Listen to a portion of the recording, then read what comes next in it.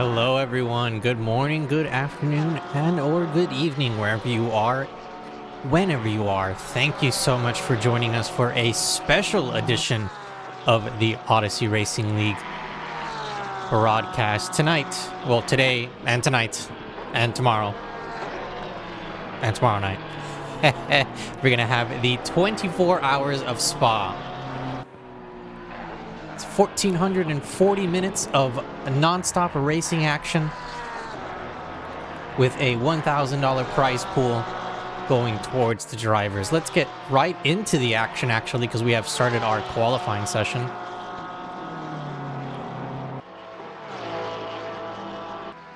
We are on board with the number 148 Porsche driven by Gregory Cornett.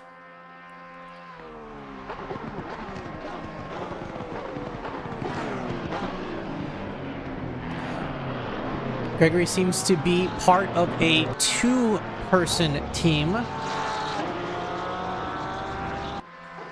The other driver of the number 148 being Gaten Cornett. So it looks to be siblings. Going through the finish line and crossing the checkered flag for one of the first times for the Pro-Am classification. Number 148 Porsche. Fastest time for them, 2:17.845. That's pretty fast. However, Joe Stammet in the number 153 BMW out on top for the Pro-Ams. Excuse me, for the amateurs or the rookie drivers. 2:17.542 for that BMW. Now, some of you may be wondering, where are we? What is this? Well, this is the 24 Hours of Spa presented by Odyssey Racing League. You can learn more about us at discord.gg/Odyssey Racing League.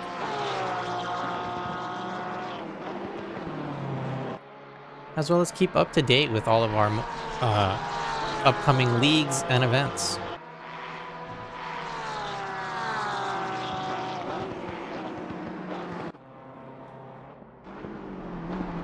As we move on over to the number 83 BMW driven by Lucas Tresor.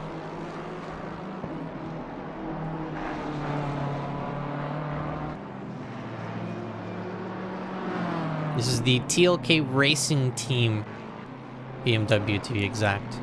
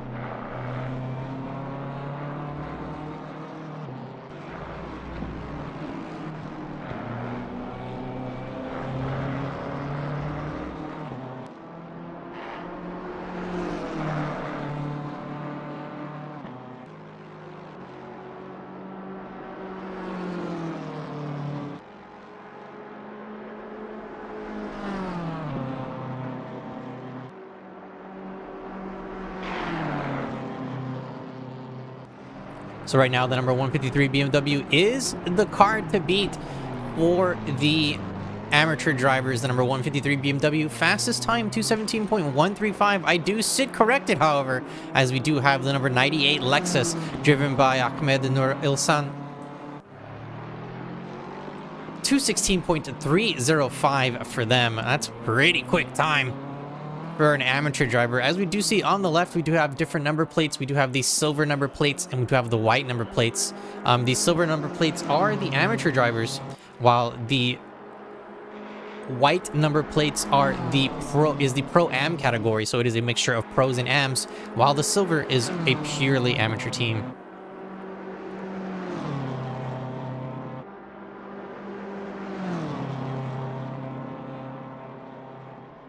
More times coming in for the drivers. 2:16.305 is the time to beat.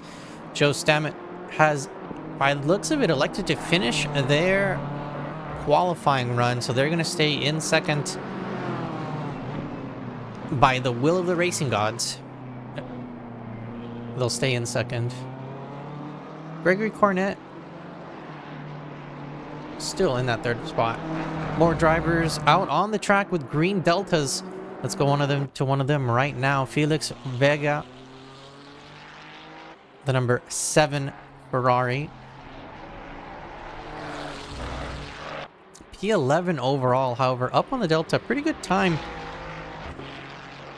But they're up also almost half a second. Right behind them, it is the 104 Aston driven by Kevin Zakara.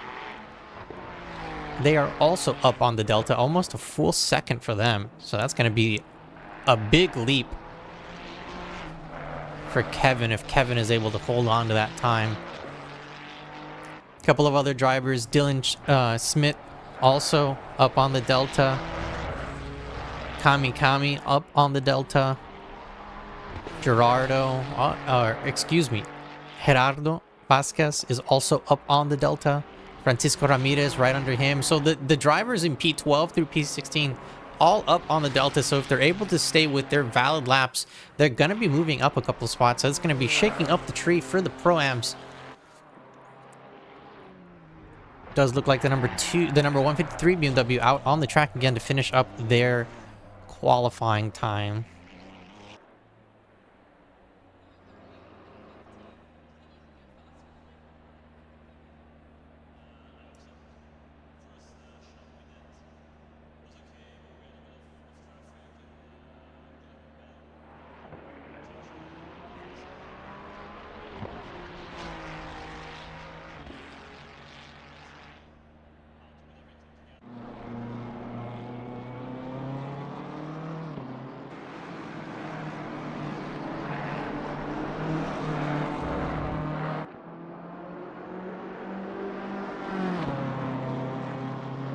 Speaking a little bit more, also on the track that we are at for today's 24-hour race, we are at the very beautiful, never overrated, highly underrated in my opinion, beautiful Spa-Francorchamps, located near Stavlo. I believe it's pronounced Stavlo. I may be wrong. Please let me know in the chat how wrong I am, but I believe it's pronounced Stavlo, Belgium. It's right outside Stavlo.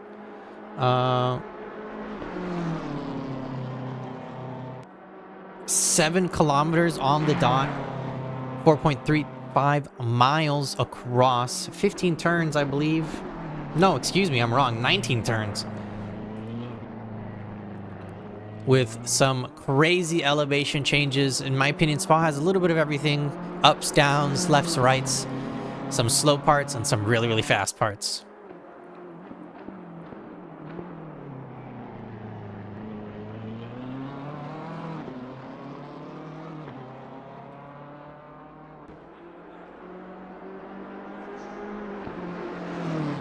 But if you've seen racing within the last 10, 15, maybe even last 20 years, you will have seen a race at Spa-Francorchamps. This track is so popular.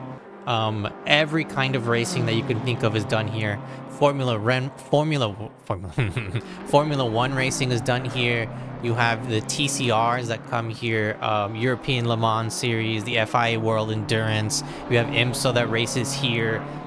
Who else? Intercontinental, the GT World Challenge races here at Spa. They did the CrowdStrike 24 Hours of Spa last year, and I believe they will be doing it again this year. Ferrari Challenge. There's so many racing events and just different types of racing that takes place here at Spa. So it is a very popular track. And coming through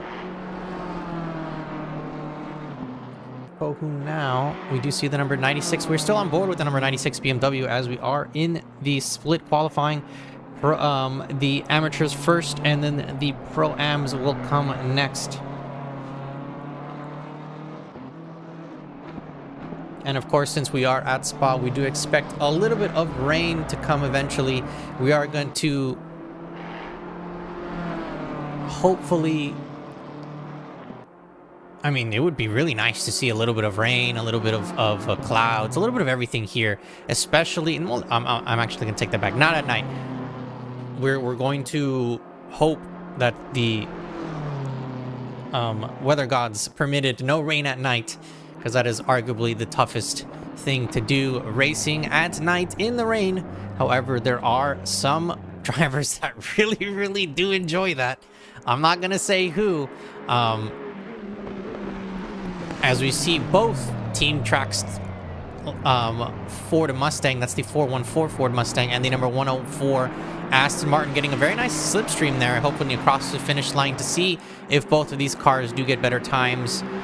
Dylan Schmidt in the number 414 Ford Mustang looks like is not going to be improving.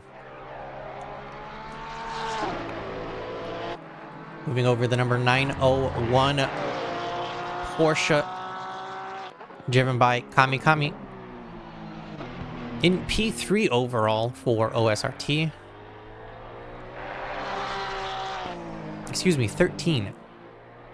May have said 3. Need to add a 1 to that. That is a very nice and interesting addition as well. I don't know if y'all have noticed, but in the back diffuser there, on the left-hand side, they do have, I believe that is the Belgian flag, and on the right, they do have the French flag. That's very nice there.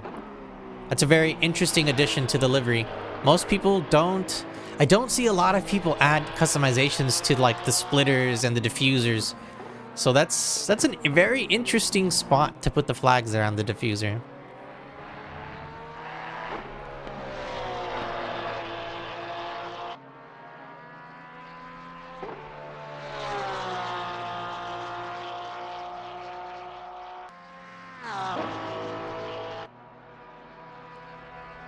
As we are watching Kami finish up their final qualifying lap, I do hear... Is that what I... Yeah, that is the roaring of the engines of the pros and the AMs out on the track now. We can see them there on the right-hand side of our screen there on the racing map, or the track map. Kami actually elected to finish their qualifying lap early. Did not go to the finish line and decided to join the pits. So that is going to be the end of Kami's qualifying lap. Moving on over to the Pro-Am category, Maximilian Fruhoff for Under Fire Racing Team, the number 847.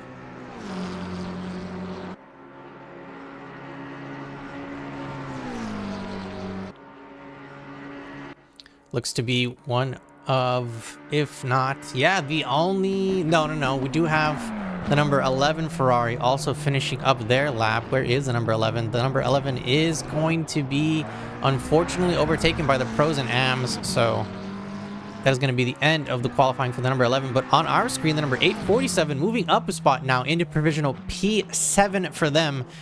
So they were able to move up a spot past Sam Simon in P8. So now moving over to the Pro-Ams. Justin Hoffman for Team Purple Deluxe Racing. The 391 BMW is going to be coming down. Let's see if actually we can get a nice onboard here. Coming down at the bottom of El Rouge, going up Radion. Now through the Kimmel Straight. We're going to see a lot of battling going on here. Joel Eliminator out of the cafe, so muted and bad internet, but good luck, drivers. No, thank you. No, Joel. Good luck to you. Hope you're enjoying your coffee. Oh, man. I'm a huge enjoyer of coffee, so enjoy that coffee. Oh, we do have an unfortunate technical difficulty for that driver. So we're going to be moving over to Murad Husseinov. Murad, the 788 Aston Martin for Soyuz Motorsport.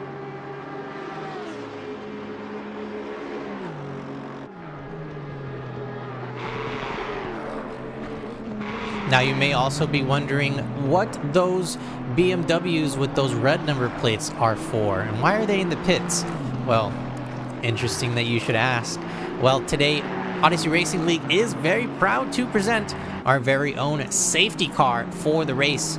So during the race, during the 24 hours of Spa, presented by Odyssey Racing League, of course, if there is an incident that involves multiple cars where we need to collect the field for whatever reason,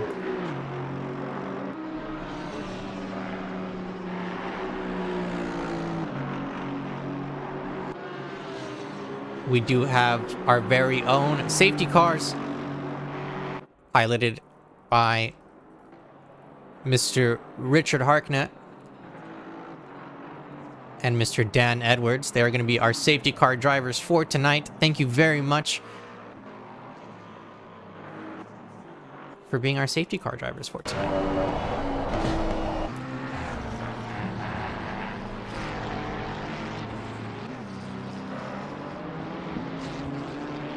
We do have the Pro-Am times starting to flood in. We can see them there on the top left of our screen. Justin in the number 13 Ford Mustang for 0 Point Racing was in the lead for a little bit. Was able to take that lead away from Ahmad. However, Wilf Paduna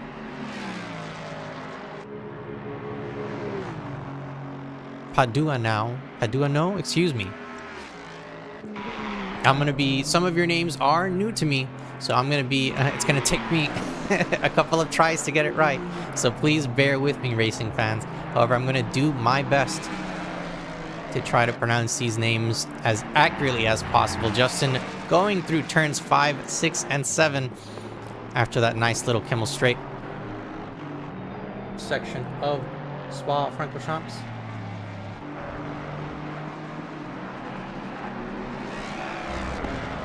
Now this is a FIA Grade 1 track, which means that the Formula 1 is allowed to race here. And this is the home of the Belgian Grand Prix. I believe this is the home until like the end of like 2035 or something. I think I remember hearing that they signed like a 10-year extension or an 8-year extension recently.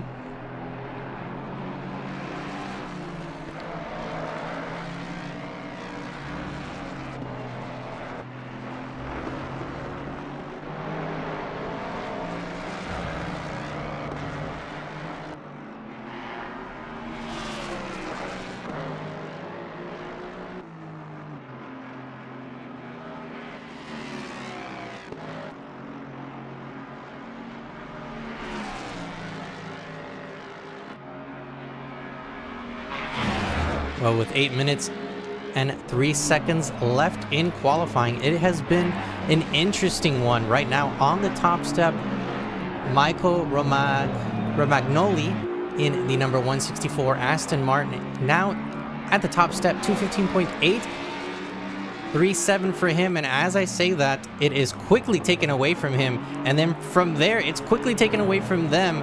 So right now in the lead, Wilf Paduano, with 7 minutes, 35 seconds left to go. However, I do have now a special guest with me here in the commentator booth. Our very own Richard Harknett. Richard, how are you doing? Bright and early morning here. I'm really excited about everything going on today. This actually is like everything is going right so far. And yeah, I feel good. How are you? Doing well, Richard. Thank you very much for asking. Justin Stravernach, however, not doing so well. It looks like he's rejoining the pit lane party as we move on over to the number 274 Aston Martin Chase Jones for Baller Squad Racing. P7 for Chase Jones. Not too far off P6, which is the number 23 Lamborghini driven by Evgeny. As we see him coming through, no name down Pohun, the double left hand. Puhan, excuse me. See, I am always getting these names wrong. Also, thank you, Piero, for subscribing. I just saw that come up on the screen there. Thank you, yes. There are some technical difficulties with the notifications of people that subscribe, but thank you so much for subscribing. You too. Oh no, do you not see them? Sometimes they do pop up. I'll have like a little notification pop up and a sound, and sometimes they're silent. So that's something we're gonna have to look into.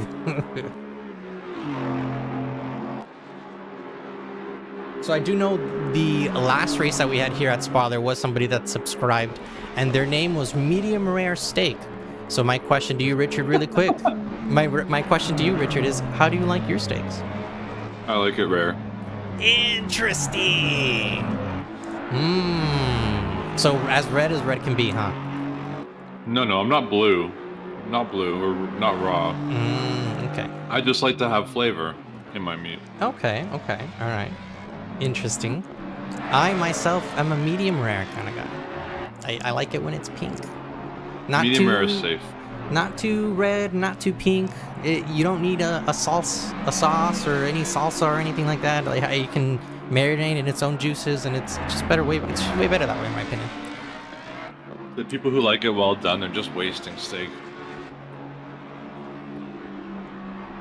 Not to pile on to attacking on to the people that like their steak well done, but if you cook your steak well done, yeah, he's right. You're losing steak. You're cooking a lot of it away.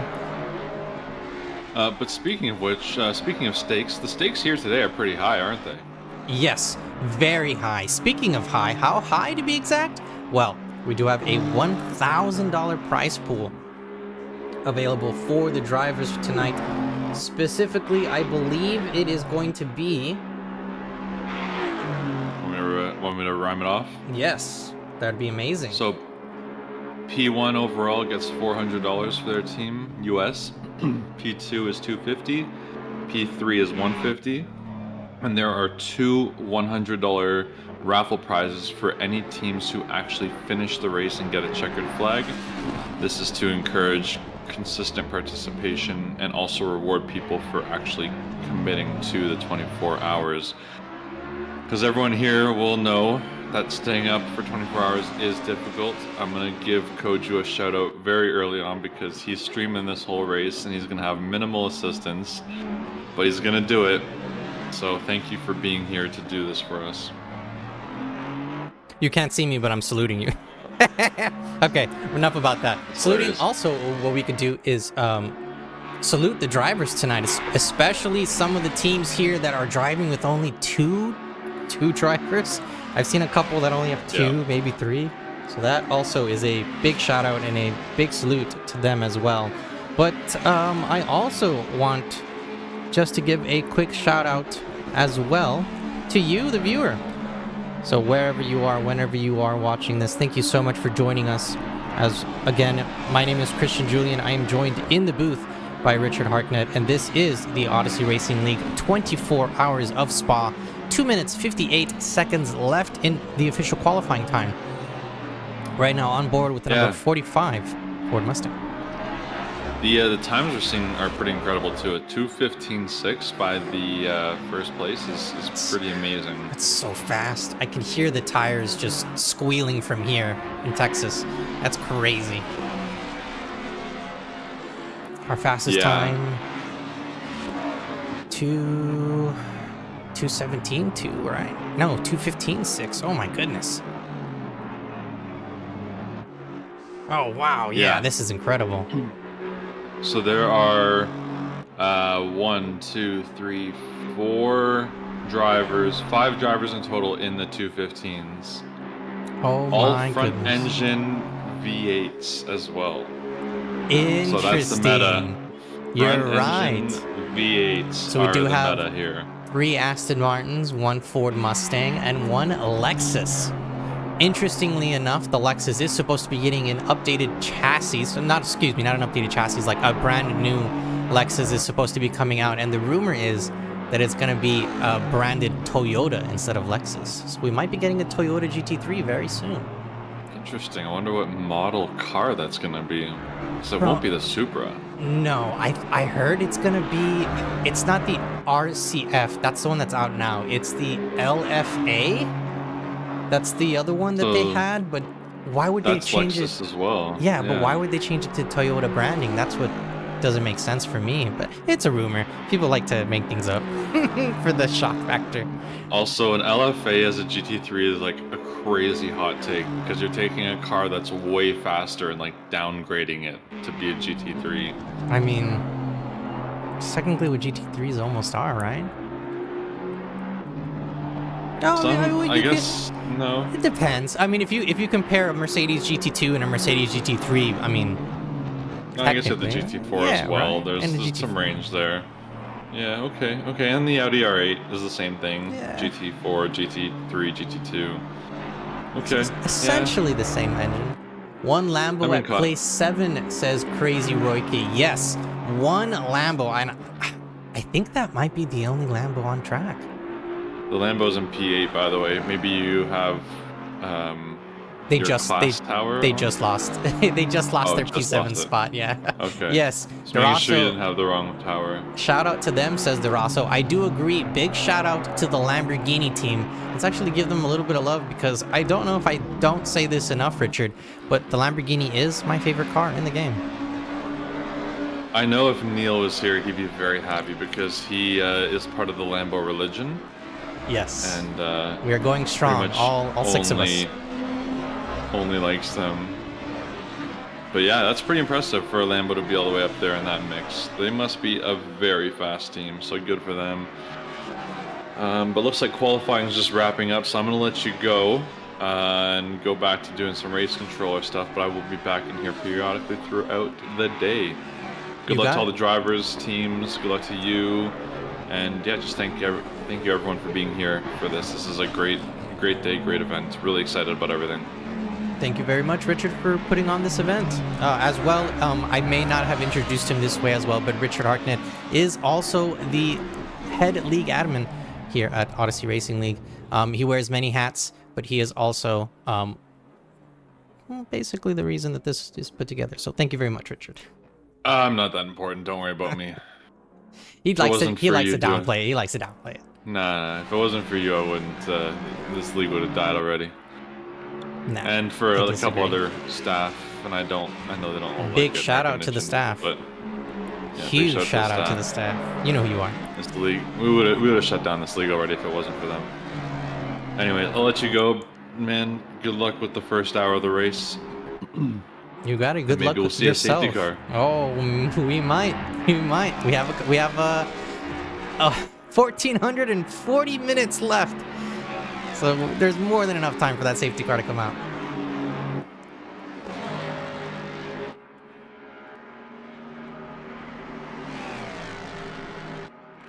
All right, our official qualifying time is over. We do have the overtime there at the top right. That is a max wait time of 1 minute 10 seconds left. So we're going to be seeing if any of these drivers can improve. Our leader right now on the top step of the podium, Wilf Paduano, 2:15.572, and at the last second, the number 13 Ford Mustang driven by Justin Stubenrauch able to get out ahead into the lead. So that puts him on the provisional podium spot. That moves Wilf Paduano into P2, the number 47 Aston Martin, and P3 to round off your top steps of the podium. The number 224 Aston Martin, driven by Noah Sully Vasquez Rodriguez. We're going to go to a quick intermission, and we'll be right back with the starting grid walk and the start of the 24 Hours of Spa, presented by Odyssey Racing League.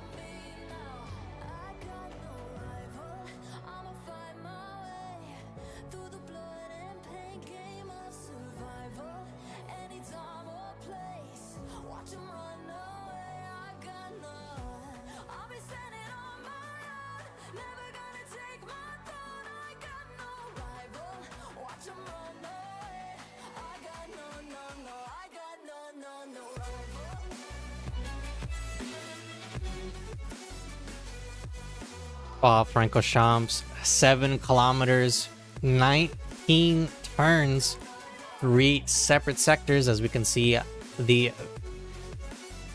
difference and varying in turns, speeds, and elevations. As we start with the starting grid walk for the 24 hours of Spa presented by Odyssey Racing League in P1.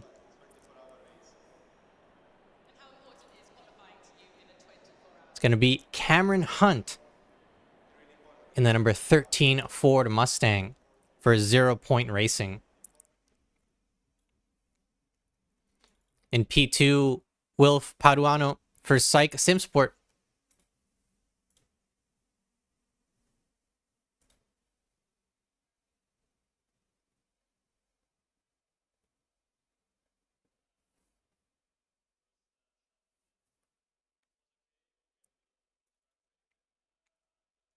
In P3, Jeffrey Miguel Reno. P4, Michael Romagnoli. Right behind him, Christopher Zanotis. Evgeny Gamov right there. P6, P7, Thiago Denarte. P8, Chase Jones. For Baller Squad Racing. P9, Ahmad Nur Ilsan. P10, Nick Kania. P11, Alexei Degani. P12, Mattia Nocentini. Stefano Battistella right next to them. P14, Leonard Howeldel. P15, round off your top 15, Ethan Davis. P16, Gear Axlen.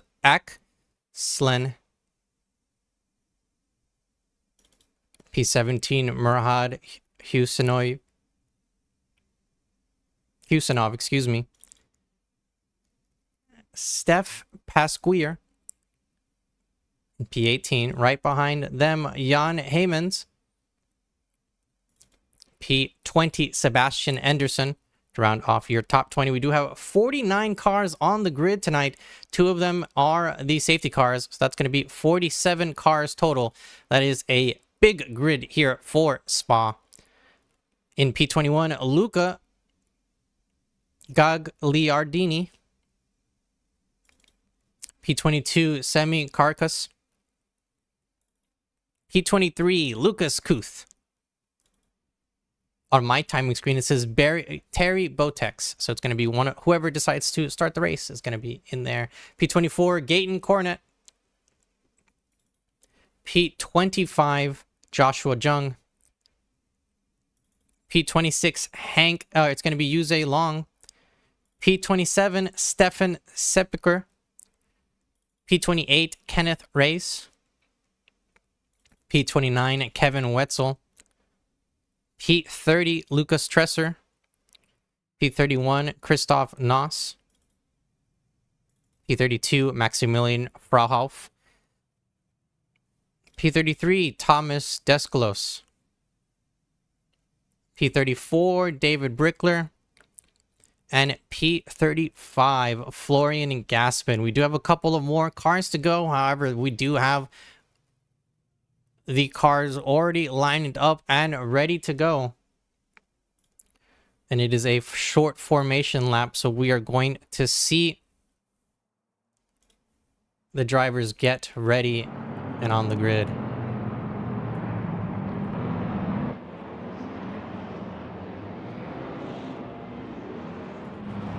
So side by side, the leaders go, waiting for the green flag to drop and to signal the start of the Odyssey Racing League 24 Hours. Your leader, Justin Stubenrock, in the number 13 Ford Mustang, is going to have to contend against a bunch of other drivers in the top 5 that are just as quick as they are. Watching them come side by side, we do see a car that may be out of position, and that is the green flag in the start of the 24 Hours of Spa. Cameron Hunt in a great starting position, putting his Ford Mustang in front of both Aston Martins driven by Jack Humble and Jeffrey Miguel Rino. Out through now through the Kimmel Straight. Looked relatively clean through most of the drive for most of the drivers, as we do see a couple of side-by-sides now, especially in the front, with the Aston Martin of Cameron Hunt getting a clean run along the outside. However, Justin able to head out and put his car in front. That is the that's actually a triple Aston Martin, if not quadruple Aston Martin run there. So 4 Aston Martins all together, a couple of hits there at the beginning, except side-by-sides now happening coming into the hairpin before No Name. I believe this is turn 10.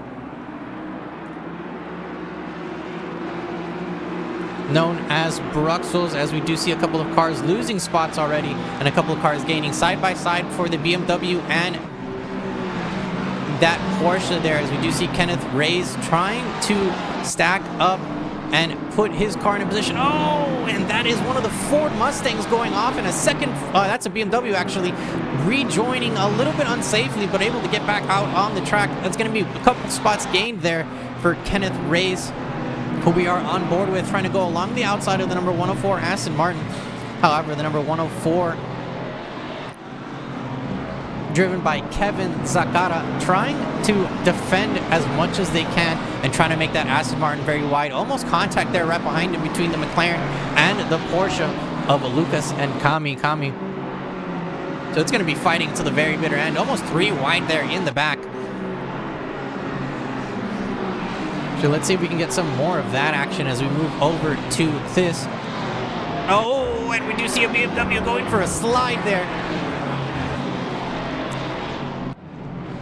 at the apex of Blanchimont, losing the car and unfortunately having to take some drastic measures.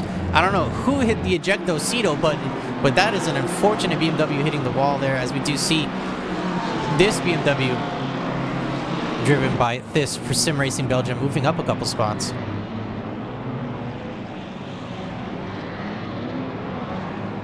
So as we do know, you cannot win the race in the first lap, but you could definitely lose it in the first lap, as we did see a couple of cars already collect some damage, as we see the number 96 BMW going up the hill for the second time, as we do have a yellow flag at the top as well, at the top of Radion there, car off the track, and that is a blind turn as well, so the car is going up there going at least 200 kilometers an hour, not able to see the yellow flagged car that is there at the top. So it's going to be on the drivers going up the hill to be as safe as they can.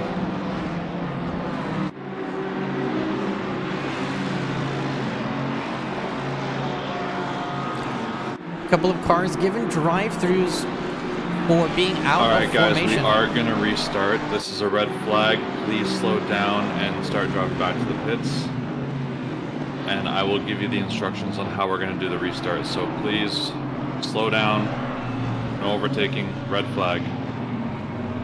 We did hear folks, that is a red flag being called for the 24 Hours of Spa here, presented by Odyssey Racing League. So what that means is that the drivers are going to have to return to the pits, and there will be a issue with the starting grid. Yes, it did seem to me when I received that message, actually just at the same time as you put it up in the chat, that there was an issue with the starting grid. So that is why there will be a red flag for the session, as we do see the cars slowing down to rejoin back into the pits. We're going to go to a quick intermission, and we'll be right back with the start of the race again.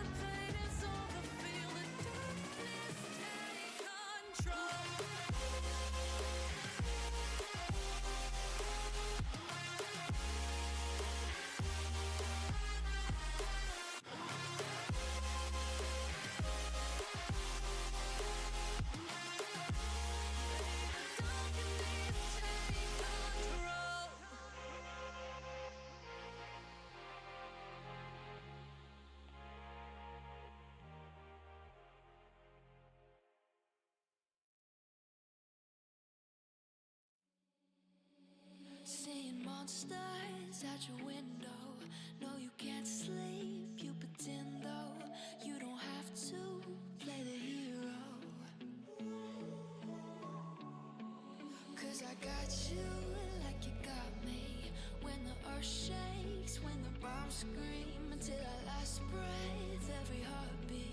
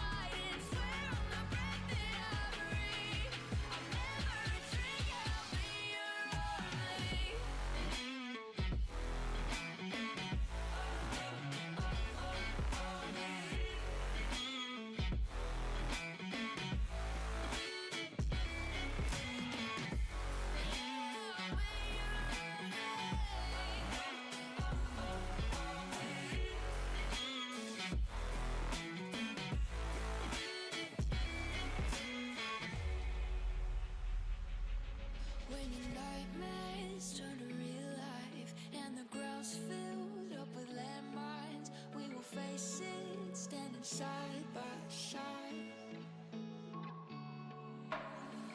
You know I'll come running when you need. I'm coming. You know I'll come running. You go to war, then I'm going with you. Pick up my sword, yeah, there's nothing I won't do. When you sound the alarm and the chaos is rising, leading the charge, yeah, I'm coming, I'm fighting. Swear on the breath that I breathe, I'll never retreat, yeah, I'll be your army.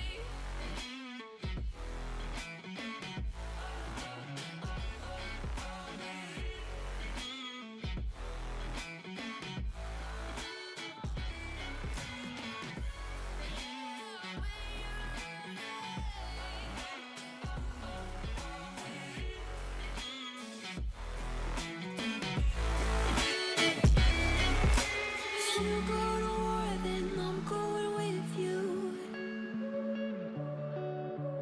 Pick up my sword, yeah, there's nothing I won't do. When you sound the alarms and the chaos is rising, leading the charge, I'm coming, I'm fighting. Swear on the breath that I breathe, I'll never retreat, yeah, I'll be your army.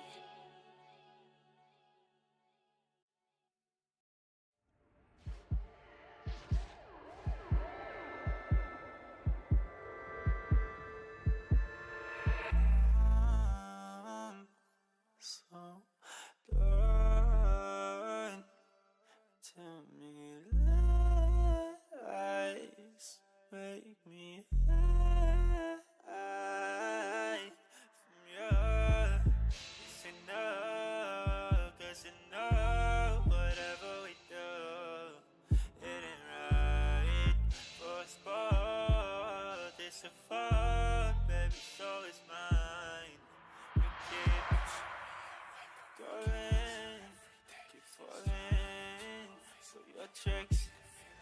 You just drive me like a river. Oh, no mercy, gonna better. Oh, baby, you're a river. Oh, my love, ain't enough. I really like to put the pressure on me. Try to distract them from the fact that you need that. Supposed to think about how else it could be. Oh, please. You wouldn't see me, still wouldn't believe me. Kill me on my sleep when nobody could hear me. Oh, we hate each other's deep fate, but is there any other option left? All you keep on going, keep falling, so your tricks. Just drive me like a river. Oh, no mercy, gonna better. Oh, baby, you're a river. Oh, my love, ain't enough. I gave all my best when it gave you all I could get. So doesn't seem to be enough. Oh, you make it so hard to get back on my self-respect. Still be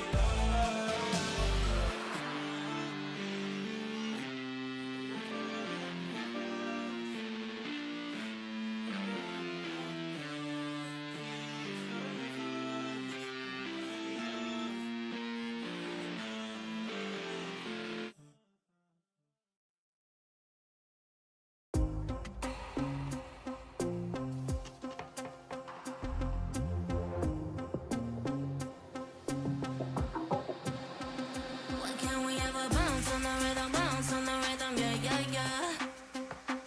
You gotta make a move to me, baby, yeah, yeah, yeah. Nah, you know me, I'm not wasting time. No secrets left to hide. You gotta show me love when you're ready, yeah, yeah, yeah. Why can't we ever bounce on the rhythm, yeah, yeah, yeah. You gotta make a move to me, baby, yeah, yeah, yeah. Nah, you know me, I'm not wasting time. No secrets left to hide. You gotta show me love when you're ready, yeah, yeah, yeah. Say yeah, yeah, yeah. Say, you know me, I got no time to waste. Type of energy that can't be replaced, no debate. We could take it back to my place. I can turn around, let me show you how it tastes, yeah. A baller, mind on the dollar. Swallowing the bottle while you're smoking on gelato. Now do you need some of that noodle? Just tell me that you're coming through. Why can't we ever bounce? Why can't we ever bounce on the rhythm, yeah, yeah, yeah. You gotta make a move to me, baby, yeah, yeah, yeah. Nah, you know me, I'm not wasting time. No secrets left to hide. You gotta show me love when you're ready, yeah, yeah, yeah. Why can't we ever bounce on the rhythm, yeah, yeah, yeah. You gotta make a move to me, baby, yeah, yeah, yeah. Nah, you know me, I'm not wasting time. No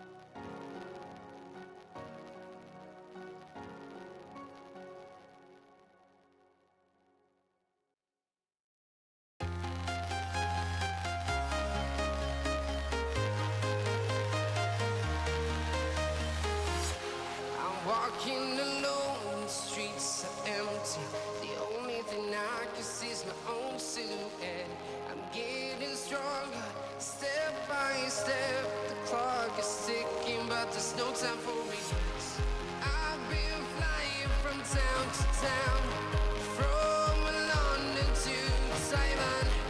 I've been all around the globe trying to protect your soul. We are heroes tonight. We will fly above the sky. We are heroes tonight. Yeah. We are heroes tonight. We will fly above the sky. We are heroes tonight.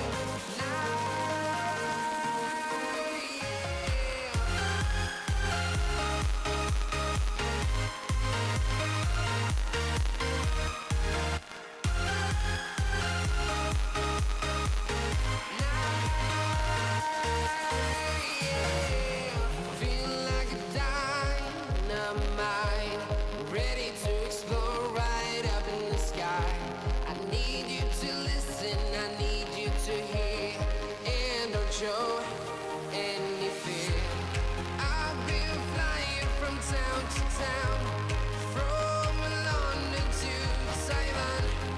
I've been all around the globe trying to protect your soul. We are heroes tonight. We will fly above the sky. We are heroes tonight. Yeah. We are heroes tonight. We will fly above the sky. We are heroes tonight.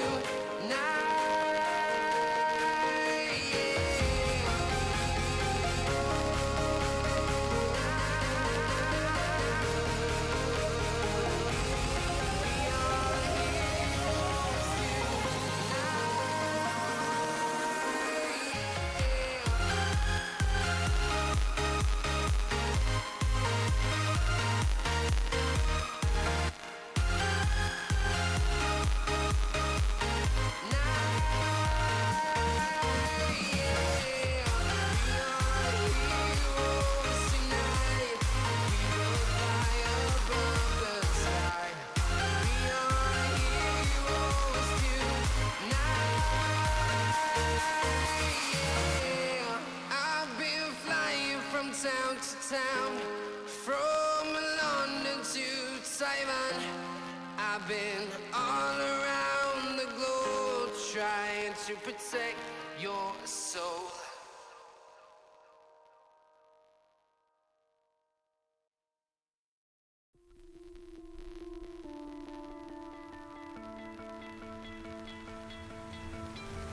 You stole my heart of gold after my silver soul.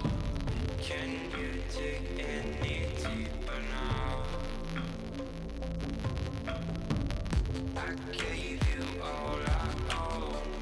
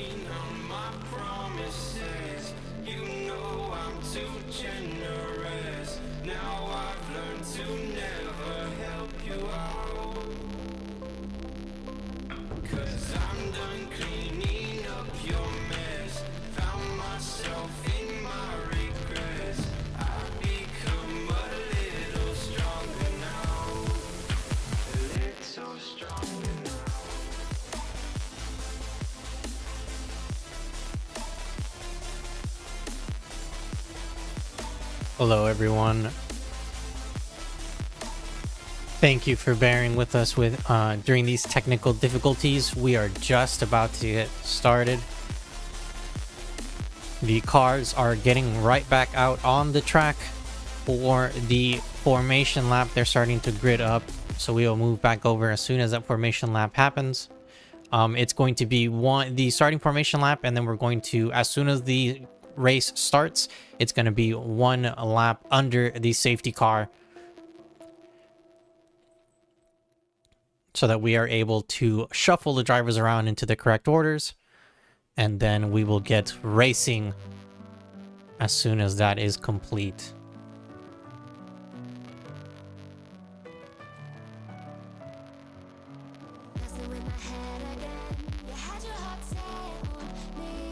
But again, you are watching the 24 Hours of Spa presented by Odyssey Racing League. It is a $1,000 prize pool for the drivers here out on the track.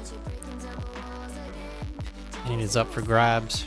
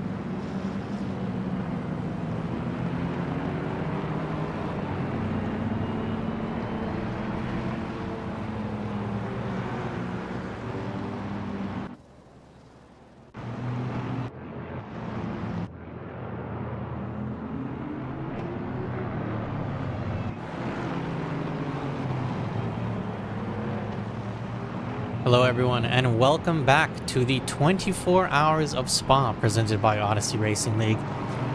My name is Christian Julian. I also go by Koju here, and after that quick intermission of our technicians working on those technical difficulties, it looks like we are back out on the track and ready to start the 24-hour race. However, it's going to be with a quick caveat. We do have we're going to have one lap under the safety car as soon as the green flag drops. So we do have the safety car out on the track already. That is the number 2 car, driven by Dan Edwards in the very nice Odyssey Racing League safety car livery. It is also the BMW M2 for those car aficionados. So we will be starting the race under the safety car. We're going to have, I believe, one lap as we shuffle drivers into the correct formation, into the correct positions. And hopefully we're going to hear a little bit of the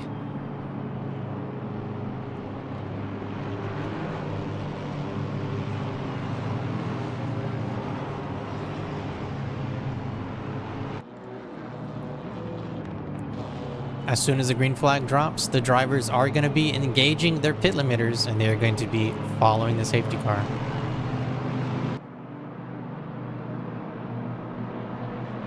As we do have a couple of other cars that have decided to stay in the pit, so they're going to be starting the race from the pit lane. As we do have a full formation lap now for the drivers to hopefully warm up those tires and those brakes, because as we do all know, racing fans, first lap, cold tires, cold brakes, cold brains.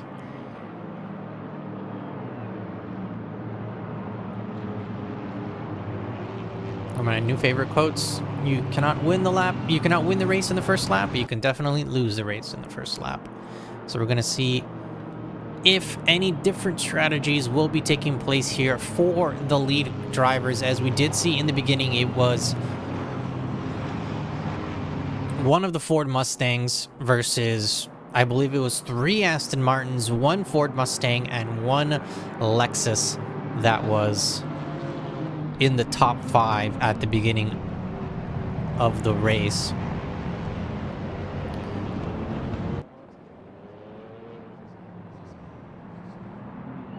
So right now the cars are going to be lining up side by side, waiting for the green flag to drop, and then as soon as that green flag drops, we are going to be moving into single file. The drivers are going to be hitting their pit limiters, and we're going to be following the safety car again as we fix up the starting grid. Coming through the start-finish line, coming through now La Source as we collect and bunch up all the cars. Normally, this is where we would be waiting for the green flag in anticipation for the race start. However, we're going to be seeing a safety car right now when that race start happens. Joe Eliminator, will the oral safety car be used in all future oral events? That is actually a very good question and something that I will not be able to answer because I am under NDA.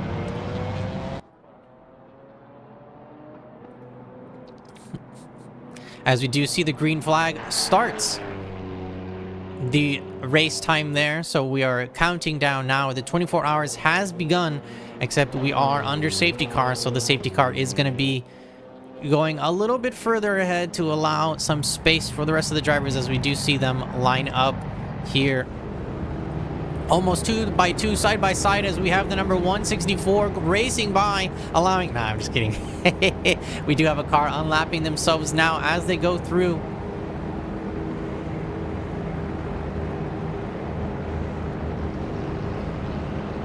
And we will be waiting for the rest of the calls, actually. Let's see if we can...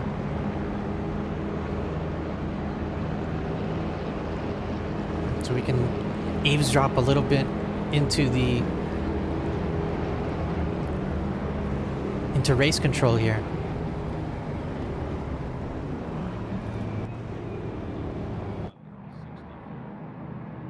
As we see the cars unlap themselves now.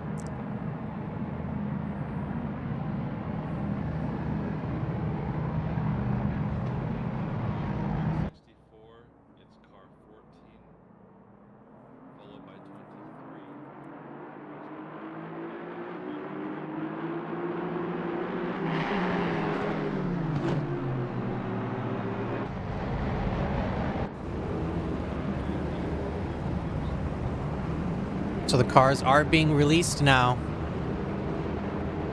Race control is letting them know per car plate number who will be released.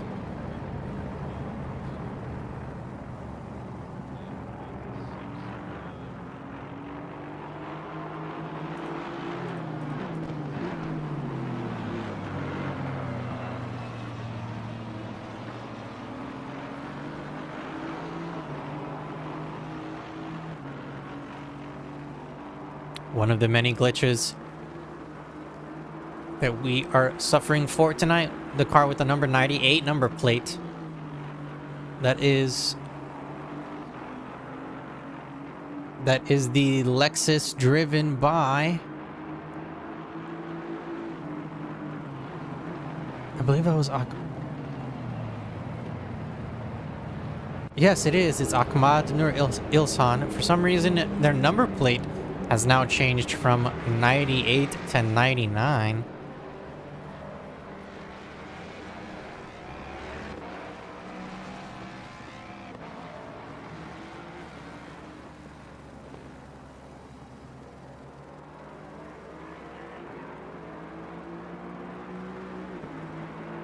Seeing the cars slowly unlap themselves.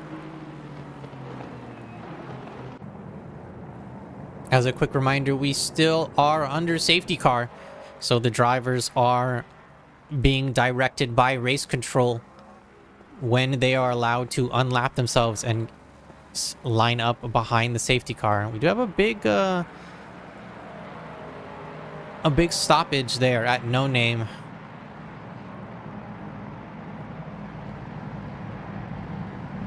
However, yes, we are trying to put the field in the correct order. It sounds like we are going to be having another safety car lap. So one more lap under the safety car just to make sure that everything is corrected. All our T's are crossed, our I's are dotted, and making sure that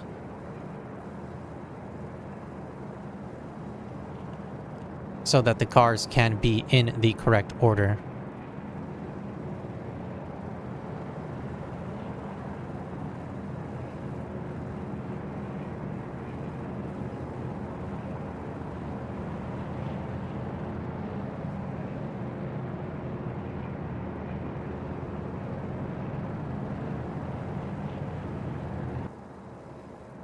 A big shout out to Mr. Dan Edwards, our safety car driver, or one of these safety car drivers for tonight.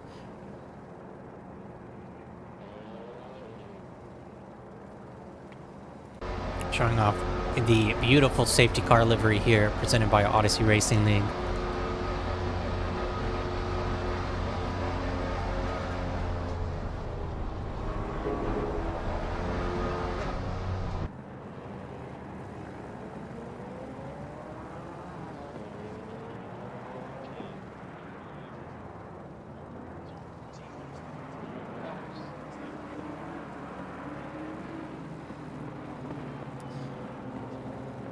A quick fun fact for Mr. Dan Edwards.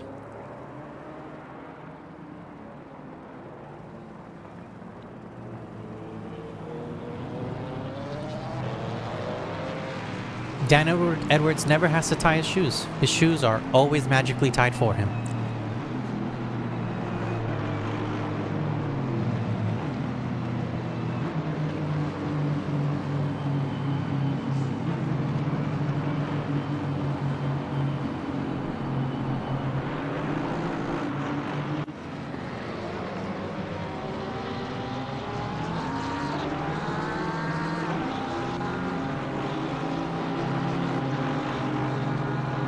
Now we are still under safety car conditions, so we are almost done shuffling all of the cars back into their correct positions.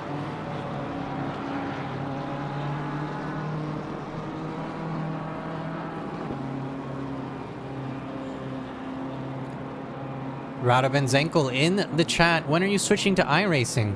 Well, funny you should ask, Radovan.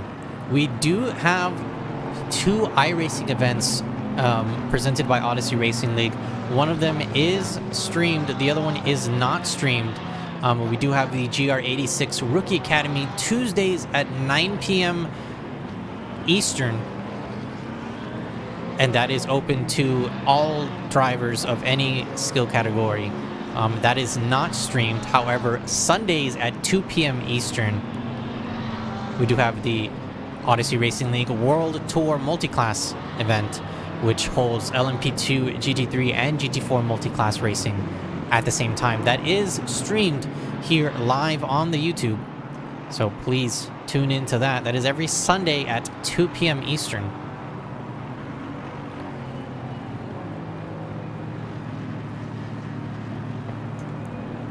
So, Subham, it's not that nobody cares about APAC, it's that unfortunately we do not have a streamer available during APAC times. APAC starts very, very early for us here in the US, so it is, I wouldn't say impossible, but it is very difficult trying to find a broadcaster up to, not up to snuff, what would be the correct, up to our standards, there you go, up to our standards that could also make it on time. It is such an early time. So we are waiting, coming through the last couple of turns, still on the safety car. We are going to be lining up single file instead of 2x2 like the normal race start. The race start has already started. So we are waiting on the drivers to catch back up. and we will see the unofficial start of the Odyssey Racing League 24 hours.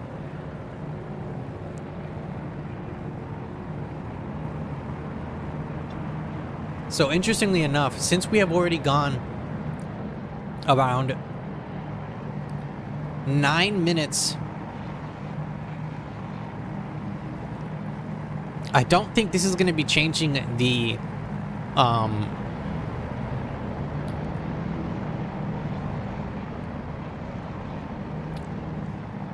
stint strategy. I don't believe it's going to change per se in the sense that driver A will start, then driver B will go, then driver C will go after them. I think it's just going to be the difference in the time of day for the driver. So driver that may have been starting at, or may have started their drive in the dusk, in the twilight, might be starting in the dark instead.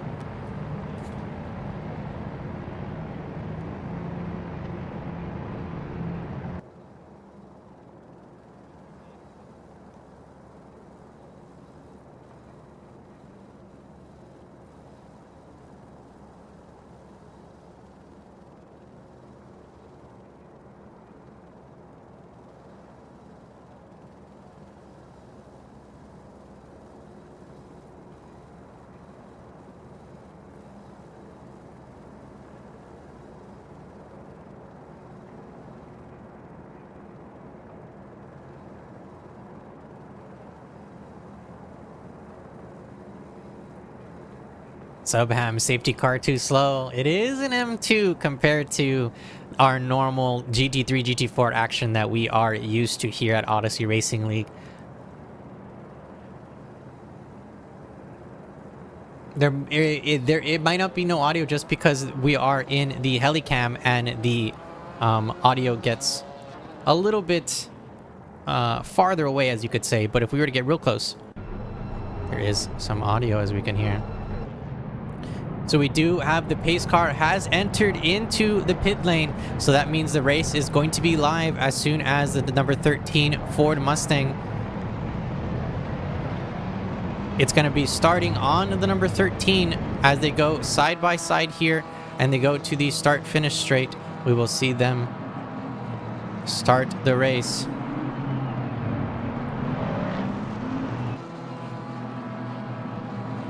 Number 13 may start as soon as they are ready, and we will have the official start of the race.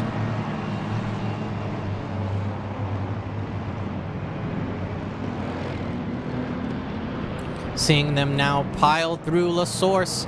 Will this start the race? And it does. Justin in the number 13 Ford Mustang has decided to go a little bit early there through La Source, trying to gain as much space as he can between him and the number 2 car and the number 47 Aston Martin behind him, driven by Wilf. Now that we have a restart, it's not going to be that much of a crazy restart. However, in the back, we already have 2 side by side, if not almost 3 wide, coming down through, or coming down to the bottom of El Rouge as we come up Radion for the second time now, first time officially under the green flag.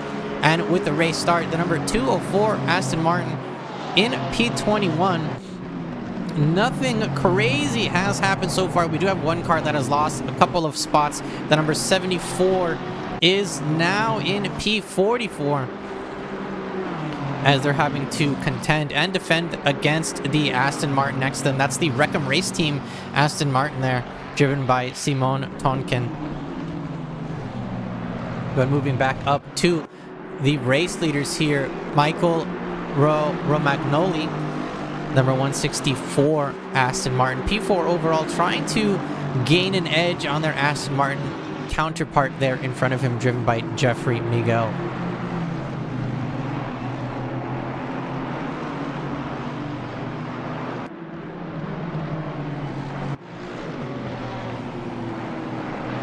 Some front end damage already. Front end damage, some battle scars already going around. Number 69 Porsche here, driven by Leonard, already has some battle scars. And it's not even, we're not even an hour in yet. Aston track limits, yeah, you're right.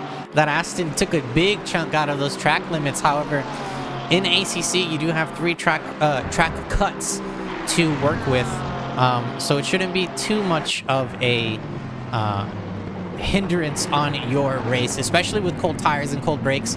Like, I kind of expect them to go off a little bit, you know. Even though it's under safety car, the cars I don't think have had enough time to warm up those tires, those brakes, and for the drivers to warm up their brains a little bit.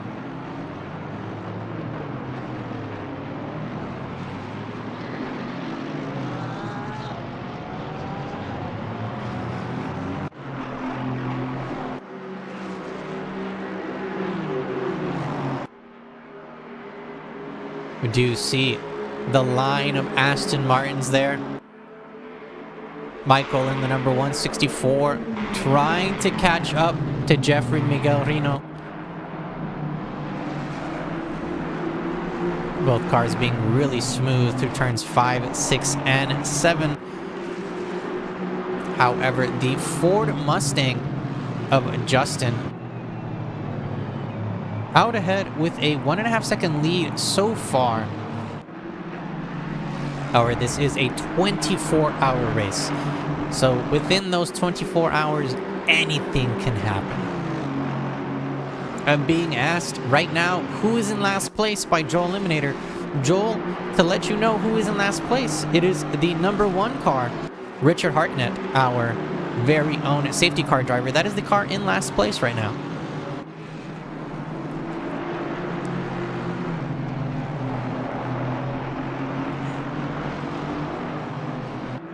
Ford Power, you are right. The 5.3 liter V8 Coyote V8 that the Mustang has. It's a 5.3 or 5.2 liter. I want to say it's a 5.3 liter V8, naturally aspirated. We'll get you some more of that awesome Ford Power a little bit later. Joel, I know you're asking. I'm just kidding with you, my friend. In last place right now, it is the number 83 car. We do have the number 11 inside of the pits, so they may be switching drivers or trying to fix some technical difficulties, as they do have 24 hours left to go in the race, so they can continue driving. They can join back out on the grid and continue driving as long as they are not a safety hazard to themselves or to anyone else. As you do see the number 164 going up the hill now onto Radion and to the Kimmel Straight, as we are going to see if we can get some action, as we do see 2 BMWs turned over. Monkey see, monkey do, as my father once told me.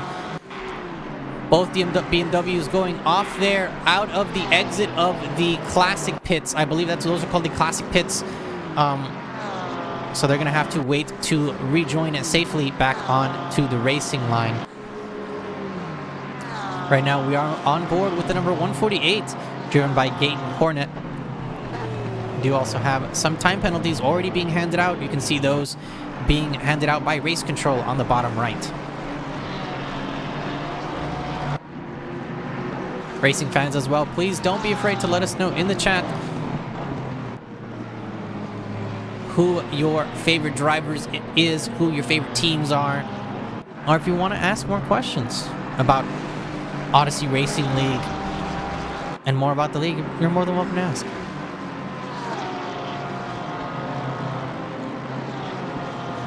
Satido, it would be fun to actually get a single M2 entry from the moderation team, like the Dacia from N24. Yes! So, that comment makes me very excited, because I actually said something like that to the admin team, and I don't think anyone heard me. But I actually wanted the admin team to run like an older GT3 or like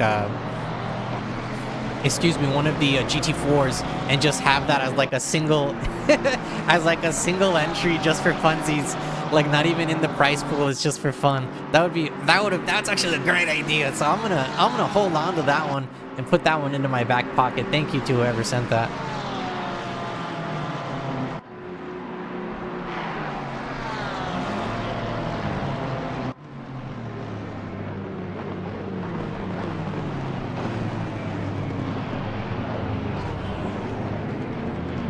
I do have a message from race control. There was a technical glitch with the entry list here at Spa, and we have confirmed that it was not on our end. So thank you so much, racing fans, for bearing with us for the interesting start to the Odyssey Racing League 24 hours of Spa, but we are underway already under green flag conditions as we do see a Ferrari exiting the pit lane there, while we keep an eye fixated onto the cars on our screen. A great run by the number 148 Porsche alongside the number 45 Ford Mustang, driven by Ethan Davis. Ethan Davis for the Wreckham race team, I believe, unable to keep up with that Porsche and having to give up that spot.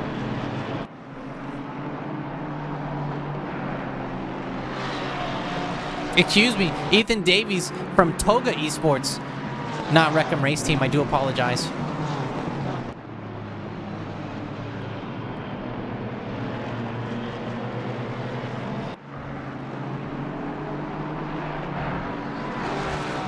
A little bit of front-end damage for Ethan there. However, I don't think that's going to be affecting his top speed too much, as we do know that the Ford Mustang is a monster when it comes to the straights. I think the only car that is faster technically than the Ford Mustang would be, and we can argue about this all day and all night if y'all want to, but I believe the Lexus is faster and the Nissan could be faster. And the reason, actually, I'll put a little asterisk next to the Nissan. The only reason that the Nissan is faster is because it completely eats and destroys the what's that called? The when the air comes off the car, the draft. There you go, the draft in front, the draft. So the Nissan eats the draft and it doesn't give off a draft, from my understanding and from my practices. We do see some Ford-on-Ford violence happening here through Blanc-Chemin. Almost contact between not the Fords, but actually the BMWs and the Ford in the middle. That is the Ford of Kenneth, trying to make a move along the inside. The number 141 bumping doors with Ethan Davies here, however, making the move stick by the looks of it. So the number 141 moving up a spot. Ethan not happy, giving a little bit of the flashies there, giving the Ford Mustang in front of him a piece of his mind.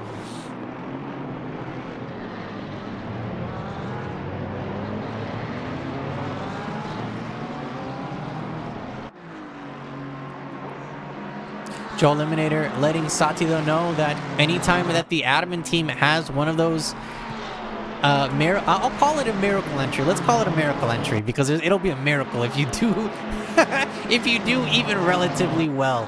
But yeah, if we do have a miracle entry like that, having only one driver for a 24-hour race, I think would just, like, I don't even think it would be fun at that point. It would just be more painful. Something that is almost painful to watch, but being done relatively cleanly, is the overtake done by that white Porsche. That's the number 992, driven by Steph Pasquier. Able to make the overtake on Yuze Long there in that BMW. Steph, the Swedish driver from Swiss RC, in the all-white Porsche. Not damage, but a little bit of dust, dirt, and scuffs there on that PPF, or paint protection film, that these GT3 cars are equipped with. In case you do not know what a PPF is, it's like this plastic, it's basically, that's what it is, a PPF, plastic protective film. It's a thin sheet of plastic that's put all over the racing car to protect the paint. So a lot of times what these racing teams will do is, right before the race starts, they'll put on that protective plastic, and then as soon as the race is over, they'll just rip it off. And it rips off all of the scuffs, all of the dirts, all of the marks, all the tire markings that is left from the race. And then you'll only have to fix other things like grills, lights, brake discs, as we do see somebody braking maybe a little bit deeper than they should. The number 35 BMW stuck his nose in on the right side, trying to make it almost 3 wide into the bus stop. However, electing to get right behind the Porsche into the racing line. The Ford Mustang giving a little bit of the flashy flashes again, showing that he's not very happy, but the BMW putting themselves in the middle of the track, trying to get a defensive line, moving over to the right, pushing that Ford Mustang off that line, and getting a better switchback. So now the BMW is going to be moving up a couple spots. Yuze Long now in P22, right behind Steph. However, the cars of Maximilian Frohoff and Ethan Davies are not too far off and are not going to let that go unpunished. Moving up a couple of spots, Ahmad in the number 99 Lexus, P10 or P11 overall for them. They actually just lost that spot to Alexei Degani.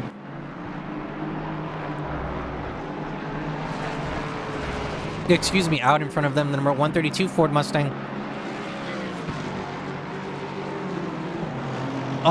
Has a relatively, I don't want to say like equal time as the number 132 Ford Mustang has a 219.105, while Ahmad in the number 99 has a 219.077. So less than 1/10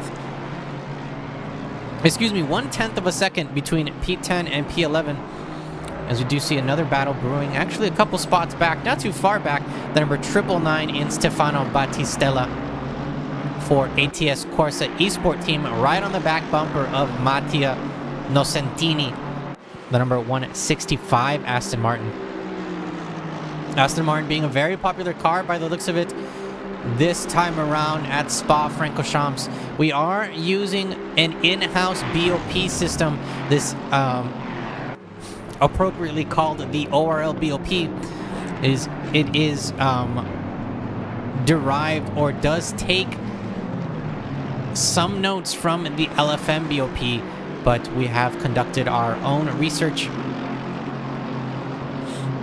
and I've gone with this BOP instead, as we do see the field marshals waving the blue flags, letting us know that there is a car already down a lap, and they're gonna have to let the overlapped cars by.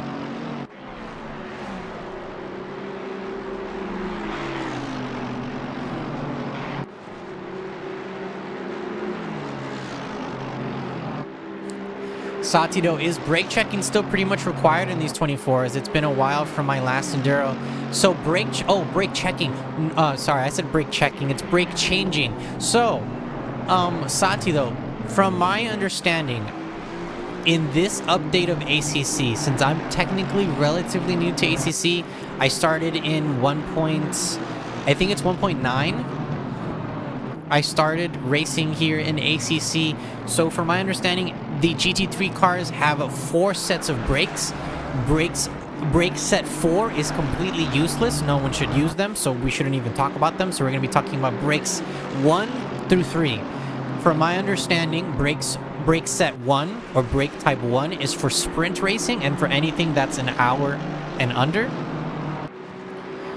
Brake set 2, there you go, brake pads 2 is for anything that is, I believe, 3 to 6 hours, if not 12 hours. Then you will need to change them. And brake pads 3 are considered the endurance pads, and those can go the whole race. Those can go 24 hours. You do not need to change them, from my understanding. So to answer your question really, really quickly, and to condense it down, brake pads 4, never use them. Brake pads 1, you have to change. Brake pads 2, you have to change. Brake pads 3, you will not have to change. And it is best and advisable to use brake pads 3 if you are doing a 24-hour race. However, there may be some madmen and some mad women there out on the grid who have elected to do different types of pads instead of the endurance pads. Michael in the chat saying brake pads 1 can last 3 hours max. So I do sit corrected. It is 3 hours max for brake pads 1. However, you will see, from my understanding, once you get closer to those 3 hours, and even after the first hour, you will see a difference in the braking performance in your brakes. They might not work 100% as intended, so you might be sliding a little bit more than you would like.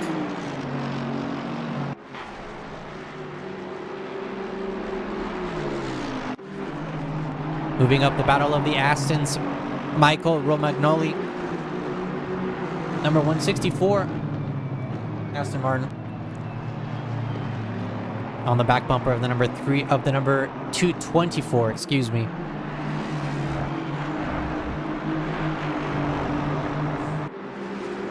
Pads 1 spamming the entire race. I mean, you can do that if you really want to, but there's honestly no point. You're just going to be adding so much more time to your pit stop. I believe it's 45 seconds to change your brakes. Pads 3 are for wet weather. Okay, so then I'm completely wrong. So then pads 3 are wet weather, pads 2 is endurance, and pads 1 is what you would consider the sprint pads, even though they can last for 3 hours. That actually sounds a lot more correct. I will give a disclaimer as well. I have been playing way more iRacing these past couple of months, so my ACC knowledge may be down the gutter.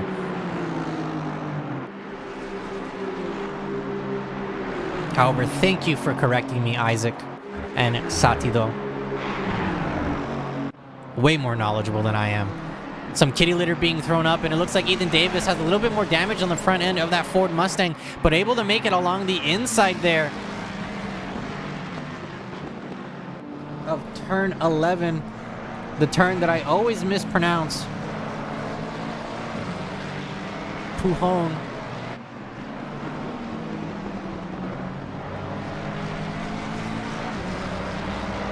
But Ethan Dave was able to make that move stick, so now in front of Thomas Desclos for OSRT Racing.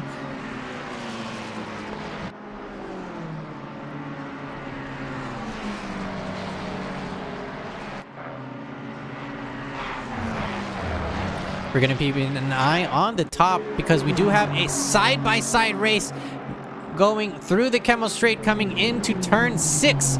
Who wants it more? And it does look like the number 164 wants it more. Moving up a spot. Jeffrey had to give up that inside position to Michael. However, Jeffrey, not less than half a second. So he's going to be using his super secret agent Go-Go Gadget Extendo Arm to try to stay on the back bumper of that Aston Martin for as long as possible.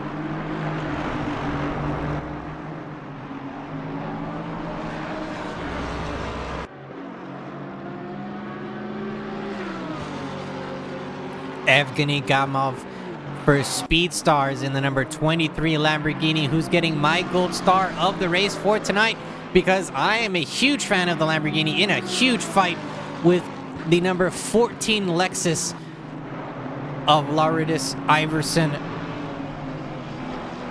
It does look like Lauridis is having a little bit of a difficulties catching up to the pack of the top 5. They were in the top 5 there, and they were relatively close to the rest of the drivers, especially when we had the first dropping of the green flag. The Lexus was in contention there and in the pocket for most of the first lap before we did have that red flag being thrown.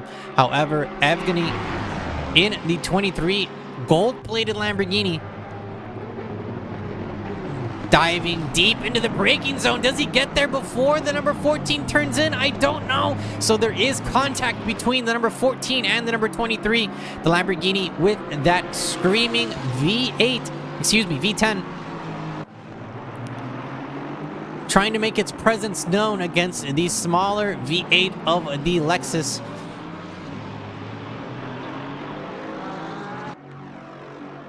A quick rumor.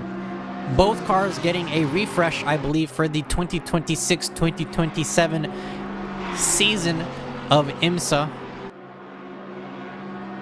and WEC in iRacing. That is just me. I'm a iRacing fan, so you're going to hear me talk about a little bit about iRacing, as they do have the older version of the Huracan Evo side by side coming into turn 5. Number 23 not giving up an inch, making the Lexus fight to defend every single inch it can along the inside. The 23 is door to door, wheel to wheel as it goes, but the Lexus just able to outpace it into Bruxelles.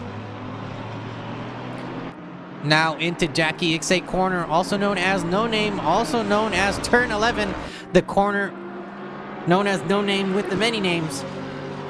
Wait, hold on, I have a question for everyone in the chat. If you name something no name, is that still a name? So is that a faux pas? Can you not name someone no name because you're giving them a name?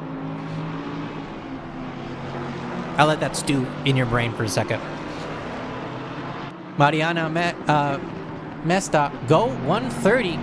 Number 130 car. Let's take a quick gander at them. Where are they out on the track? The number 130 car is driven by Francisco Ramirez. Francisco for Niders Scuderia. The Mexican driver. T37 overall.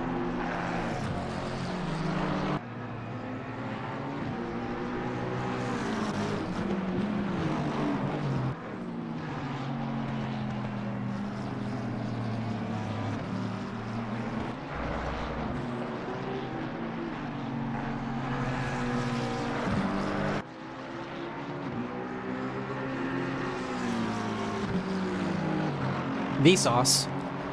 Hoju here. Is someone named no name still have a name? And then that's when all the brain explosions and then the subliminal pictures of all the brains.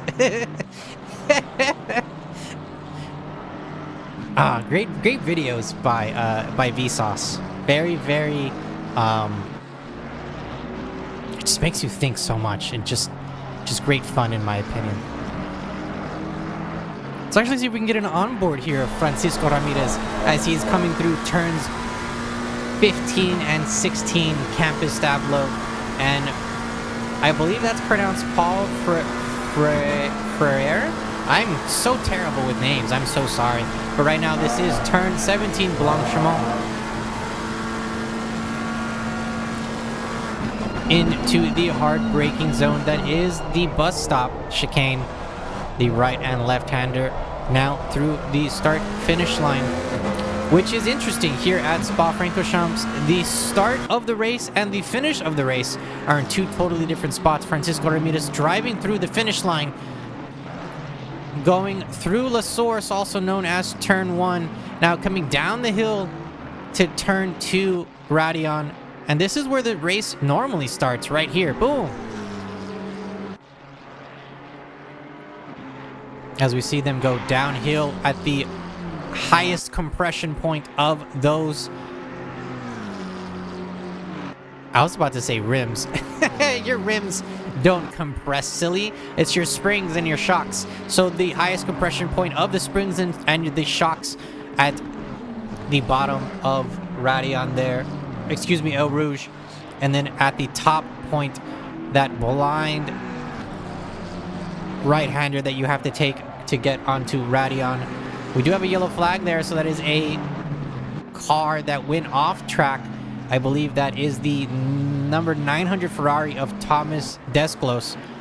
Unfortunately, taking a little tumble off the track there, but able to rejoin safely there.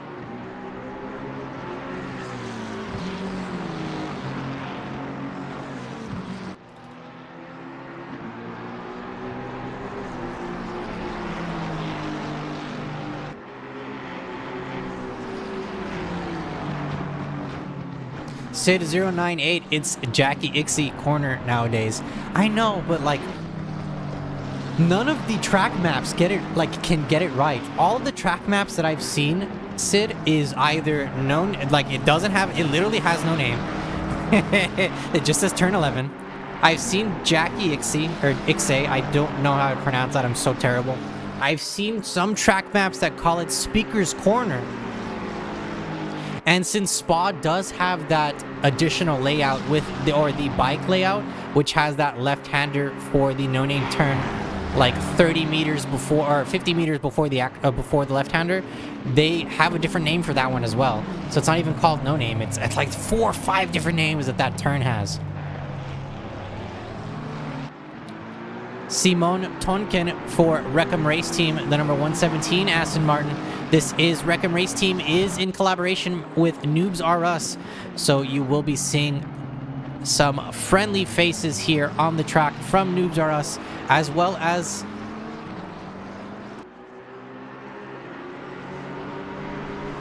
some more friendly faces from some other teams here on the track, as well as new names and new teams. Oh, Simon with the possible save. No, that is a double gotcha there. That was also, I believe, the number 12 Ferrari who took a spill at the top of Radion. We do have the number 117 able to recover and get back out on the track. Great recovery from them. They took a tumble and unfortunately kissed the wall there, but it doesn't look like it's going to be too crazy amount of damage. There is some damage there on the front end, so that is going to be affecting some of their top end speed. So I do apologize to the Wreckham Race team, but that is the first broadcaster commentator's cursed wipeout of the day.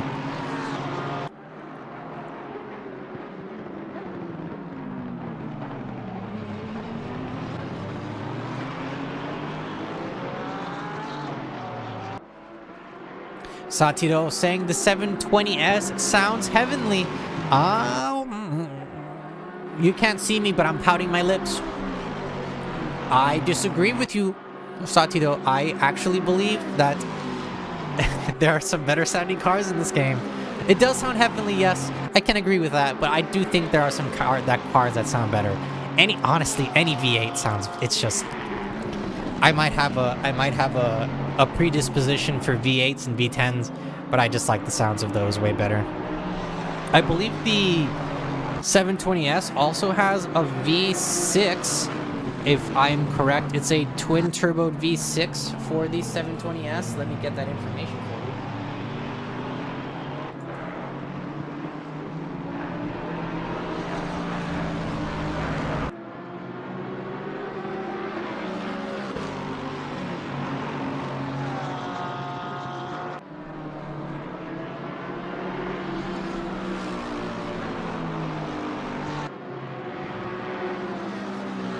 I am incorrect. I am so incorrect. Anytime I'm incorrect, I want everybody in the YouTube chat to shame me.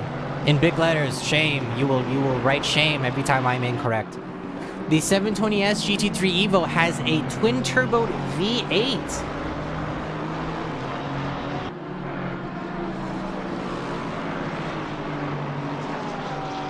It is a 4.0-liter twin-turbo V8. Specifically the M840T engine. So I'm curious to see if and when McLaren will move away from the 720S and will be moving towards a different chassis setup. As we were talking about a little bit earlier, and I was hinting out to the rumors because I just love rumors, right? And anything to do with the Lamborghini or the Lexus, I'm going to be listening with ears to the ground and eyes wide open. But the Lexus and the Lamborghini are getting new chassis for the 2026 or 2027 season. So the Lamborghini is not even a new chassis. They're just going to be changing platforms. So the Huracan is they're going to be switching away from the Huracan. So instead of a Huracan Evo 3, they're going to be doing, I can't even pronounce the name of the car. It starts with an A, and I'm going to look it up for y'all so I can give you the correct name. But the Lexus RCF, which is this version of the Lexus, which is from 2016 or 2017, is also getting an upgrade, and that's going to be the LFA version of the Lexus that they're going to be putting out. So that's going to be the updated platform for them. McLaren, I believe they just put out their Evo platform for the 720S, so they might be staying with that for a while.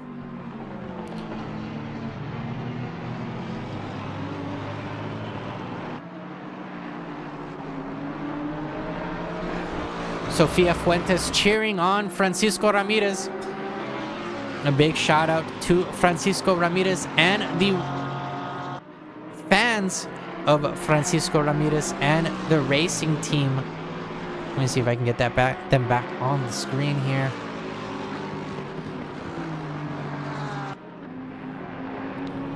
We do also have someone cheering on Menendez.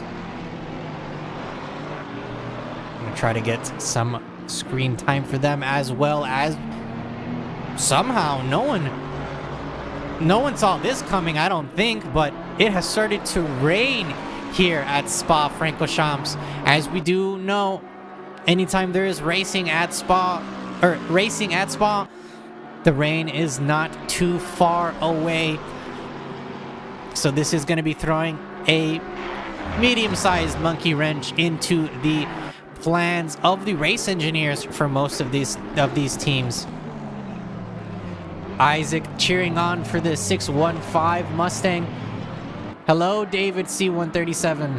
Hola. Go Noobs Are Us, says Jeremy C and Chicken Joe. So big shout outs to David. Noobs Are Us. And a big shout out to you, the racing fans. Thank you so much for joining us today for the 24 hours of Spa presented by Odyssey Racing League. A big shout out as well to our Patreons. We do have a Patreon. You can visit us at patreon.com/Odyssey Racing League. All of the donations and proceeds that we receive from our patronage goes straight back into the league, right back into server costs and into prize pools. Now, a quick shout out to our stewards right now. Excuse me, to our patrons, Matt Hugh, Julius Tan, Nicholas Woods, Abdul Rauf, Derek Anderson, Joel Price, Jose Hernandez, Nate Schreiber, Neil Baravotes, Sven Goose, Joe Kaiser, Phil Cryotheos, Robbie Sorta Asian, Marcos Pimentel, and Dean Solomon. Thank you so much for your patronage, each and every one of you. And to tell you the honest truth, without your patronage, I don't think we'd keep the lights on. So thank you very much. Satido cheering on the number 71 car. Right now in P11, driven by Semi.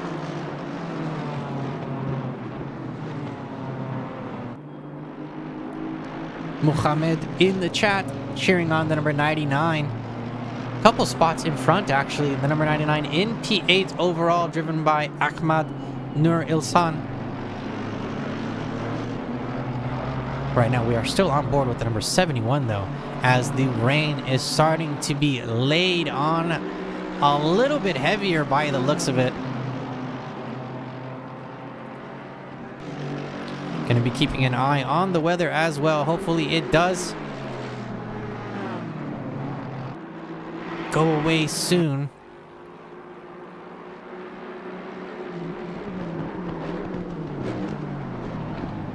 Checking in on the leaders really quickly, though. A battle for the lead brewing right now. Not even a couple hours in, and a change in the lead. Wilf Paduano in the number 47 Aston Martin, able to use, in my opinion, the better agility in the wet compared to the Ford Mustang, using that to his advantage in the Aston Martin. The number 47 for Psyched Simsport moving up into P1. Justin, though, not too far off behind him, trying to use the V8 of the Ford Mustang to his advantage, trying to keep up with the V8 of that Aston Martin.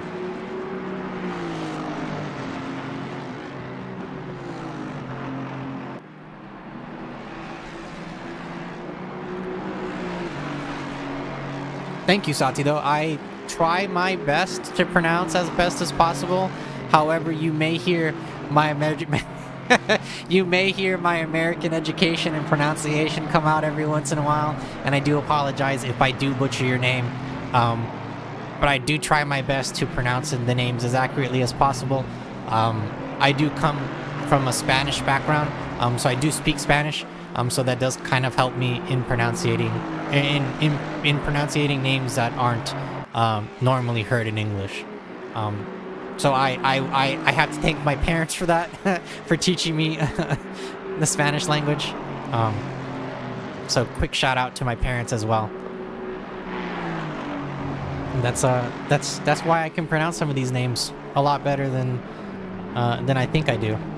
Even though I'm going to apologize constantly because I always feel I do bad. As we do see some cars now entering the pits, electing to go onto the wet strategy. The number 47 Aston Martin was in the lead. However, they are throwing themselves into the pits, followed by the number 13 and the number 164. It is a pit party now in the pit lane as we do see them entering the pits, and it does look to be as if they may be changing into the wet tires. Will they be changing drivers? That is going to be a question of the ages, and we're going to be keeping an eye on that as we do see Ahmad still in P6. The number 99 Lexus is going to be moving up some spots, actually moving into the moving some spots, yeah, that's right, into the pit lane as well, as we do see some other cars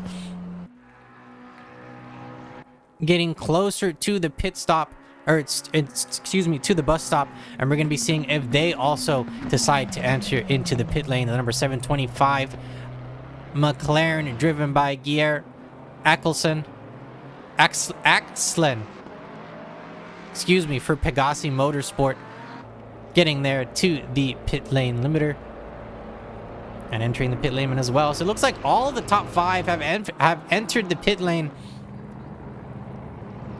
Even the top 8. Oh, Luca now into the pit lane as well. The number 204 Aston. We do see everyone changing into the wet tires. So it does look like... Yeah, exactly. See, Durasso, even my math skills are terrible. You see that? I can't even say pronunciating or pronouncing correct. I was actually hoping you would catch me on that. Thank you so much, Durasso. It worked. Someone called me out on it. Okay, good. 992 returned to garage. It is a possibility that 992 did return to the garage. I do see them entering the pit lane. Are they exiting? It looks like they are exiting. So they might have returned to garage. However, they are on the pit lane exit, as we see them now with those blue walled tires, which means those are the wet tires. As we go back up into the lead, Wilf still in the lead. It looks to be on dry tires still. However, this may be a bug on my end, and they may be actually on the wet tires. As you do see Jeffrey, Miguel, Reno, Richie moving up into P2. Oh no, it looks like the number 13 Ford Mustang that was in the lead has unfortunately been given a stop go 30, and I believe that's for speeding in the pit lane.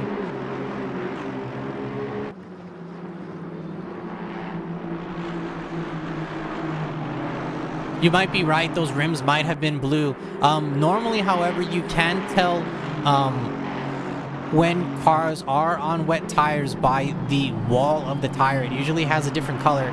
However, I may have a visual bug on my end because I don't see anybody with wet tires so far. Well, we do see a car with yellow walls there. So those tires without the, I may be just thinking of F1 for some reason with the blue walls for the wet tires. However, I believe, so again, I may be wrong, but I believe the yellow tires are the dry tires, and if it doesn't have a color on it, then those are the wet tires. I am Vic29. Why is car 35 disappearing? If there is a car disappearing, then that means that they might have connection issues. Let me look at car 35 specifically.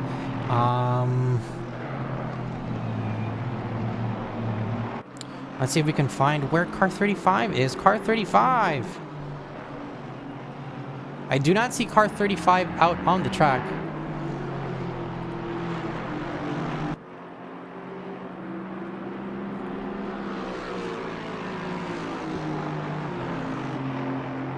No tire colors in ACC, says Jeremy.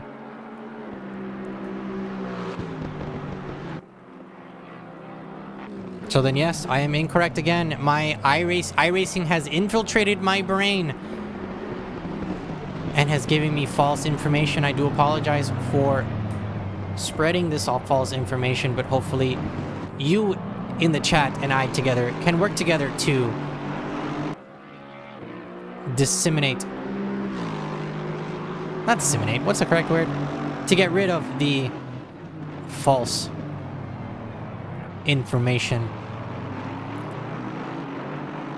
Isaac in the chat, car 615 repping for the Aussies. Car 615, I believe, is the Ford Mustang of the Odyssey Racing League Esports team right now. On board in the driver's seat, Josh Green from, I believe, Sydney, Australia.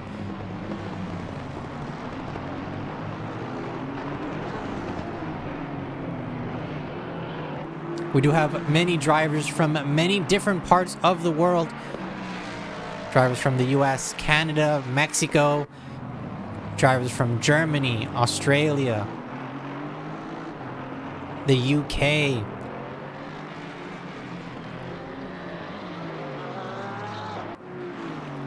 We have some Norwegian drivers, some Swiss drivers, some Finnish drivers. It doesn't matter where you are in the world, everybody likes it when engines go burr burr and vroom vroom.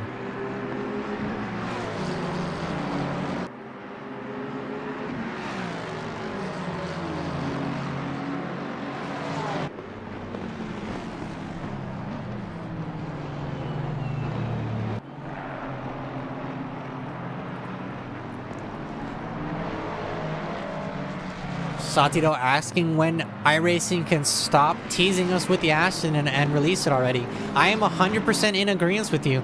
iRacing has to release at least 3 more GT3 cars off the top of my head, and 2 more GT4 cars, or 3 more actually, that we haven't seen in iRacing. I believe they do race in real life in IMSA and WEC, so hopefully we can see them relatively soon in iRacing, and hopefully in ACC and or AC Evo whenever that is officially released.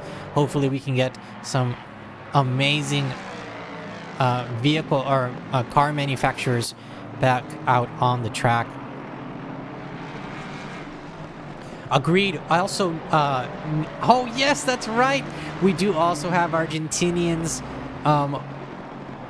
We do have some Brazilian drivers as well. We have so many people from around the world. And I just want to say thank you for joining us. I know it's, especially in around the world, we have so many different time zones. Right now it is 10:18 a.m. Eastern time zone here in the United States, which means it is 7 a.m. Pacific Standard Time in the United States. That makes it 4 p.m. around 4 p.m. European time.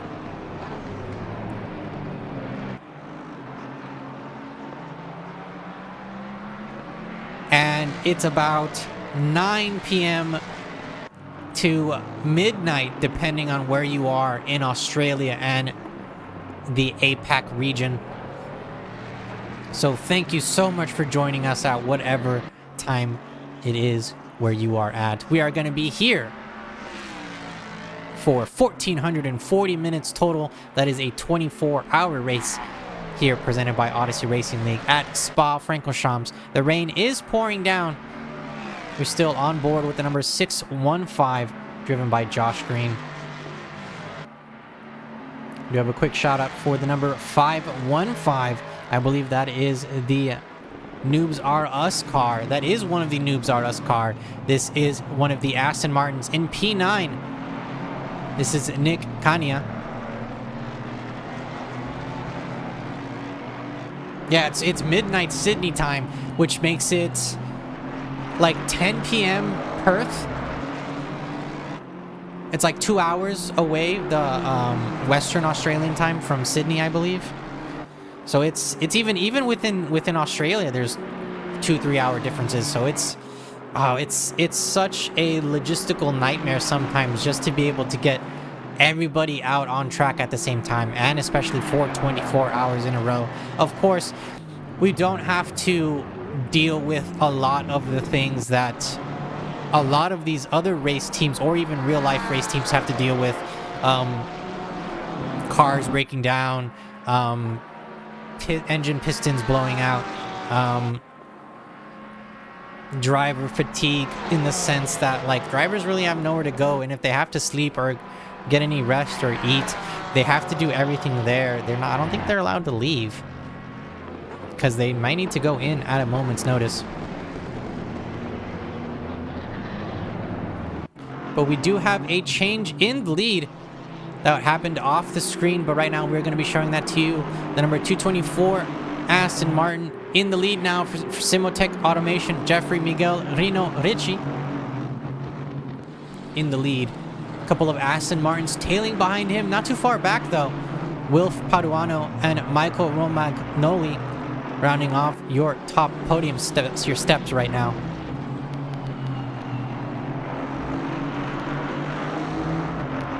Victoras asking, what is this Aston Fest in the top 10? So the Aston Martin, I believe, is arguably one of, if not the best car in the rain in ACC. So pair that with a 24-hour race, as well as the Aston being relatively good on tires and fuel as well. So a relatively safe choice in car, in my opinion. So I didn't doubt that we were going to see a decent amount of Astons.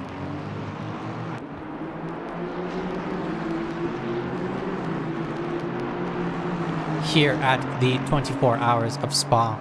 But it's always interesting to see the actual amount of Astons.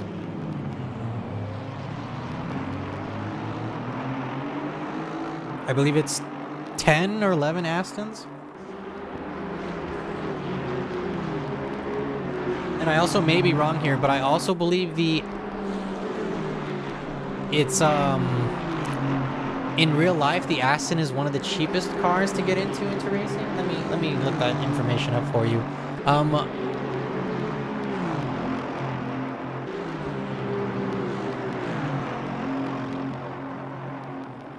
10:20 p.m. in Perth. Yeah, so about 2 hours behind Perth is from Sydney. However, not too far off behind Michael Romagnoli, less than a second behind Wilf, and Wilf is less than a second and a half compared to your race leader. As we come up to some blue flag traffic now, we are going to be seeing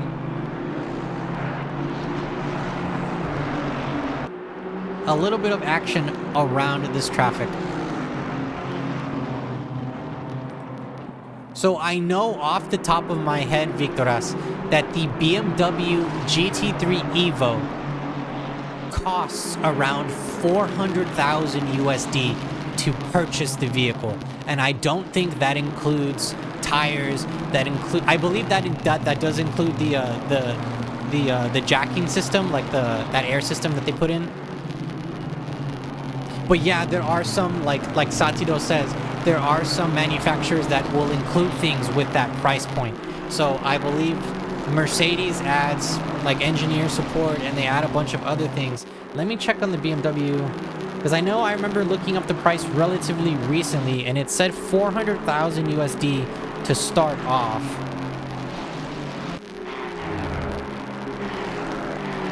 But that also might just be the street legal BMW GT3, because I do know that there is also a street legal version.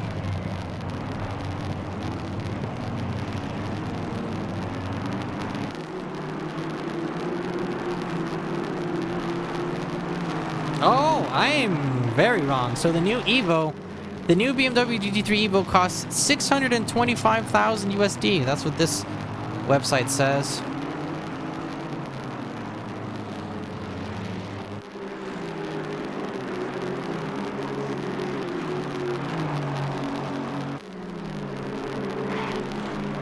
Interesting. So they're going to be updating the Evo package with, by the looks of it, new...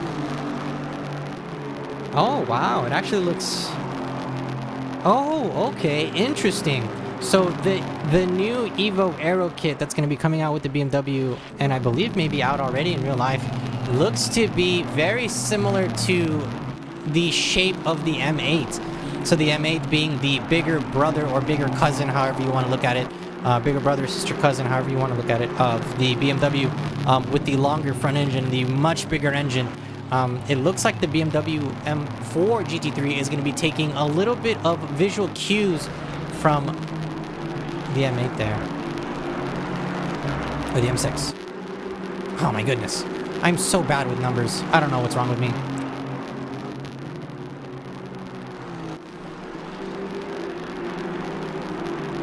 Satido, AMG sends out their factory engineers, staff, and handle car equipment logistics all the time for most customer teams. That is awesome. If AMG does that, and that's included like in the price package that they give you, that's really awesome. Hopefully there are more teams that follow suit. I do know that Audi is bowing out of GT3 racing. I believe they're going to be more focused on the rumors of the F1 and the hypercar teams. And it's very sad to see because the Audi R8. Hold on. Let me start from the beginning. It has such a long name. I have to say the full name. It is the Audi R8 LMS2 Evo 2? Because there's, or is the LMS2 considered the Evo? Because it was the LMS and then the LMS2. However, I digress. They're going to be sunsetting the Audi, unfortunately. And, yeah.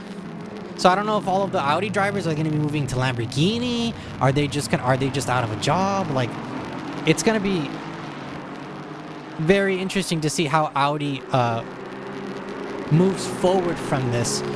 And I say mostly that, one, because I love Lamborghini, right? That's why I bring up Lamborghini. But two, also, the Lamborghini and the Audi are essentially the same car. It's the same engine. It's just a different aero package and different electronics. Not 100%, but relatively different electronics for both cars. But I'll let you know first, racing fans, I am a sucker for a Lamborghini.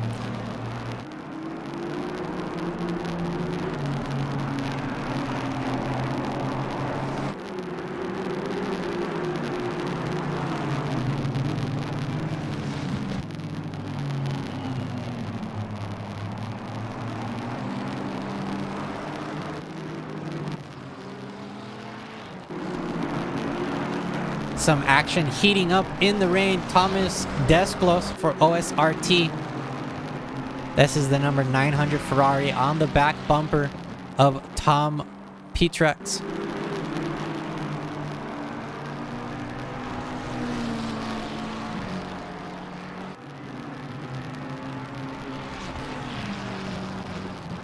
Number 847 McLaren goes way too deep into turn 12 there. And rejoins the track right behind the number 900, so that is going to be a spot for the number 900.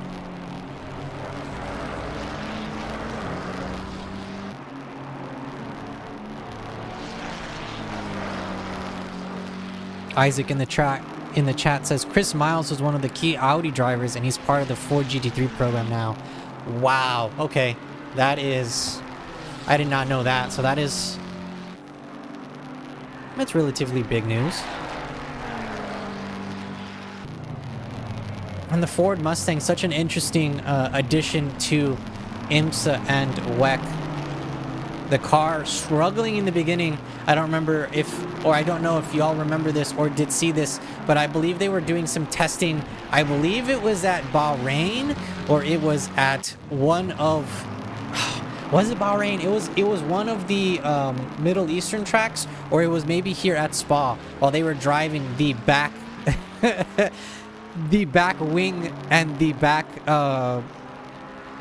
trunk space, I guess you would call it, like where they put the trunk and where they have all the hydraulics and stuff, flew off.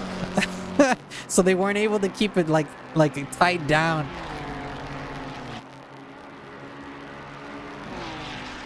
So Sati though is letting us know that for a minuscule 850 grand, we can buy a Le Mans raced vintage GTE.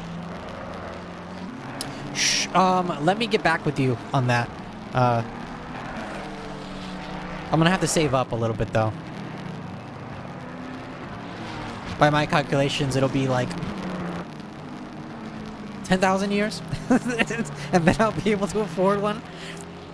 But if you can afford one, Sati, then let me know. Send me some pictures. That'd be awesome.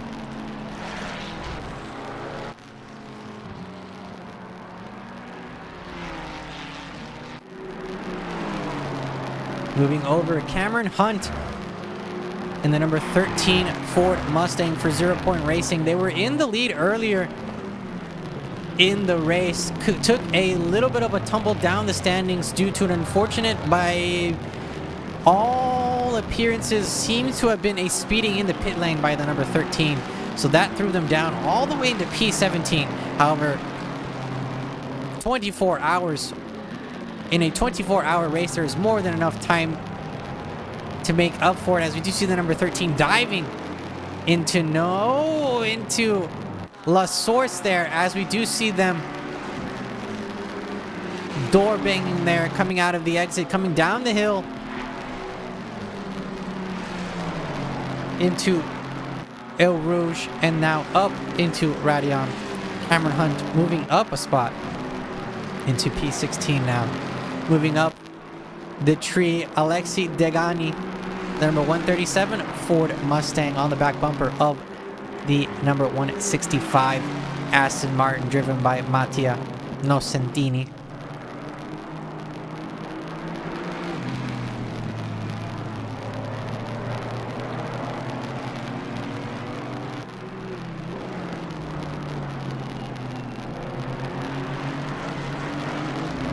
The Ford Mustang being the newest addition to the manufacturers here on Assetto Corsa Competizione.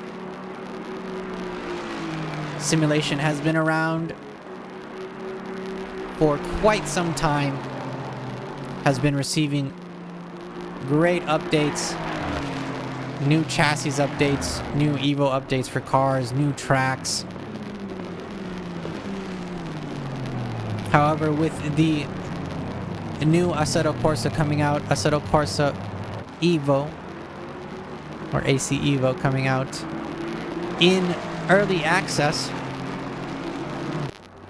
it's going to be interesting to see how they can improve on the GT3 racing model that they have already, what some could arguably say, have perfected here in ACC.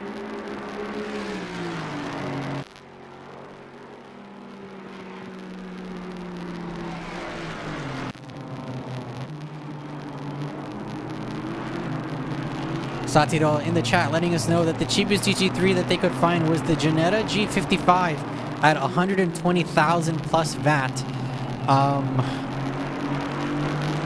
Is the Ginetta GT3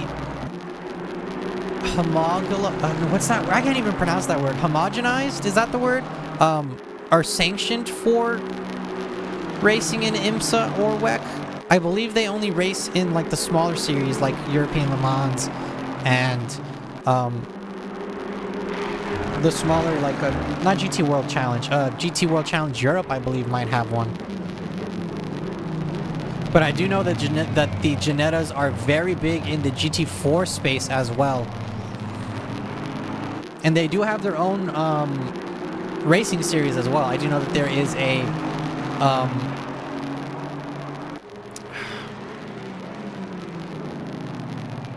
series, there you go. I don't want to say British World Tour Series or British series, but I do know that there is a Ginetta only series that does run in Europe. Sati though, yes, it is I can't even pronounce that word. It is ready for the 2020 GTWC regulations. Okay, I didn't know that. I'm learning more every day. Thank you so much, Sati though.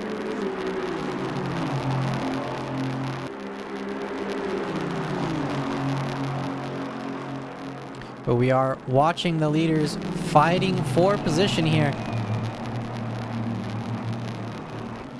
This is all three of your podium placers in Aston Martins, I must point out, in case you didn't notice.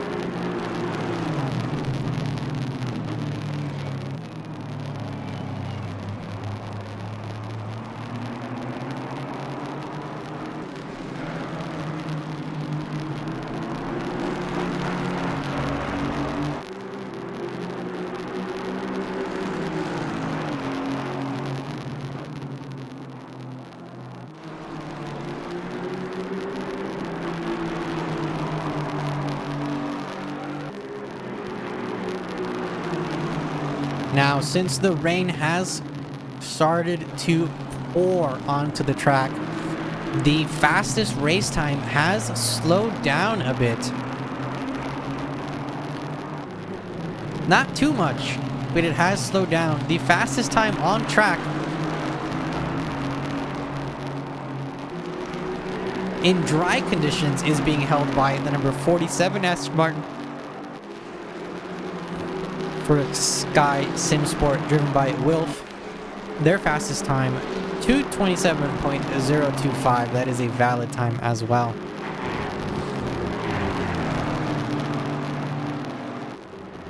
Right now in the rain, the time to beat is 2:27.7.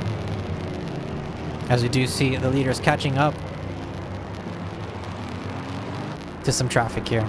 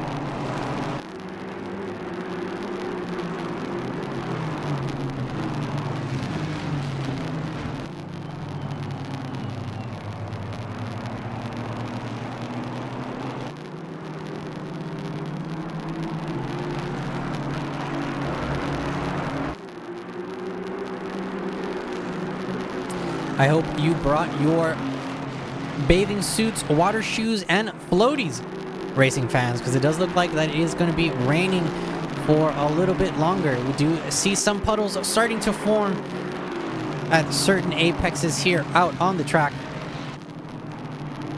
as we do see also the leaders starting to gain some cushion in between them, some space in between them, since they had to navigate through some of the traffic there.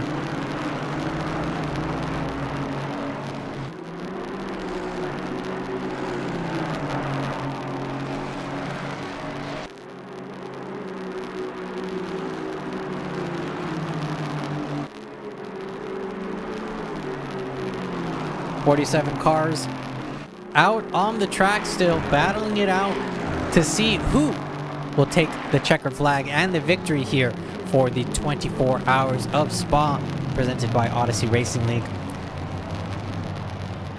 My name is Christian Julian. I also go by Koju here at ORL, and I am here in the broadcaster's booth, flying solo for the next couple of hours. However, I may be bringing in a couple of drivers here and there to conduct a couple of quick interviews and get some different perspective here from the 24 Hours of Spa. Frederic in the chat asking if we can see some more OSRT drivers. Yes, we can see some OSRT drivers.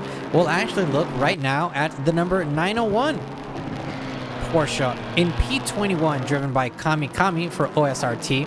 Right now battling, not for position with that BMW.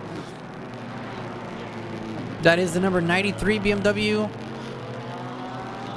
So they are not fighting for position. Oops. That should not have happened. We're going to be scolding the cameraman right there for that. Let's see if we can get some on board as well. We can see the double left-hander here. A little bit of some of those puddles there on the inside. So we're going to try to avoid those as much as possible. The water spraying on the screen as we see Kami try to navigate through campus and Stablo corner.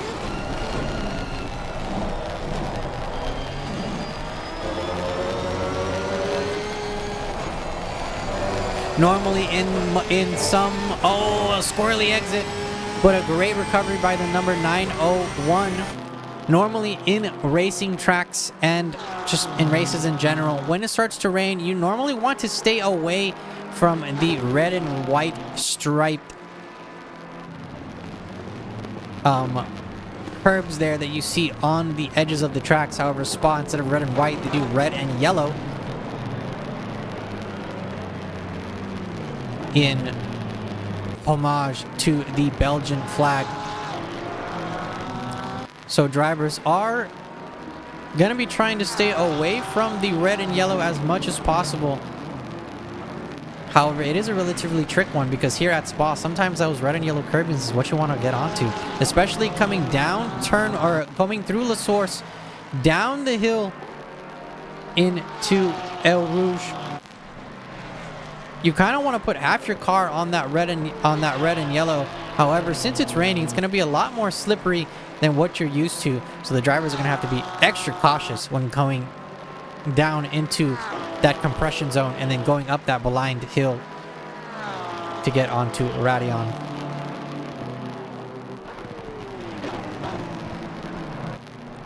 We do have a second OSRT car as well. This is the number 900, driven by Thomas Desclos. There into the compression zone. Oh, I'm seeing the red and yellow on the right side. Taking a bump there, coming up Radion, however, able to keep it on the track. That Ferrari able to keep it clean.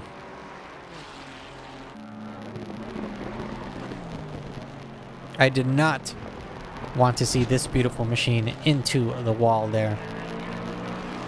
The Ferrari 296 GT3, the predecessor to the 488 GT3. I believe there's also a GTE version of the 488. I don't believe there is a GTE version of the 296, which is the car that is here on our screen. However, I am talking about GT3s, GT4s. You may hear me talk about GT2s, GTEs, but what is that specifically? Well, anytime you hear GT3, GT4, GT2, it is basically just a set of racing rules. So GT2 cars all have their own set of rules, GT3s have their own set, and GT4s have their own set. From my understanding, most of the rules are the same. So the cars have to be a version of a production road car. They can't change too much. You can only have certain horsepower.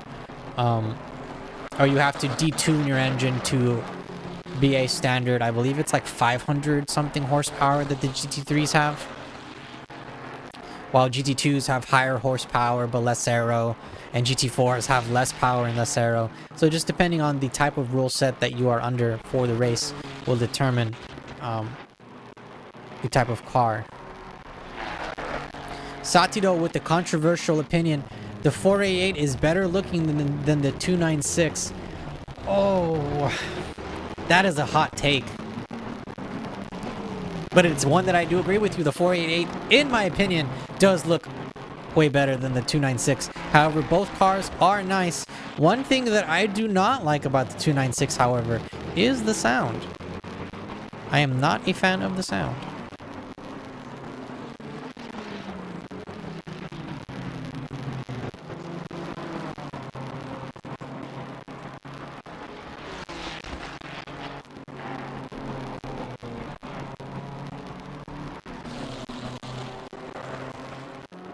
Still on board with the number 900, driven by Thomas Desclos for OSRT. P24 for them. Fastest time, 229.497. It is raining though, so that time is going to be changing. I actually sit corrected. I'm not looking at the right time. It is 230.252 for them, driven for the 900 car. As I did say before, it is raining, so that time is not going to be, or arguably not, their fastest time, unless they are Rainmeisters. We have a secret Rainmeister in the chat. or in the race. So they might be in their element here.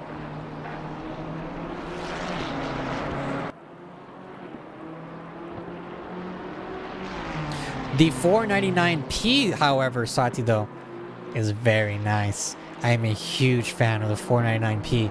In case you don't know, racing fans, the Ferrari 499P is the Ferrari prototype that is part of the WEC, or... Oh, a spin there for the 900. That might have been that BMW getting a little bit too close on the inside. May have been some bumper tapping there, or it may have been the 900 just losing that there in the braking zone. But that is unfortunate for the 900. They are able to regain themselves, to regain their composure and get back out on the track. So great recovery there from the 900. But going back, yes, the 499P is the Ferrari prototype that is part of the WEC, or World Endurance Championship. I do not believe that they run the 499P at IMSA. I believe it is more part of WEC. However, that car is a beauty to see and hear. Anytime I get to look at that car, it is so nice.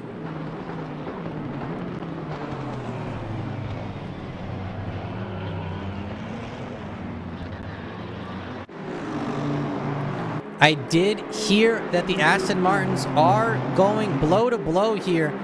Jeffrey Miguel Rino still in the lead.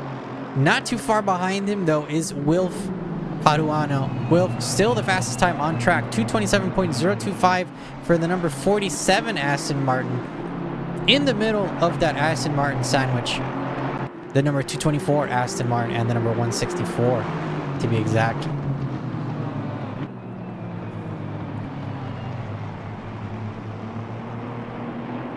Mad Bree in the chat. Car cam for number 450. Yes, we can.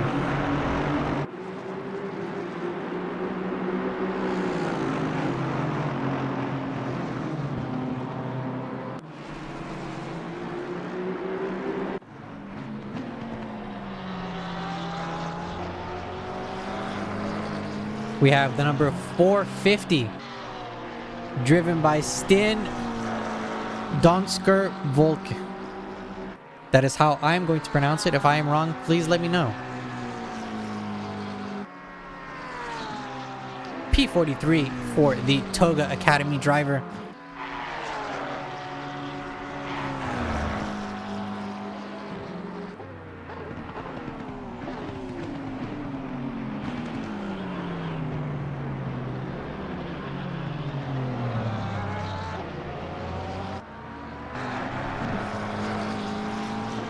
We do see the all blacked out McLaren 720S. Relatively good mid-engine car in the wet. However, from my understanding, struggles a little bit in the medium to slow speed corners due to the inherent understeer that the McLaren platform has for some reason.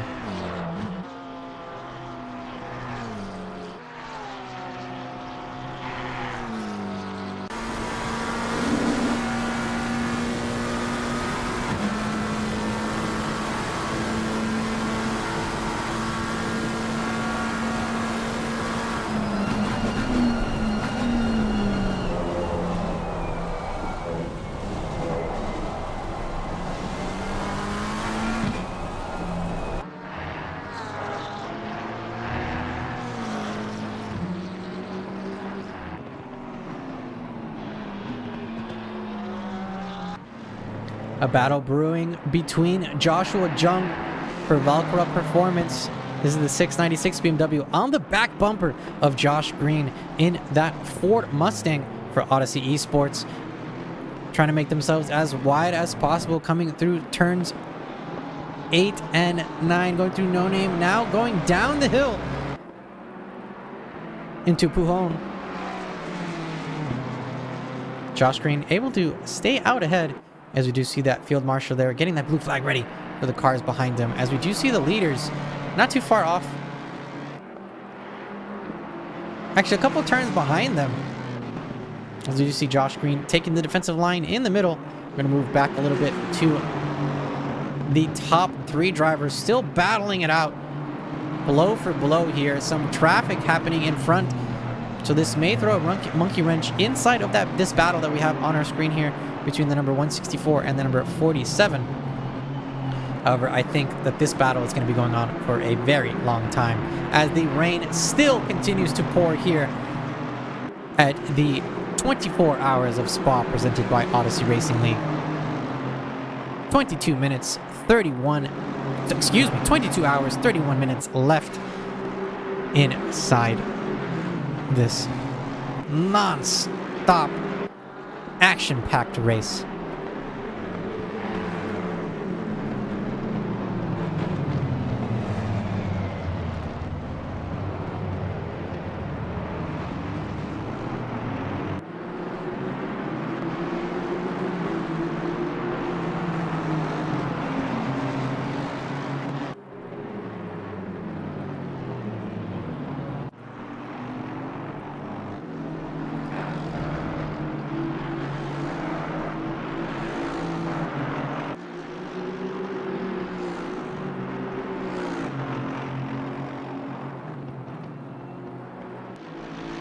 Don't be afraid to continue shouting out your favorite cars, drivers, and teams inside of the chat, racing fans. We're going to do our best to give you as much screen time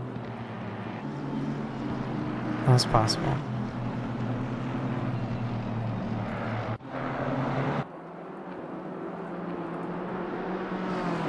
Max Brick for Arachnid Racing, P37 for them.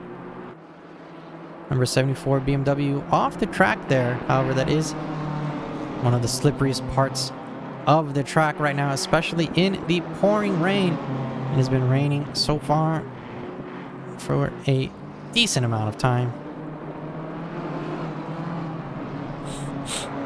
23 degrees Celsius, however, 28 degrees Celsius on the track.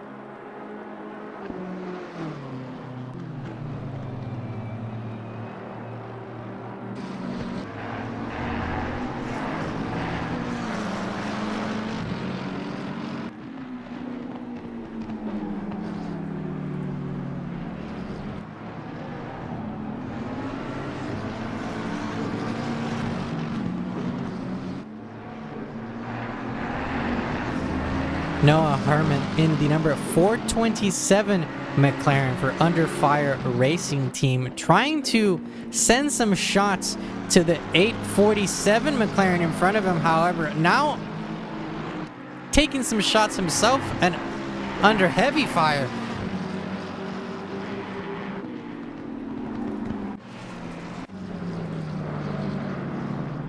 And unfortunately, going off the track, Noah Herman trying to get back on the track to catch up back to Tom in the number 847, who's going to be creating more cushion in between them now.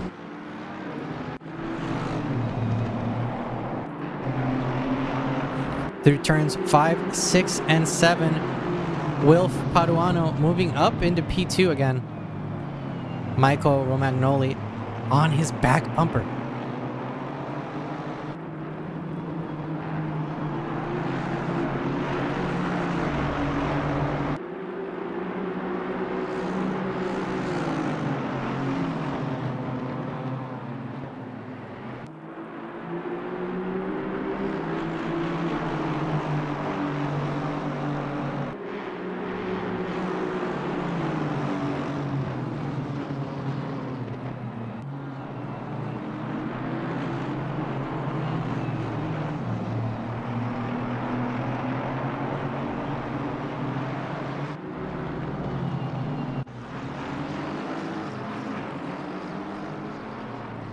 Coming out of La Source, Nick Kanya and the number 515 Aston Martin for Noobs R Us Racing on the back bumper of Nocentini.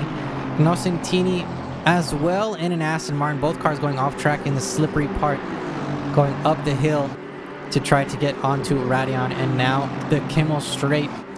Aston Martin on Aston Martin. Nick Kanya along the outside. Nocentini on the inside. Nocentini giving up the position and letting Nick Kanya make the overtake there coming into turn 6. Excuse me, turn 5.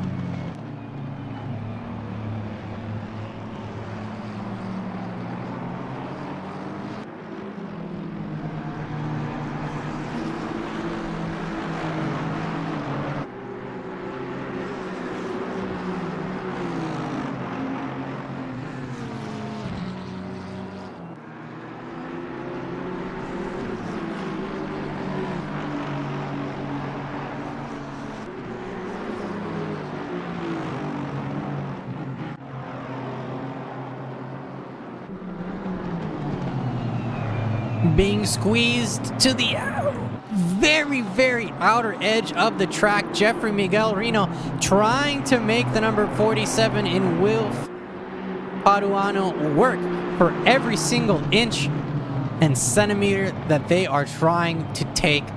The number 47 Aston Martin, though, inside of that Aston Martin sandwich, Romagnoli, Paduano, and Jeffrey Miguel Reno, all three of them in Aston Martins, all three of them inside of the same pack, fighting for that top step of the podium.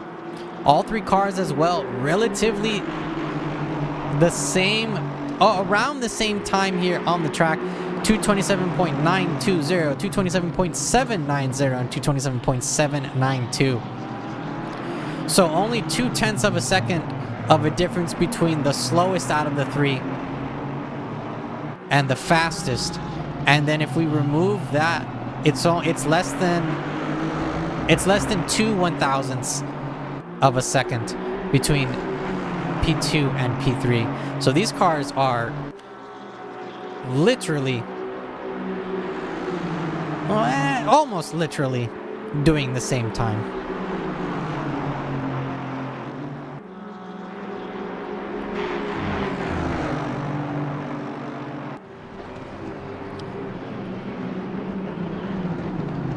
A big shout out to the number 71 car.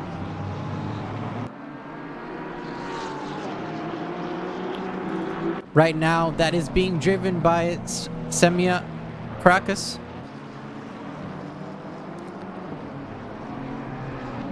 The Turkish driver in the number 12 and the number 71 BMW T12 overall. Big shout out from their teammate Sati though, because he'll be doing double duty today in both ACC and iRacing. So yes, right now we are watching the 24 hours of Spa presented by Odyssey Racing League. However, this weekend as well, there is the Nürburgring 24 hours in iRacing. So it is a 24-hour race at the Nordschleife on iRacing. And I also have a team, I am a part of a team that is taking part in the Nordschleife race. So a big shout out to the Titans Endurance Racing team. They are racing the Porsche GT3 at the Nordschleife right now, the 24 hours. Best of luck to them.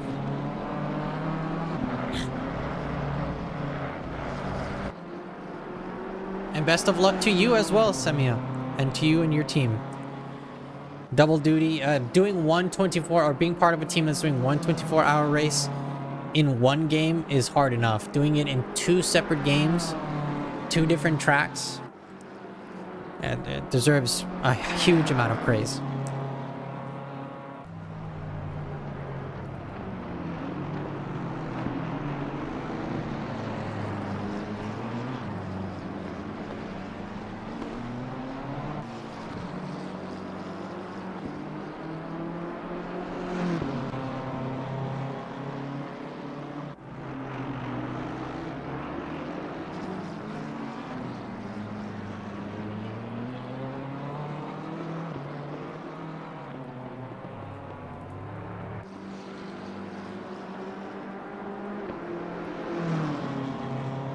We do have some gaps being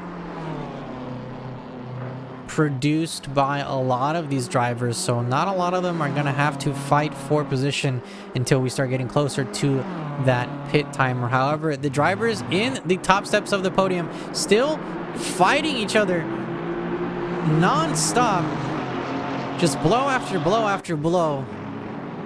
Now it's my turn, now it's your turn, now it's my turn to hit you again, and now it's your turn to hit me, as Wilf Paduano moves up into P1 with a very nice switchback onto the number 224.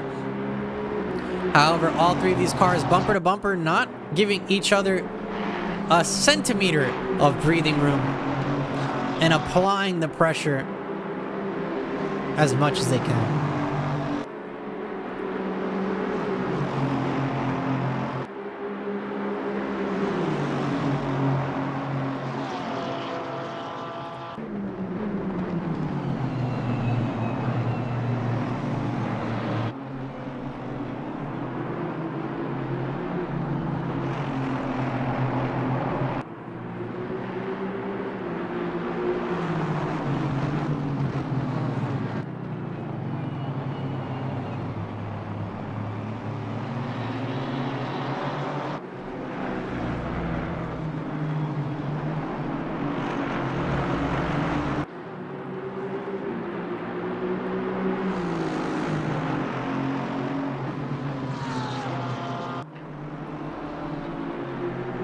Now, I know I've been doing shout outs all day, and I'm going to continue doing them all day. So in case you did not know, racing fans, we do have a patron here at Odyssey Racing League. You can find us at patreon.com/Odyssey Racing League. And all of the donations and monies that we make from those patrons go straight back into the league. Server costs, prize pools, and maybe even some prizes, some real life prizes. We'll see. But thank you so much for your patronage. You help us keep the lights on. So quick shout out to our patrons: Matt Hugh, Julius Tam, Nicholas Woods, Abdul Rauf, Derek Anderson,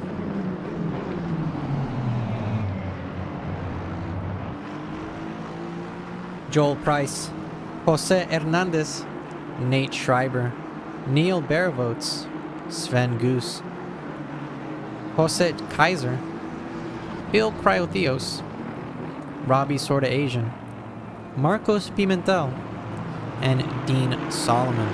Thank you so much, each and every one of you, for your patronage again.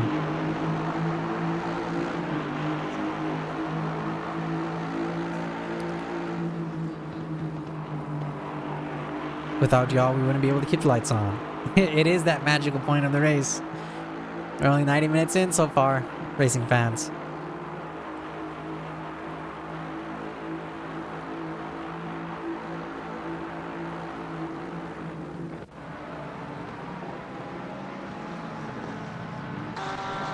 Coming now into Le Source, side by side, Steph Pasquier in the number 992 Porsche, trying to get alongside the 414 Ford Mustang, driven by Dylan Schmidt, able to get out ahead.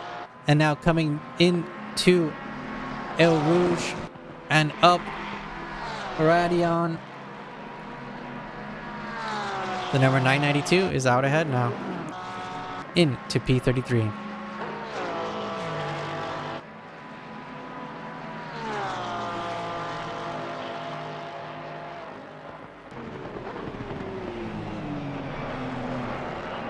Also, a quick note as well, racing fans. Since this is a 24-hour race, we are streaming it live on YouTube. And unfortunately, YouTube does not save live streams after a certain amount of time. So we will have to do a restart. We will be restarting the stream. We won't be going anywhere. We'll be right back. All we have to do is just restart the connection. As we do see the number 992 give a little skirt coming out of No Name, which is going to allow the Ford Mustang ample time and space to catch up into the double left-hander of poo home.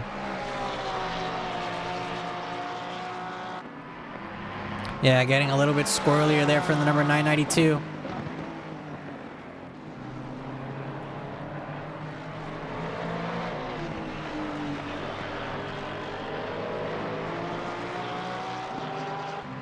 Sorry, racing fans. Going back to the restarting of the stream, we will be letting you know when that restart will happen. It's usually every 5 hours or so. So we do have, by my calculations, 2.5 hours left before the stream does have to be restarted. So I will be announcing on the stream that we'll be restarting soon. We will restart and we'll be right back to the racing action.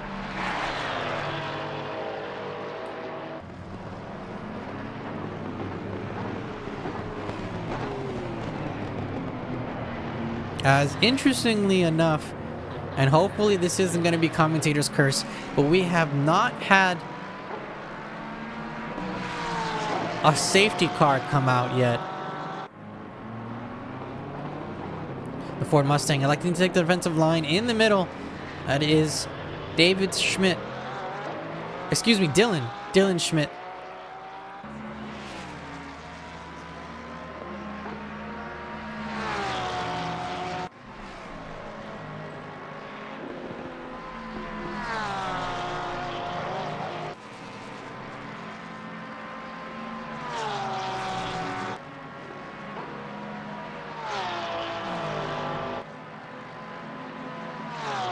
Now you may be wondering and asking yourself, how too can I take part in this racing action? Well, if you go to our Discord, discord.gg/Odyssey Racing League, or if you find us on SimGrid, so simgrid.com/hosts/Odyssey Racing League.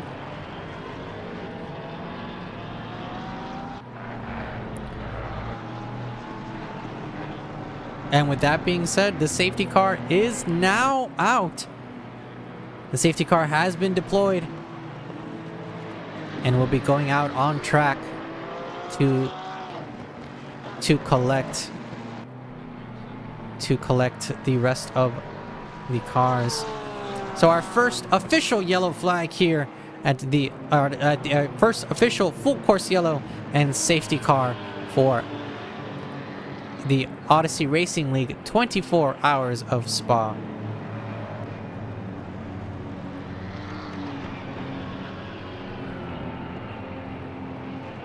And I will blame that on commentator's curse, yep.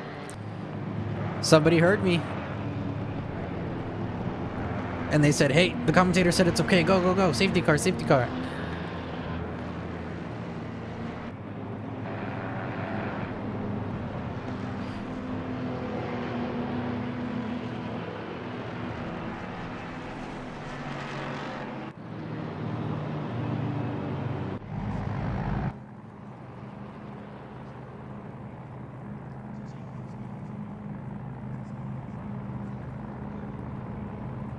We are going to be taking a nice little parade lap through the pits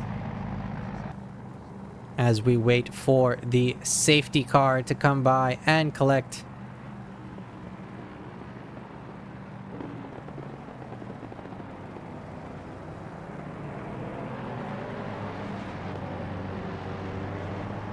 And I believe it is, there it is, safety car.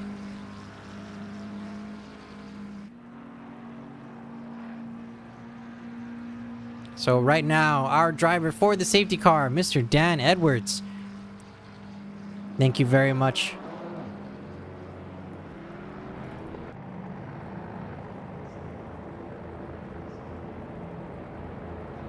It does look like the leader has elected to pit.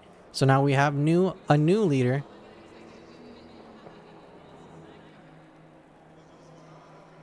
It's going to be the number 47 by the looks of it is going to be your new leader, unless they also into the pit lane. Yes, they are also in the pit lane.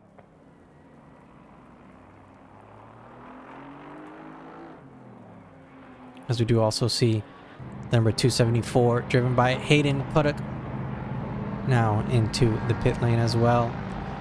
So a lot of cars taking advantage of the full course yellow that's happening. Sati though in the chat, do you guys do code 60s or anything like that, or only full course yellows? So from my understanding, it is a code 60, and for anyone that does not know what that means, is that you are only allowed to go 60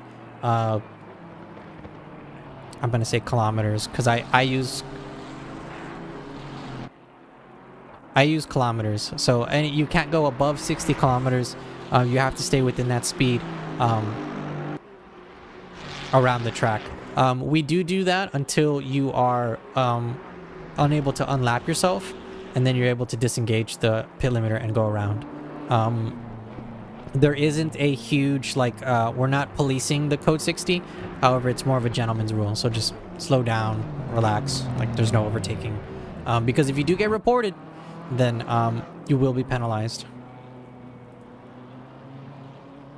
As we keep an eye on the safety car, we do see that they are now starting to collect.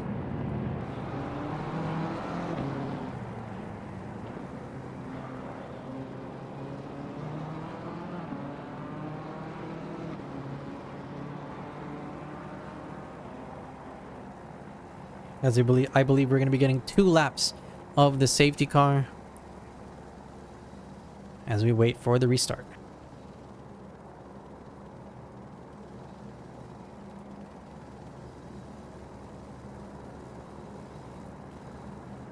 Now this will give me a little bit of time to continue talking about the Discord. So if you are curious and interested and want to learn more about Odyssey Racing League, the type of racing that we do, and maybe some of more of the events that we're going to be holding for this year, you can find us at discord.gg/Odyssey Racing League. And you can also find us on the SimGrid at simgrid.com/communities/Odyssey Racing League.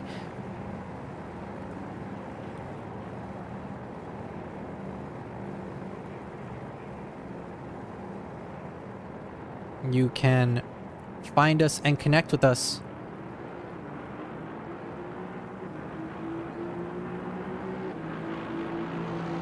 Yes, Sati, though. So it looks like the code 60 is only around the safety car. If you're not near the safety car, so like let's say safety car right now is in turn 11. If you're at turn 1 or turn 2, you do not have to do code 60. You can take off the limiter and continue driving until you get closer to the safety car.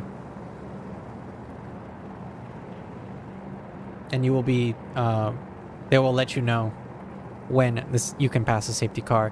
Justin T, oh boy, rain. Yeah, that's right, Justin. You've missed it too. It was dry for the beginning of the race, and then it slowly just started pouring. My day is going pretty well, Justin. It's pretty exciting. 22 hours, 7 minutes left in the 24 hours of Spa presented by Odyssey Racing League. I hope your day is going well as well.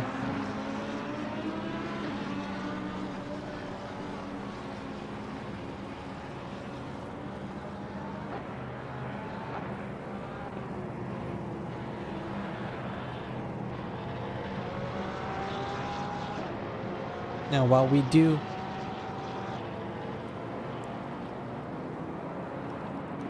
the waiting of the rest of the safety car, let's talk a little bit about our events here. So we do have Odyssey Racing League. This is the 24 hours of Spa. Started at 8 a.m. Eastern.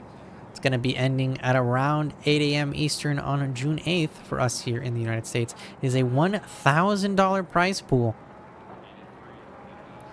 So the prize pool will be split between the top 3 finishers, as well as 2 special cars that finish the race will be put into a drawing to win some of the prizes. But some of the things that we also hold here at Odyssey Racing League is we do have GT Americas. It is our America's Racing League. It's held Thursdays, 8 p.m. Eastern Time.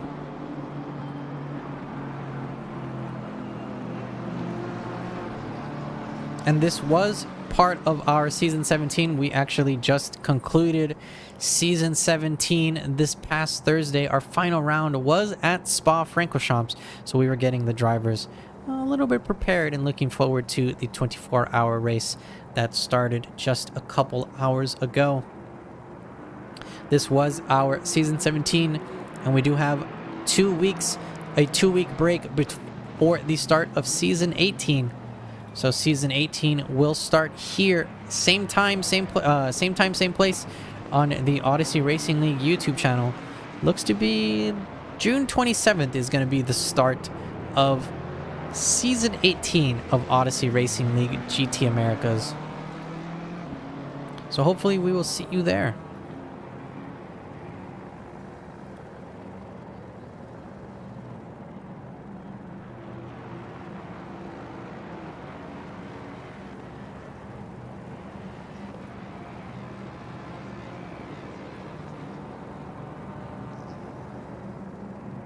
Keeping an eye on the cars as they are still on the full course yellow. Oh, a little bit too farther back. Waiting for the rest of the cars to catch up.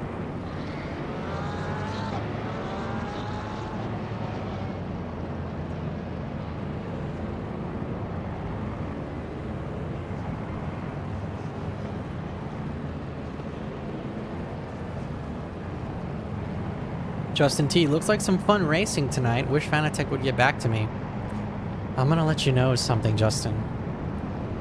Not to bash Fanatec or anything,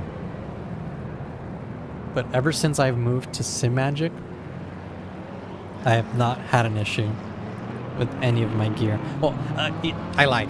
I have had issues with my gear, but they were self-induced. I made the issue. It's my fault that the issue happens. So it's a little bit of the commentator's curse happens in real life, you know. It is what it is.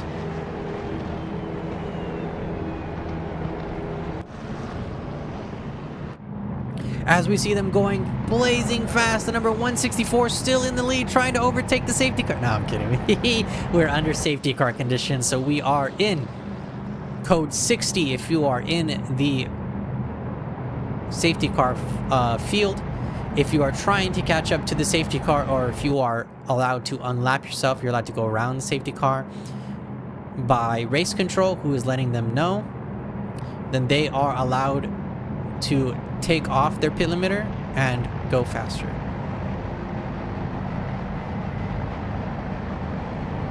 Understandable, Justin. It's yeah, I feel your pain.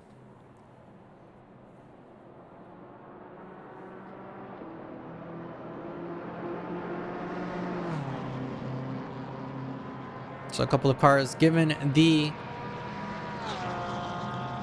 green light to pass the safety car. With our interesting camera angle that we have here, let's see if we can get a different one.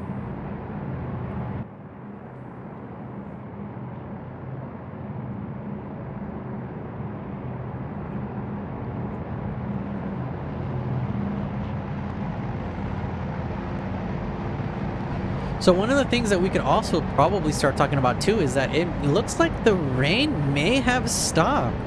So during the safety car, the rain appears to have slowed down and now stopped. So drivers may or may not think about switching out of those wet tires and back onto slicks unless they've already done that. And they did that during the full course yellow. Mad Bree Jr. or JNR, Aston Martin domination. You are correct. There is a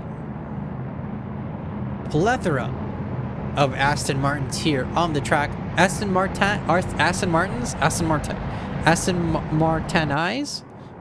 I don't know. What's the plural of Aston Martins? Aston Martinis? There's a lot of them, though. You are right. Very strong car in multiple conditions and relatively good on tires. Pretty smart, yeah, pretty safe choice in my opinion, the Aston Martin.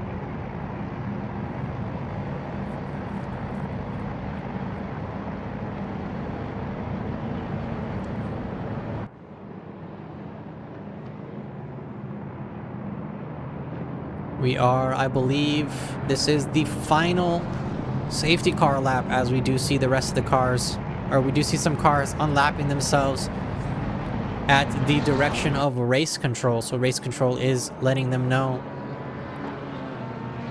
when they are allowed to overtake.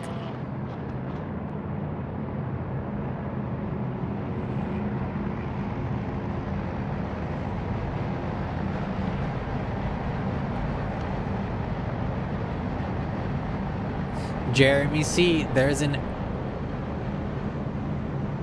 that's a good one, Jeremy. There's an ass ton of them. There's a lot of Astons. But yeah, the Aston Martin platform in ACC is a relatively good choice. It's not the strongest, but it's not the weakest either. Jack of all trades, master of none, as some people would say. So right now, again, full course yellow. We are under the safety car. Certain cars are unlapping themselves at the discretion of race control. We are waiting for them to unlap themselves and get back into the line so that we can get back to green flag racing.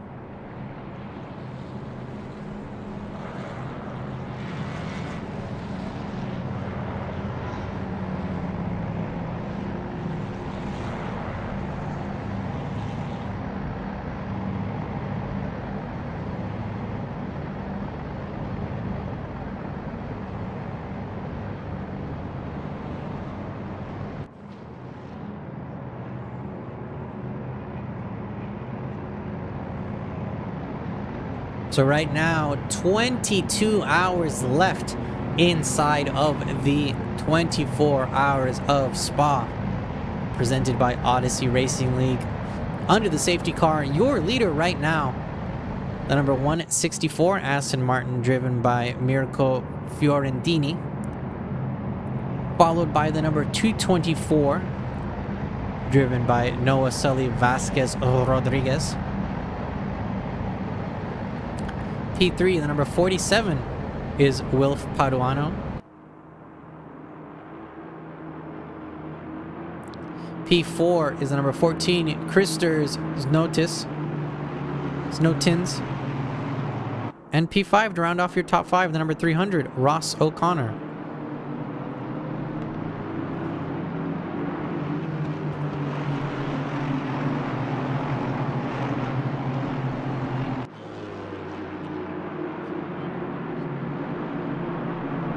You heard that here from race control, folks. The safety car is in this lap. So we see the safety car take off the pit limiter and return itself to the pit lane. It is now on the number 164 to start the race.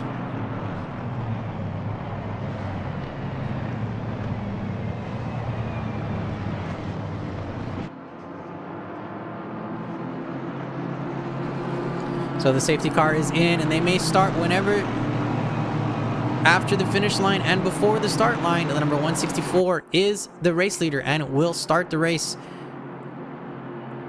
at their discretion. Now coming through La Source, we see the number 164 take off, and that is the green flag, and the racing has resumed here for the Odyssey Racing League 24 Hours of Spa.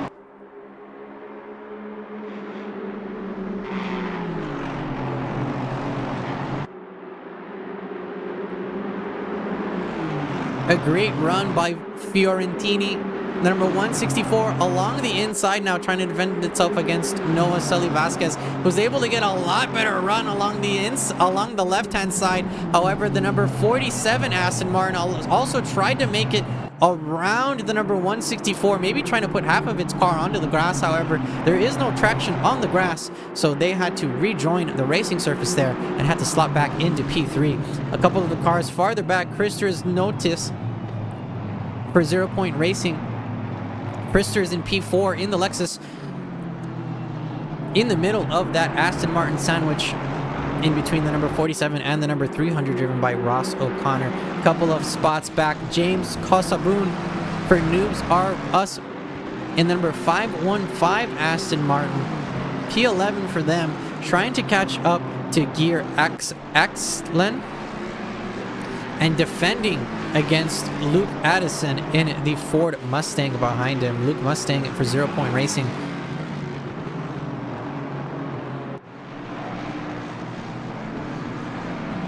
The driver from South Australia in the number 13 car.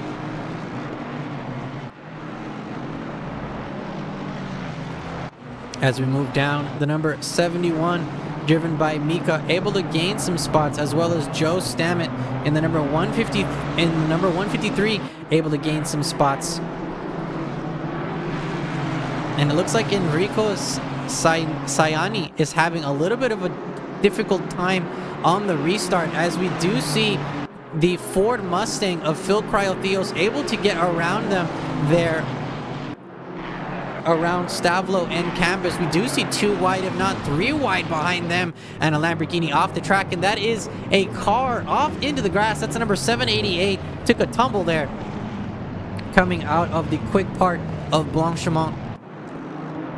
So now side by side, the BMW and the Ferrari there in the back. That's the number 391 and the number 900 fighting for position, coming out of the bus stop side by side. Who wants it more? It does look like the Ferrari is going to be able to take that position, but a nice switchback by the number 391 coming out of La Source and down the hill might give them the advantage over the Ferrari along the inside. However, let's see who wants it more. The Ferrari able to get edge out a little bit farther ahead, so that's going to be them taking the spot, and the BMW having to slot right behind them. However, going off the track now, the number 900 is going to be slowing down, because that uphill battle is going to be a tough one. The number 391 going back and taking that spot back. The 391 driven by Tim Boshansky for TPDX's Team Purple Deluxe.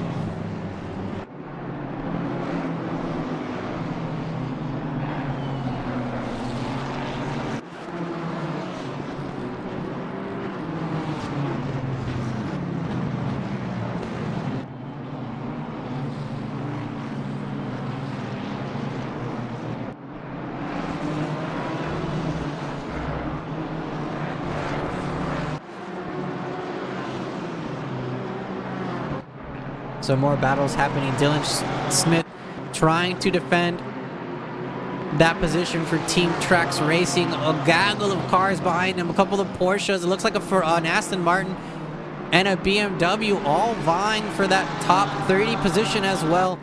The 30th position held on to by Jan Schroeder.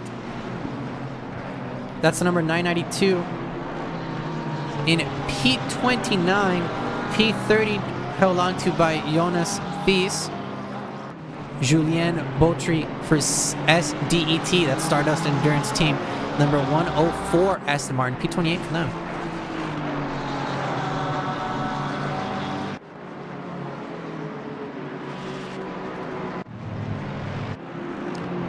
Oh, some bumping and bruising happening at the end of the bus stop. Leonardo Grigis, the number 999 AMG, able to get out in front of Luke Addison there. Luke Addison not going down without a fight, however. The number 13 Ford Mustang along the inside, going side by side through La Source. And now we're going to see who wins this drag race between the Ford Mustang and the Mercedes AMG going down the hill. And it does look like the Ford Mustang is the winner there.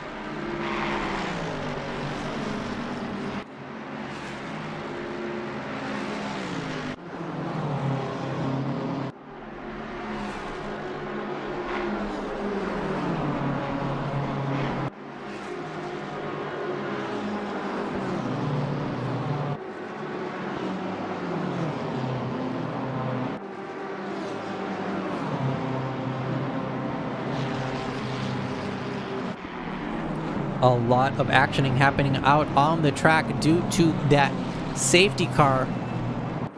The Team Purple Deluxe BMW losing a spot and maybe getting a little bit of some bumper kisses from behind by Maximilian Fruhauf, and that's the number 847 McLaren, trying to capitalize on the slowdown that BMW was doing a little bit through turns 5, 6, and 7.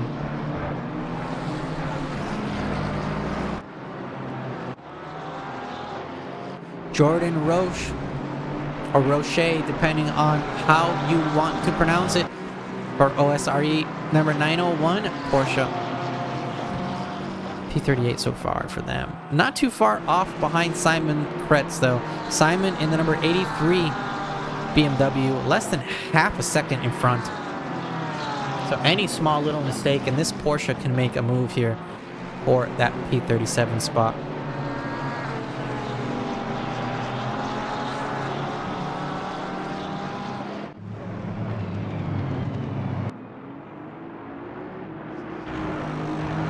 But coming down the start-finish straight in P1, Noah Sully Vasquez Rodriguez. P2, Willif Paduano. P3, Christers. P4, Miracle Florentini. P5, Ross O'Connor. P6, Kobe McVeigh. P7, Ahmad Nur Ilsan. P8, Alexi Degani.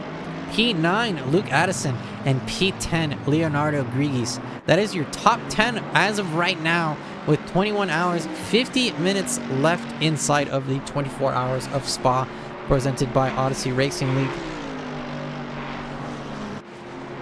And right now, we are going to go into a very special segment that I like to call Race Sounds Only.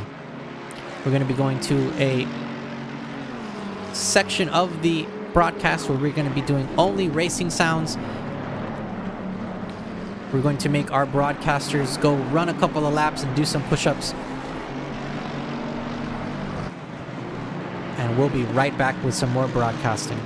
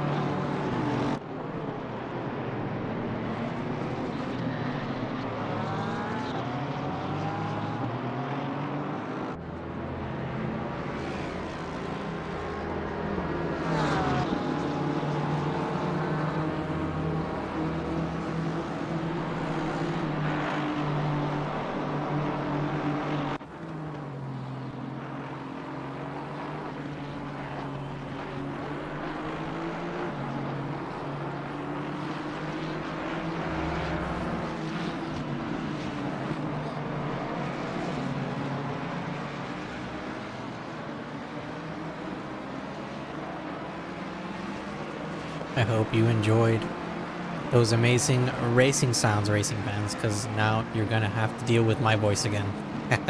As we are back for the 24 hours of Spa, presented by Odyssey Racing League. Right now on board with the number 71, driven by Mika Roman Suk.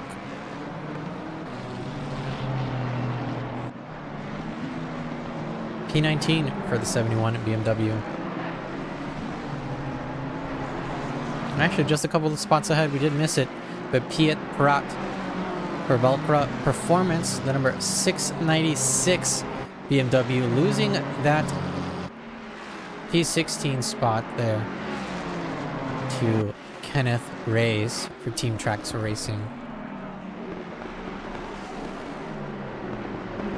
I don't know if I've said this before, but the Team Tracks Racing livery is very nice. I do like it. I am a big fan of the old Mustang Spitfire inspired liveries. Alexi Degani along the inside of the Aston Martin of Baller Squad Racing member. I believe that is Kobe McVeigh in the car right now. So earlier we did have Chase Jones in the car, and he handed the car off to his teammate in Kobe McVeigh. A little bit of traffic there for the racers, but Luke Addison able to keep up now with the Aston Martin, making this a Ford Mustang sandwich, if I've ever seen one.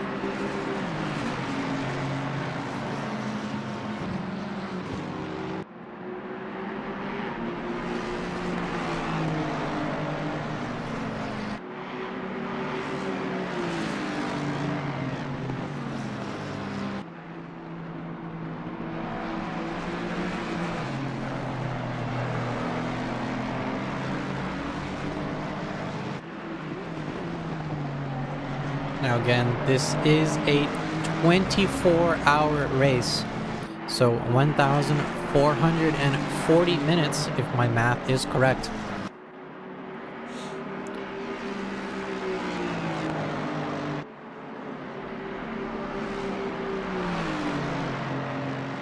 And we've already experienced some rain here at Spa-Francorchamps, so it's going to be interesting to see if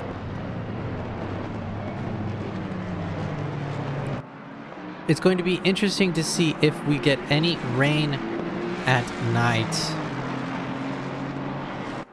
CP Greeny, Romanchuk is pronounced Romanchuk.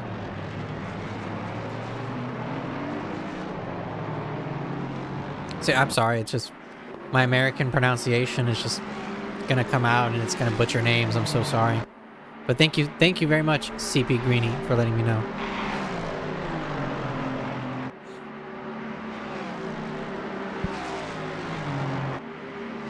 So one thing that we could also look at is the stint sheets for the drivers, so we can actually see how many drivers are on a team. I believe the lowest amount that I've seen for a team is 2 drivers. Actually, we do have 1 driver signed up by themselves, except I don't know if this car is out on track. Let's see if they are out on track, because they would be the only car registered as a single driver, and that is bonkers in my opinion if you're going to try to do a 24-hour by yourself. I mean, you could do it, right? But I would throw any notion or false sense of hope for being able to get a high position. Like, honestly, if you're getting within the top half and you're a solo driver by yourself in a 24-hour race, you won. You're a winner in my book.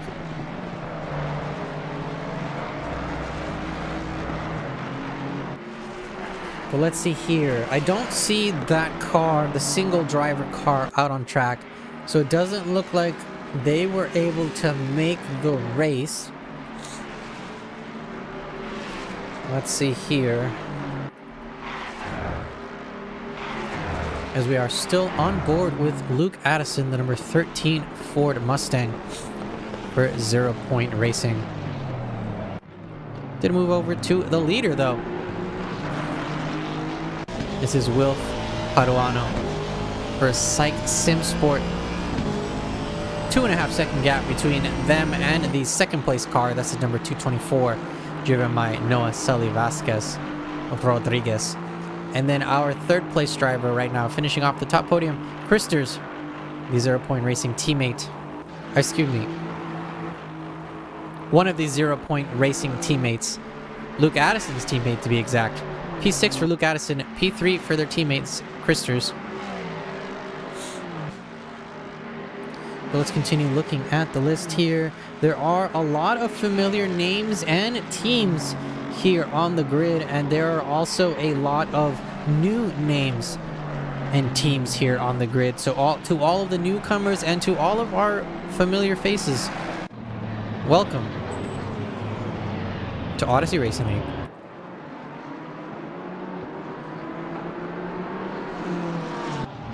So I have another team with 2 drivers. Let's see if they are out on the track. This is the number 148, or they signed up with the number 148 number plate. They are. So this team right here, the Marlboro team, the number 148, as we do see 2 cars going off the track there. That must have been an incident between both of them, as we do see extensive front end damage for that Ford Mustang there in the back. Almost giving us a smile there as it goes through turn 5, 6, and 7. But this team here on our screen right now, the number 148 Porsche, driven by Gregory Cornett, is one of the only teams that has 2 drivers attached to it. So the team of Gregory Cornett and Gayton Cornett are both gonna have their hands full here as they complete the 24 hours with only 2 people on that team.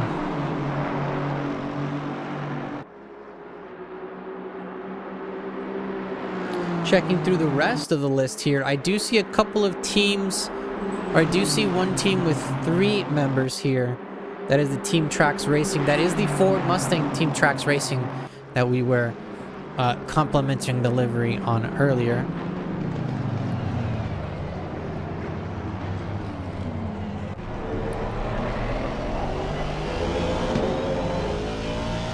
Ahmad Jusmin in the chat. Let's go number 99.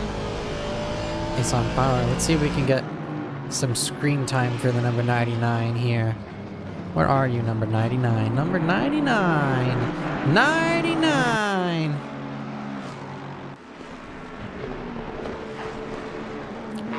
That is Ahmad Nur Ilsan in the Balapan Random Motorsports Lexus. P8 overall for them. They are also leading the rookie drivers by a pretty sizable margin. 10 spots between the leader of the amateur drivers and the second place of the amateur drivers. 10 spots. So the second place is number 847, driven by Maximilian Frauhauf.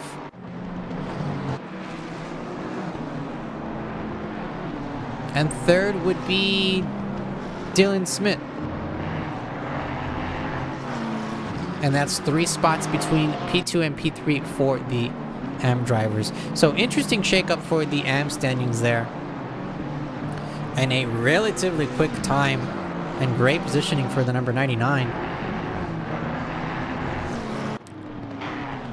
However, a drag race coming into the hard braking zone of turns 5, the number 69, driven by Eric Huter, and the Aston Martin of Julien Bautry going to blows there. However, the number 69 Porsche able to come out on top. I do see someone has subscribed. That is Wouter Thank you, Wooter, for subscribing. You are amazing. If you haven't already as well, race fans, don't be afraid to subscribe to the channel. Hit that notification bell as well so you know when we go live with our races here at Odyssey Racing League.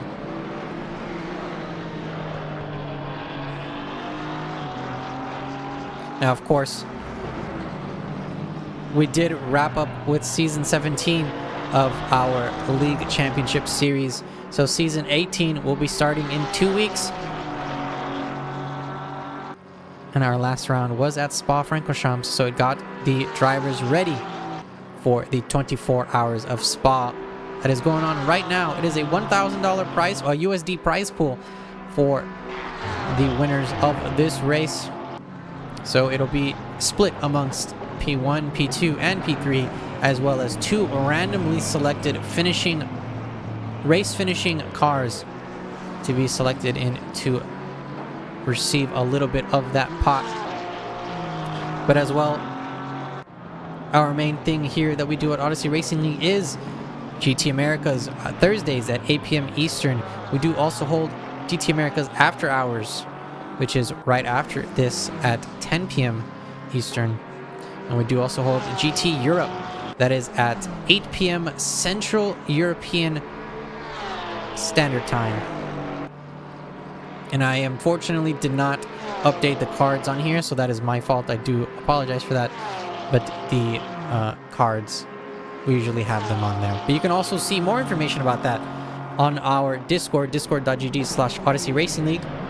Or you can catch us on the SimGrid, simgrid.com/hosts/Odyssey Racing League. And you can keep up to date with all of our upcoming races, special events, one-offs, and or league events going on with us right now. Moving up a little bit in the standings, up to the number 992 in P24, driven by the Swedish pilot Jan Schroeder.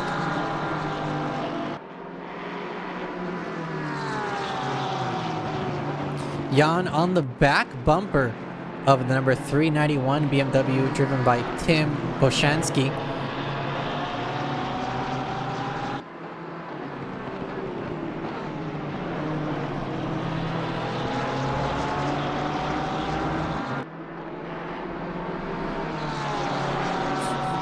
Victoras letting us know in the chat that this is a very good race to practice for the final round of GT Europe. I mean, you're not wrong.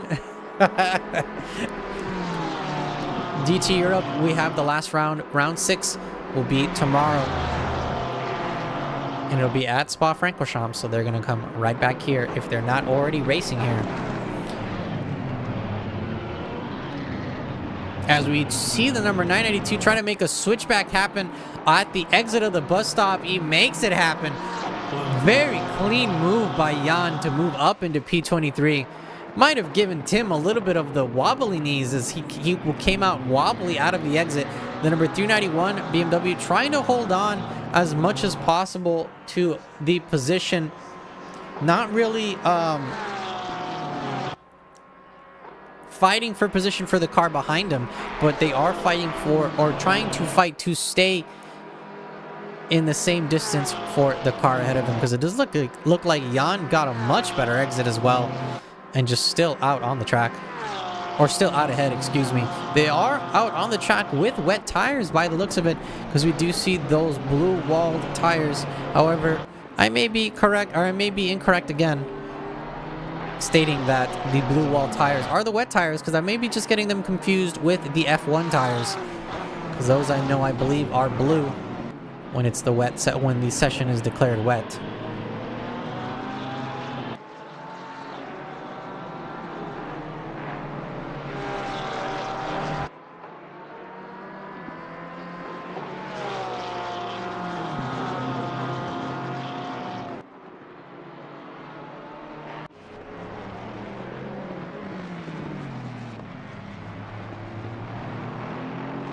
Couple of battles brewing, happening, and still developing on our race control tree and on our screen here, Ahmad in the number 99, right on the back bumper of Kobe McVeigh coming out of La Source. However, having not such a great exit coming onto Radeon, so they're going to be a little bit behind the Aston Martin there, as well as we did have a battle between Artyom Volkovsky and James Kosabun. Excuse me, Artyom and Simone in front of them. Actually, yeah, that battle's happening as well because Simone Massimi is also on the back bumper of Guier.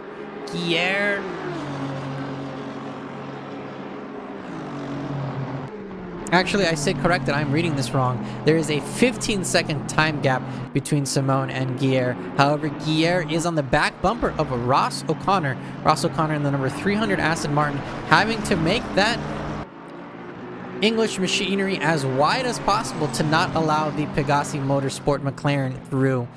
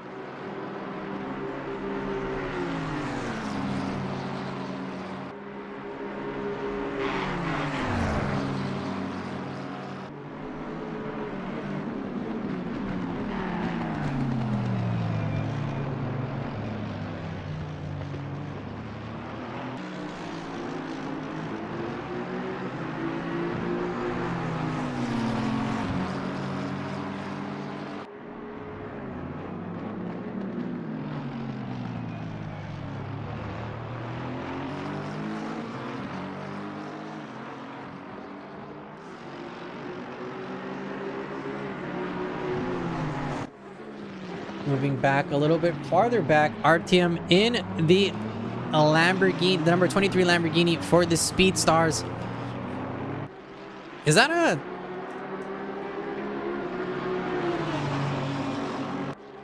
an initial D reference? Because if it is, you won my heart. You have a gold-plated Lamborghini. You have an initial D reference. And the number 23. What's not to love? Along the inside, the number 23 makes the overtake. Able to get now into P12. Oh. Coming into turn 7 now out of the exit. RTM able to stay out in front of Simone. But the 10-second time penalty that the number 23 has is going to be a small twist of the knife in the gut for them. Unless they are able to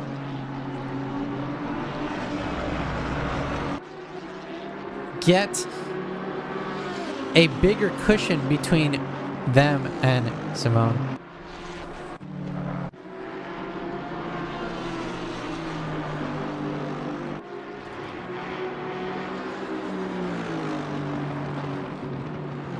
Simone for Absolute Motorsport Ace Lift.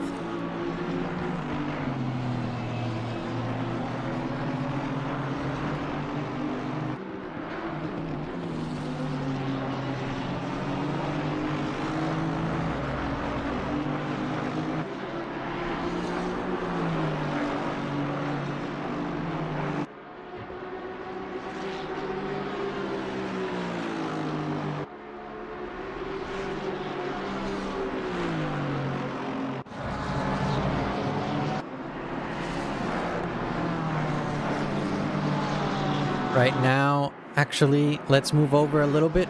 A couple spots down. Maximilian for the Under Fire Racing team. Less than half a second behind Enrico Sayani, excuse me.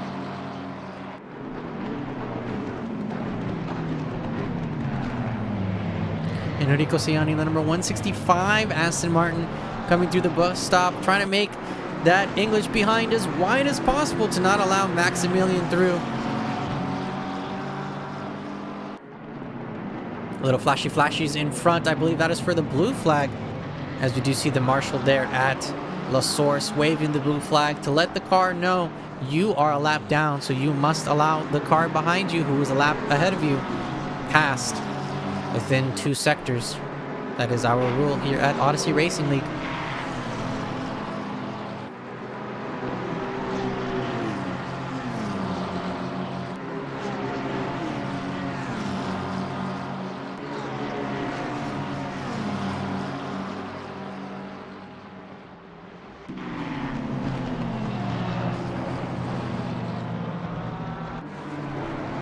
So we do have, yes, going back to counting the number of drivers on our driver list, because I keep getting distracted because I'm so terrible at that sometimes.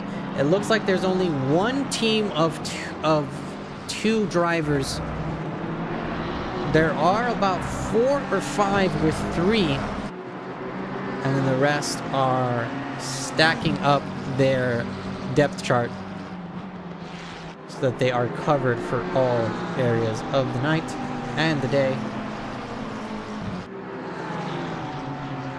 But I am very happy to see all of these drivers giving it their all here out on the track. Enrico feeling a little bit of motivation, almost catching up to the BMW in front of him. That's the BMW of Mika. Casey reviews in the YouTube chat. Let's go noobs. Big shout out to the Noobs R Us drivers and teams, as well as any of their affiliate teams. I do know that they have the Reckham Race team, so big shout out to them, as well as we do see a nice overtake by Saini. Enrico Saini in the number 165, able to make a very nice overtake there at Blanchimont along the outside, making Mika almost making him almost do a double take.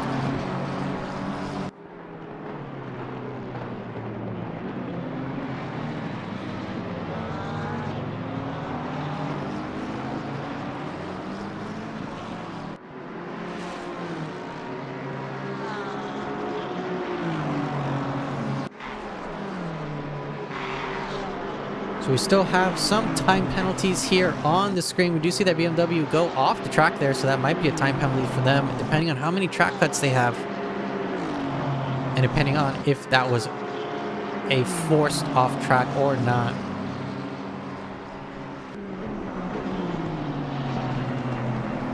Still in the lead for the AM drivers, or for the AM category, the silver plated numbers, the number 99 Alexis, driven by Ahmad Nur Ilsam. Also, if I am mispronouncing your name, please let me know either in the YouTube chat or in the Discord after the 24 hours is over, and tell me how bad I'm saying y'all's names. Just don't tell me how good I am, because then my head will get too big. My head will go 3 sizes too large, like the Grinch. Like the Grinch's heart. Along the inside, the number 99 making a move.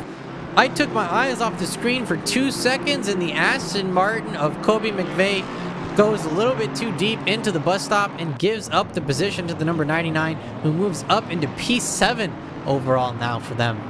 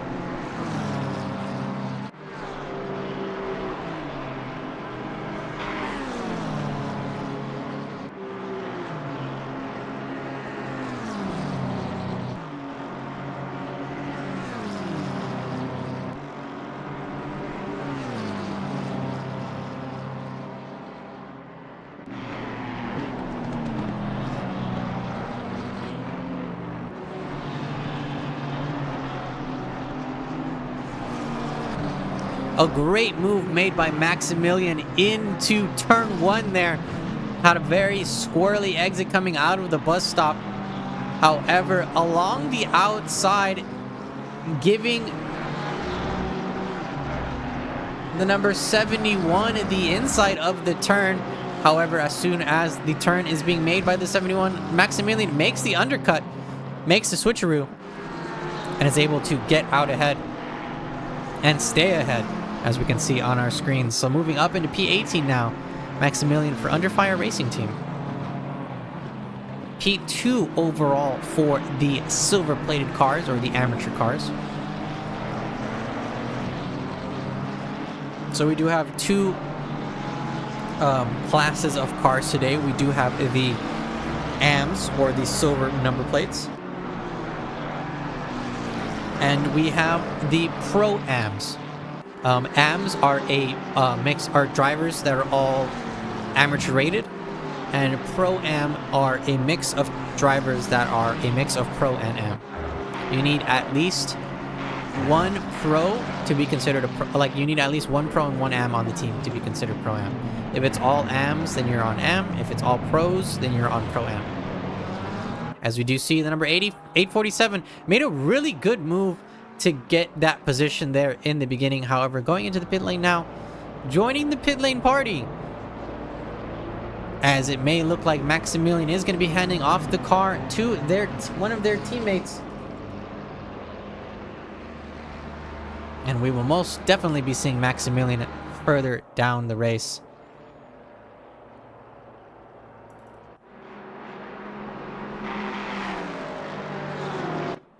Moving over to a battle-scarred Ford Mustang. This is the 615, driven by Phil Cryotheos for the Odyssey Racing League esports team. We can see a little bit of dirt and grime. Doesn't bother Phil as he keeps his head down but his eyes forward, driving through turns 5, 6, and 7, now coming through the double right-hander of Brussels.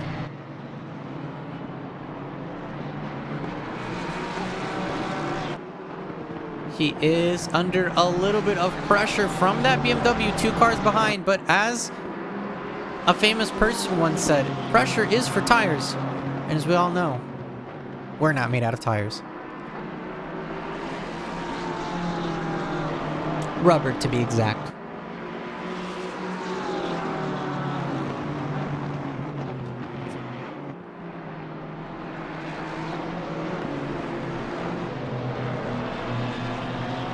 We do have our race leaders entering to the pits, so we now have a new race leader alert. That is Luke Addison, now in the lead in the number 13 Ford Mustang. Peering over the fence, trying to check if anyone is near them, seeing if there's any danger left, right, up, down, forward, or behind. And it doesn't look like there's anyone near them, so that is clean air for the number 13 for the next couple of turns.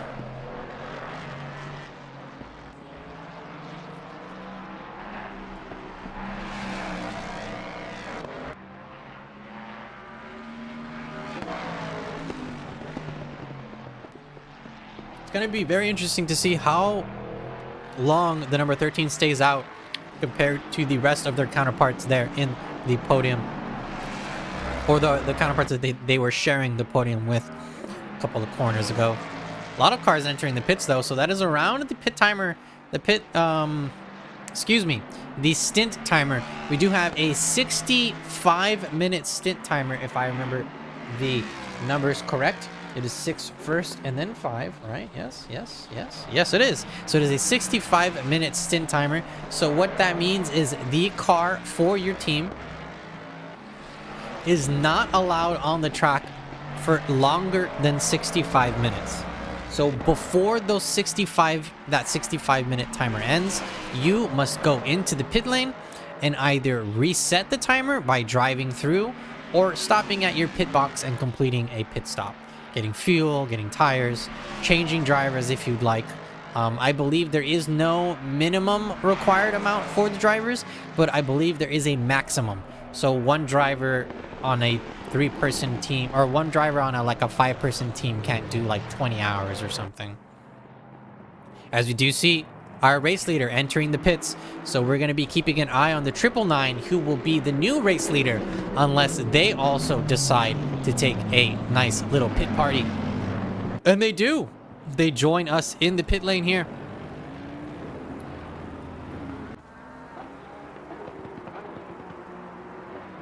As we move on down now, back to the number 615 in Phil Cryotheos. P3 for him. However, if he's able to catch up to the pit lane, that'll be putting him in the lead, unless he also needs to pit. But it does look like he's already done the correct amount of pits. So I don't believe Phil Cryotheos may be going into the pits here, but I may be sitting corrected, so let's keep an eye on him. Enrico Saiani is right behind him. I do sit corrected, so my stint timer is completely wrong. I am one off the pit counter, as you do see Phil Cryotheos and Enrico in the number 165 McLaren get into the pit lane. The BMW driven by Mika Romanchuk is also joining the pit party. So that is going to be moving K. Paw into the lead. Unless we have the number 13 or the 999 leave the pits before the number 224 passes. But it does look like the number 224 is now your new race leader. This is Kaj Pa for Simotech Automation. We do see that is the McLaren. It's one of the McLarens. Oh, going off the track though. That is very interesting what happened to that McLaren. That's number 427 to be exact.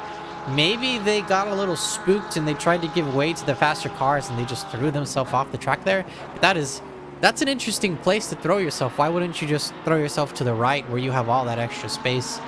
I mean, well, we can always ask those questions later. Or we can find out the answer to those questions later.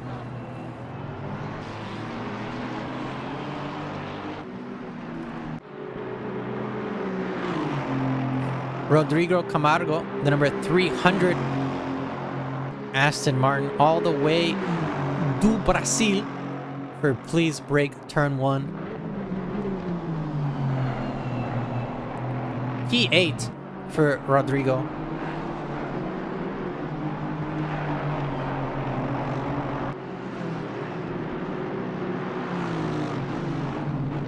I believe it's pronounced Rodrigo.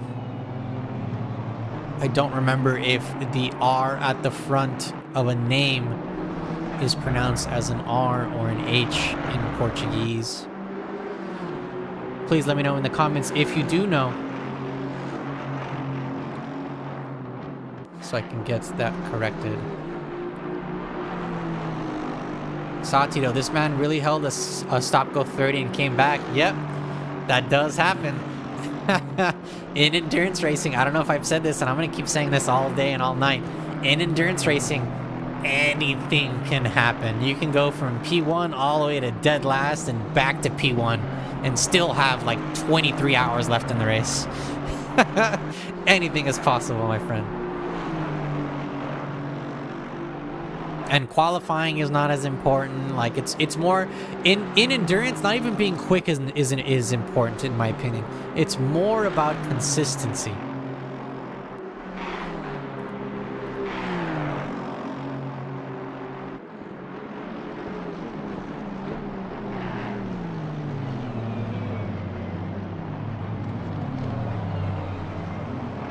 Consistency is the name of the game in the endurance races. 21 hours left inside of the 24 hours of Spa for Odyssey, or presented by Odyssey Racing League.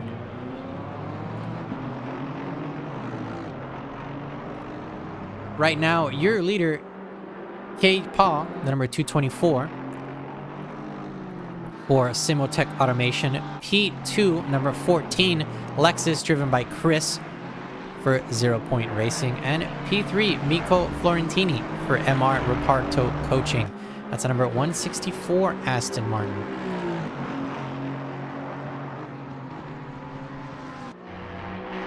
Now we do have a special guest joining us in the booth again, Mr. Richard Hartnett. Welcome back to the booth. And a quick question for you, Richard. Are you surprised at how well these Aston Martins are doing here?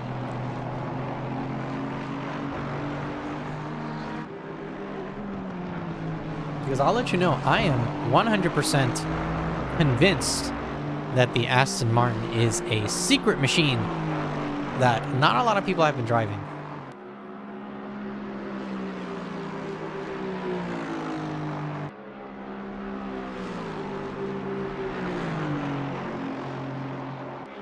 Yes, Richard, I do agree. We are having technical difficulties. We are having technical difficulties with... Ah, there we go. Welcome back.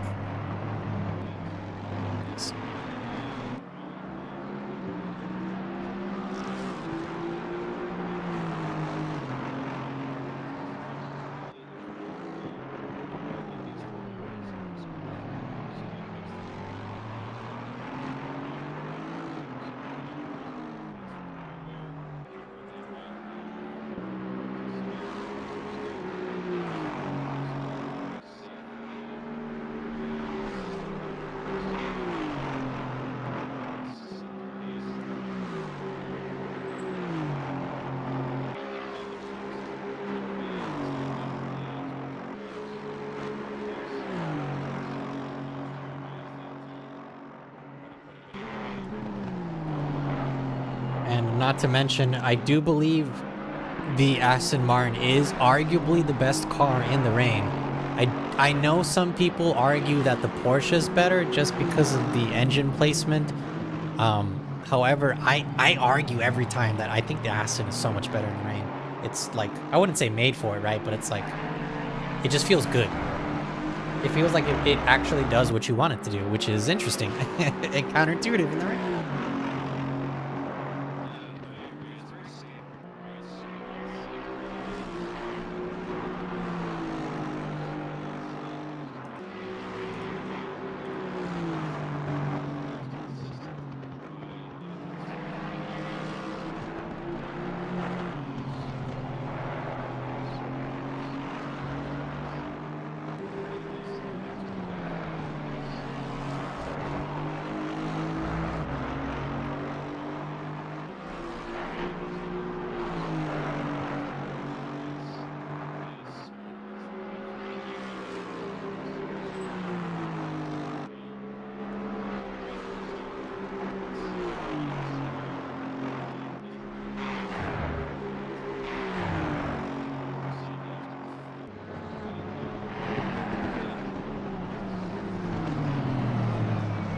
Now, speaking of consistency and just conditions in general, we do have something interesting that has been added to the 24 Hours of Spa, or the 24 Hours of Spa presented by Odyssey Racing League, and that is actually our new internal BOP system.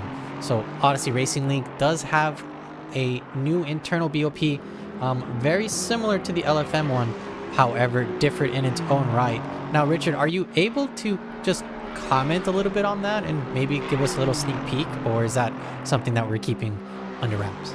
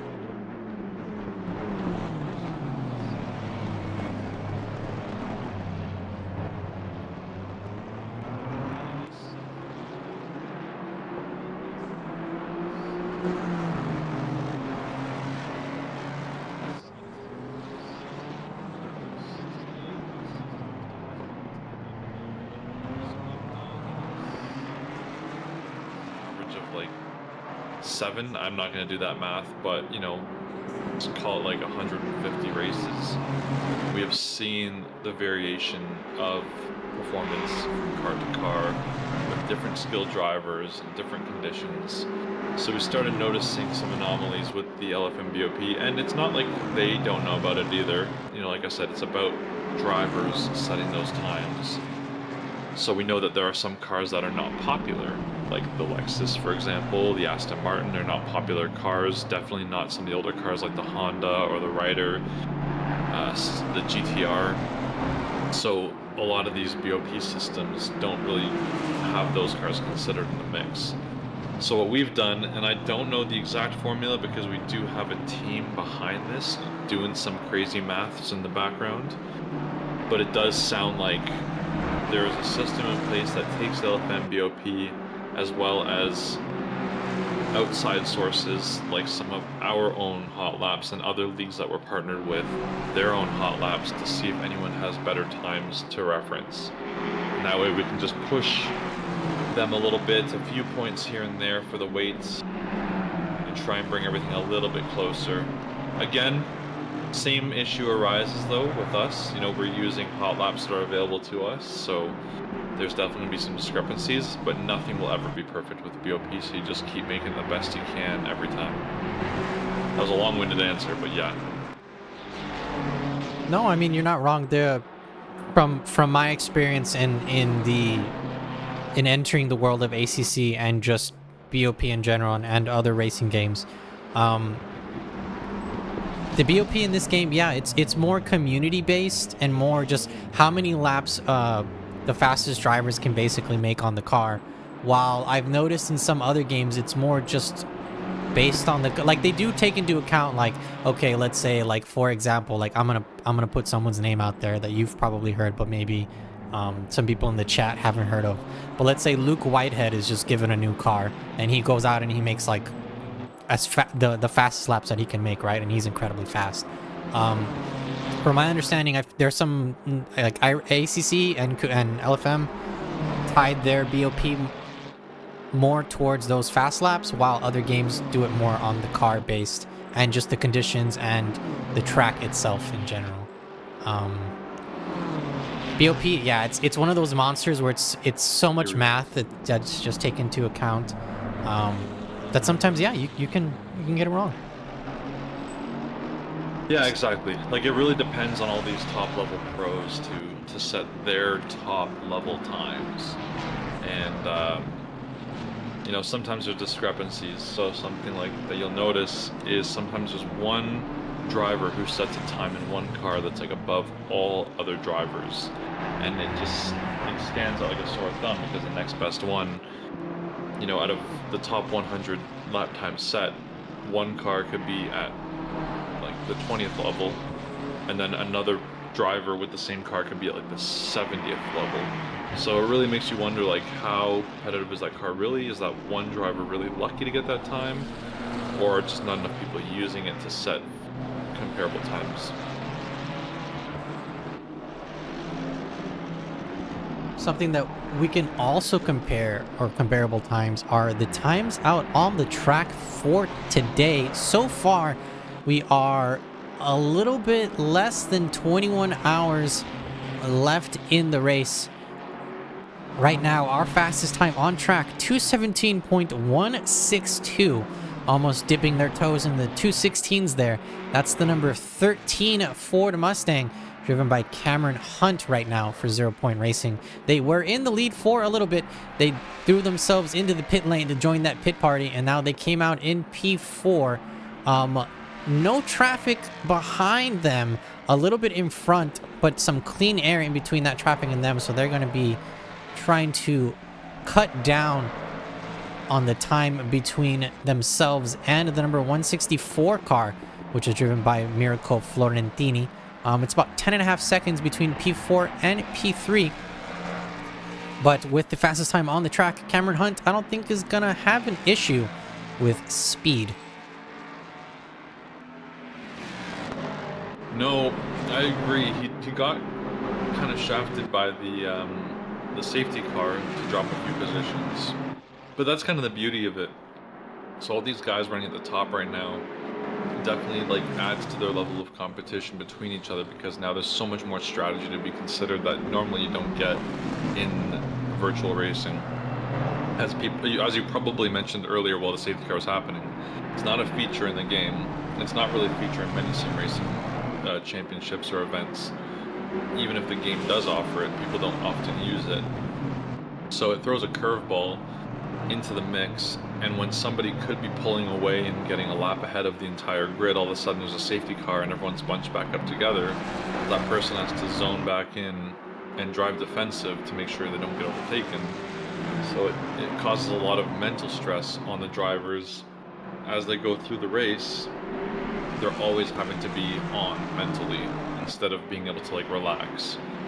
Traditionally in the sim racing world, in a 24-hour race, after the third or fourth hour, P1 could be up to half lap or even 20 plus seconds ahead of the second place car, which means there's a huge buffer zone for error, meaning they can just take a breath for a couple laps and just relax a bit before dialing back in. But here, no chance.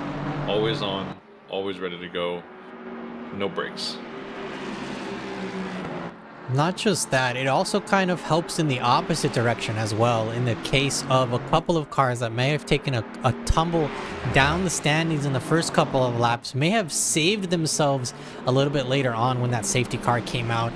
Interestingly enough, when that safety car came out during the middle of the race, when we were about 90 minutes to 100 minutes into the race, we, and by we I mean me, I was throwing out the commentator's curse like, wow, I haven't seen a safety car recently, this is crazy, and it's raining, this is really clean. And then as soon as the safety car came out, it was about maybe half a lap and then the rain stopped. So that also, not including just the safety car, but also just the change in weather, the changing dynamic weather is able to make or keep these drivers on their toes and make sure that they are bringing out their best A game out on the track. Yeah, it's the conditions changing in that time was crazy as well, and it was very interesting to see how many people opted into the pit strategy, which really added to it, because even us in the race control, we were like, oh yeah, I think it was car 14 or something was in P1. And we're like, oh yeah, this car's in P1, so everyone clicked behind that safety car. And then all of a sudden, the top 10 just all pit, right then and there. And so it just shows that they know what they're doing, even though it's something new and unique. And they also seem to know what the weather was, because they haven't had to pit to fix that. They got right on the dry tires and were ready to go. It was a conga line going into the pit lane. It was a very busy pit situation. One after the other, after the other, after the other. It was incredible. Something that's also incredible. P2 for the Lexus. Right now, the number 14 Lexus, P2 overall. The 0 Point Racing Lexus trying to get to that podium spot that was held by the 0 Point Racing teammate. That's the Ford Mustang 0 Point. However, Chris in the number 14 Lexus, P2 overall. So that is pretty amazing to see. The Lexus also another one of my favorite cars here in ACC, and a car that doesn't get enough love because in real life it's just not around. I think it's in IMSA maybe. I believe they run in IMSA, and I believe they also have 1 or 2 cars in WEC. And I think that's the only places I've maybe seen the Lexus. Maybe in like GT World Challenge Asia. But from my understanding, it's mostly like AMGs. I've seen AMGs, BMWs, and Nissans that drive there. The Lexus, more of an outdated car. Hopefully with that new chassis or the new platform, we're going to see a lot more of them. Because I do need Toyota in my life. Please, please, please. Yeah, absolutely. It's actually kind of nice to see that in GT World Challenge Asia they still run a GTR, which is very cool to see. So that's very awesome. uncommon GT3 Also car a to great see car. in today's world. Also another car, it's like technically outdated by today's standards, but like if given a good enough BOP, can still, in my opinion, give drivers or opposing drivers a run for their money.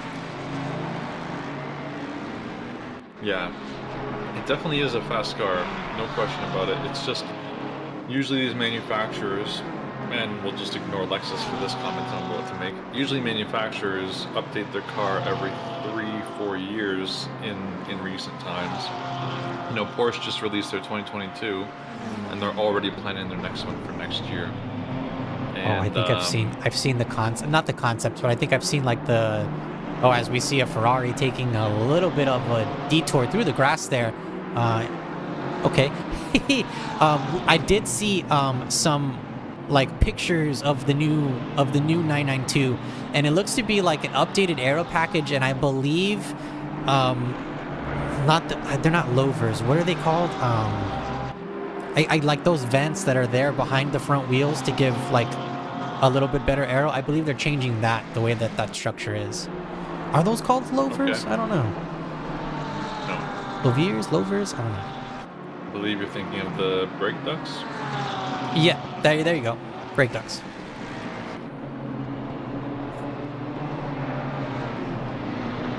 It's really cool to see the tower. So looking on the back end here, because I am one of the safety car drivers today, depending on if I'm needed or not, I'm actually -2 laps into the race.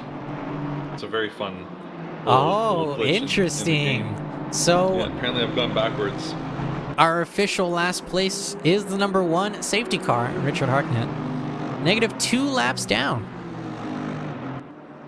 Yeah, it's really impressive, actually. I'm actually really, really impressed with myself that I've been able to do that. Right now on our screens, we do have the multi-colored, what is like it's not a plaid color, but like a plaid style. Red, blue, white, and yellow BMW driven by Andreas Rogalski for Salty Mountains Racing 24 Hours. Trying to defend against Julien Bautry in the number 104 Aston Martin. Both front-engine cars, relatively planted, great beginner cars if anyone is interested in picking up ACC. However, if you were to ask me, I would 100% say Lamborghini. And I know Richard's going to say no, but I say yes. Everyone should drive it. It's an amazing car. It sounds amazing. It feels Not a amazing. beginner-friendly car. Not beginner friendly, 100%. It's not beginner friendly, he's right. But you should try it anyway, just so you know if you like it or you don't. It's a great car. It's just definitely not beginner-friendly. I Not love that car. beginner-friendly. I just can't drive it. Speaking of Lamborghini, we have one Lamborghini on the track and no Audis. So we don't have a single Audi. We don't have a single Nissan. We have a couple of McLarens, which I honestly thought there would be way more McLarens.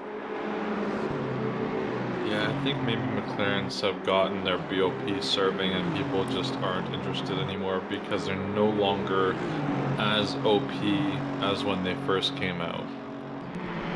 Large plate of BOP with the side of the French fries, right? But there's a few McLarens in the back, P36, P40, and P44.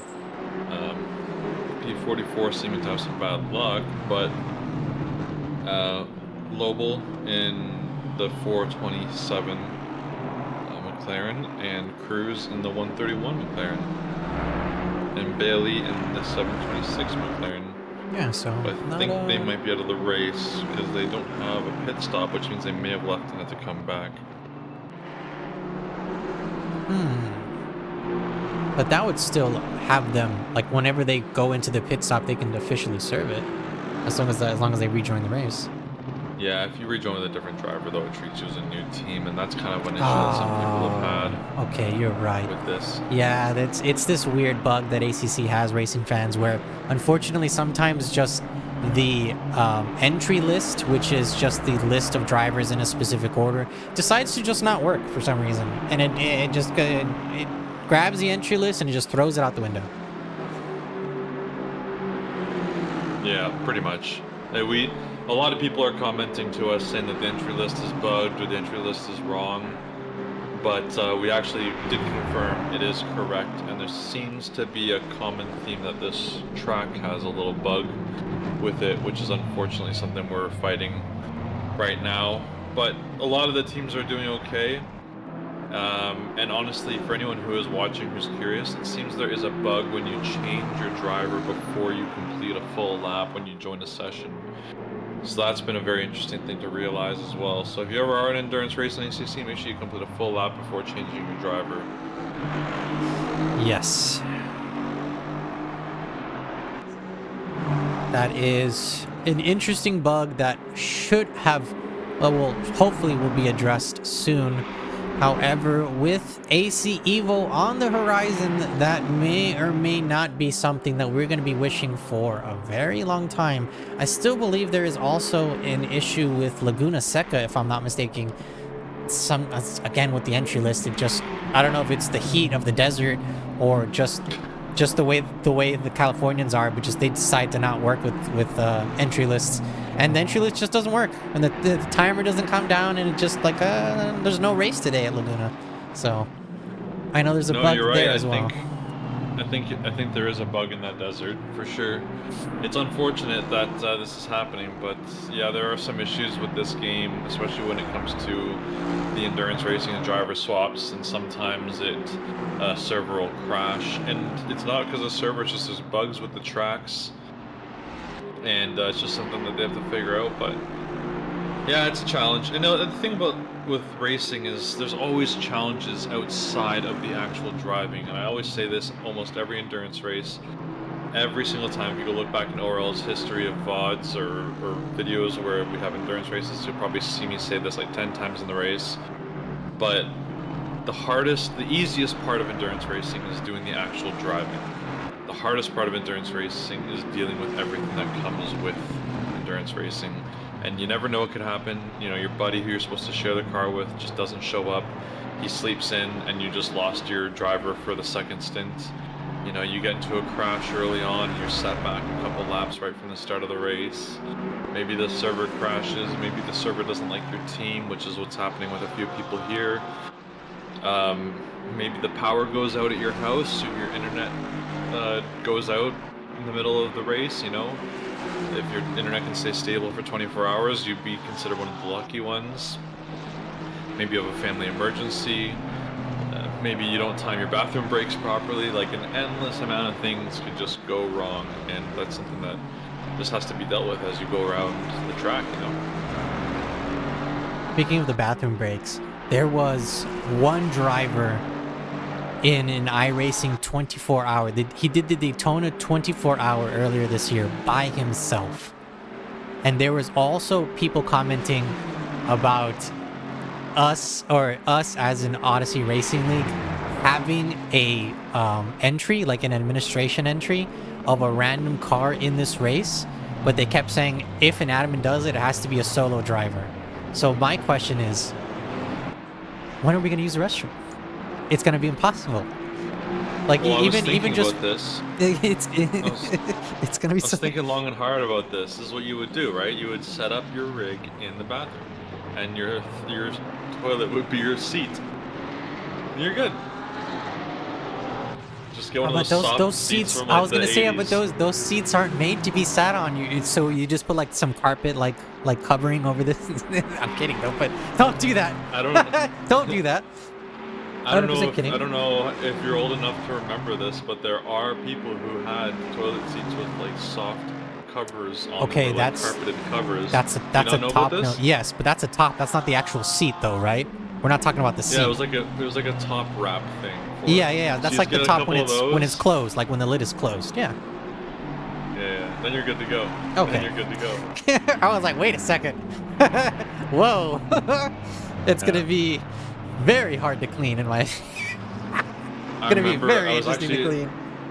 I was telling this to someone recently. There's an interview, you can find this on YouTube. I think it's one of those videos where they have a professional person commenting on a movie in that category. So in this case, it was Daniel Ricciardo as a racing driver commenting on scenes from racing movies. Yes, okay. And in this interview, the interviewer did ask him about bathroom breaks for drivers in a long stint. And he actually had a really, really good answer on this. And it's not TMI, so if anyone's wondering, it's not gross. It's just, he said, when you are racing in an actual car, not sim racing, you're under like so much intensity and tension and stress that you physically couldn't if you tried, which I found very interesting. And he said the only time you ever could would be like hypothetically on a long straight, and you just, that's where you do it. But he said in like Formula One, it's basically impossible. You're also sweating a lot in Formula One, and you lose up to like 3 or 4 pounds or maybe even kilos of sweat in a race, so you actually don't have to worry about it at all. Just sweat it out. So, fun fact of the day right there. I keep forgetting, or like not forgetting, but sometimes you just forget that, like while looking at them racing on TV, and it's fast, right? Even on TV, but like in real life, just how much pressure and stress that they put their bodies under just going through a normal turn. It's like even through here, turn 11, Pujon. Like how much stress their body has to go through just going through the left-hander. That's like what, 6-7 G's almost?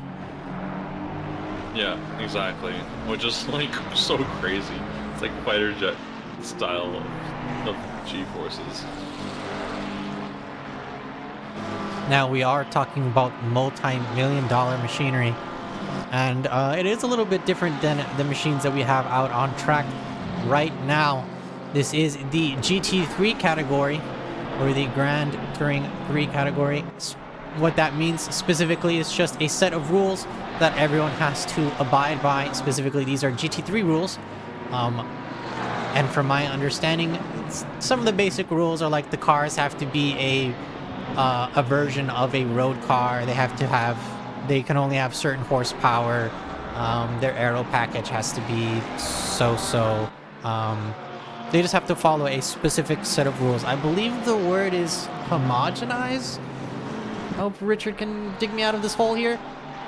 I honestly can't. Oh no, it's gonna get deeper. All right. Yeah, I dig my hole deeper with my American spelling, pronunciation, and education. I'll be honest. I like 50% zoned out because I was responding to a message in the Discord. But you can try again. I'll see if I can save you this time. No, it's okay. I'll just let my boat sink. I'll see you later. I'll see you at the dock. Sounds good. Well, I see that this race is actually. I want to comment on the drivers here really quick. The race has been very, very clean. We haven't really had a lot. Like, there's been penalties, but we only had one safety car, and we're almost 4 hours in. I was really hoping we'd have more, and I don't want people to crash, and that's not what I mean. But it's kind of fun to deal with that kind of stuff. So the safety car we had before, trying to navigate having the driver out there and how to let people overtake and all that was very, very interesting and really sort of challenged us in a very fast-paced and high-stress situation, because you don't want to have people in the safety car or following the safety car for more than a couple laps. Our goal with this race was to have the safety car done every time in under 3 laps, and we did it in 2 that time. The drivers pretty much all listened to everything that we had said, which was really, really nice. And yeah, minimal issues. So we do see a spin there with 414. I was looking at that really quick to see if we might have to call another one. And for anyone who is wondering, the safety car is called when there are 2 cars in a situation that is like enough to have them off track or return to garage, that's the word. But if it's only 1 car, then it's unfortunate for them, but they have to kind of keep going. But if it's 2 cars in a severe incident, then we will pull out the safety car. Speaking of safety car, we almost had to call it there. We had an interesting rejoin almost into that McLaren. However, yeah, no, they got away relatively I wouldn't say scot-free, but they basically got a slap on the wrist, because that McLaren was luckily on the racing line and slowed down enough because I don't think that Aston Martin saw them coming at all. But in the chat, Chad McLean, hey all, hey Chad, how you doing? Good to see you. Keynote Races, please give car number 9 some screen time. Of course, we gave them some screen time, and I would love to give them some more. So give me one moment, please.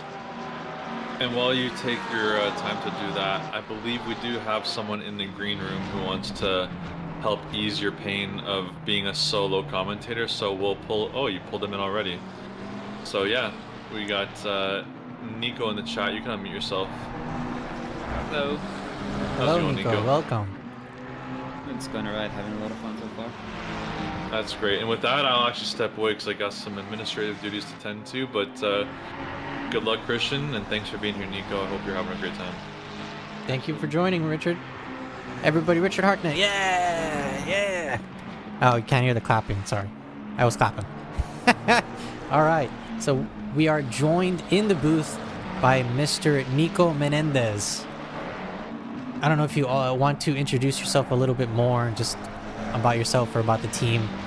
Maybe your little bit of your iRacing, or your iRacing, excuse me, your ACC journey. Please, go ahead. Yeah, I'm from Argentina. I'm a part of the Noobs R Us team. We're currently doing a very good race, so I'm very happy about it. Yeah, I've been doing some racing on and off for about 5 or 6 years. I've been getting more serious at it this year. So yeah, just overall pretty excited to have the first big event of the year. That's awesome. So I know you are part of Noobs R Us, and I know that they also have a league. Do you also race in the Noobs R Us league, or are you only part of their esports team? I occasionally do race, yes. It's been a while since I've done because of like scheduling issues that are not allowing me. But every time that I can race, I try to race. That's excellent.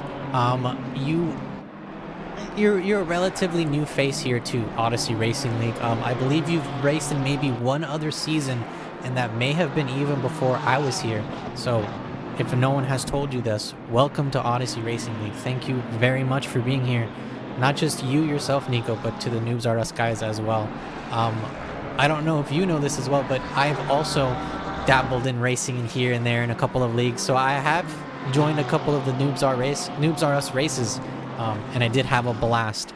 As their name also implies, the Noobs R Us league is more catered towards noobs. However, from my understanding, everyone is welcome. Yes.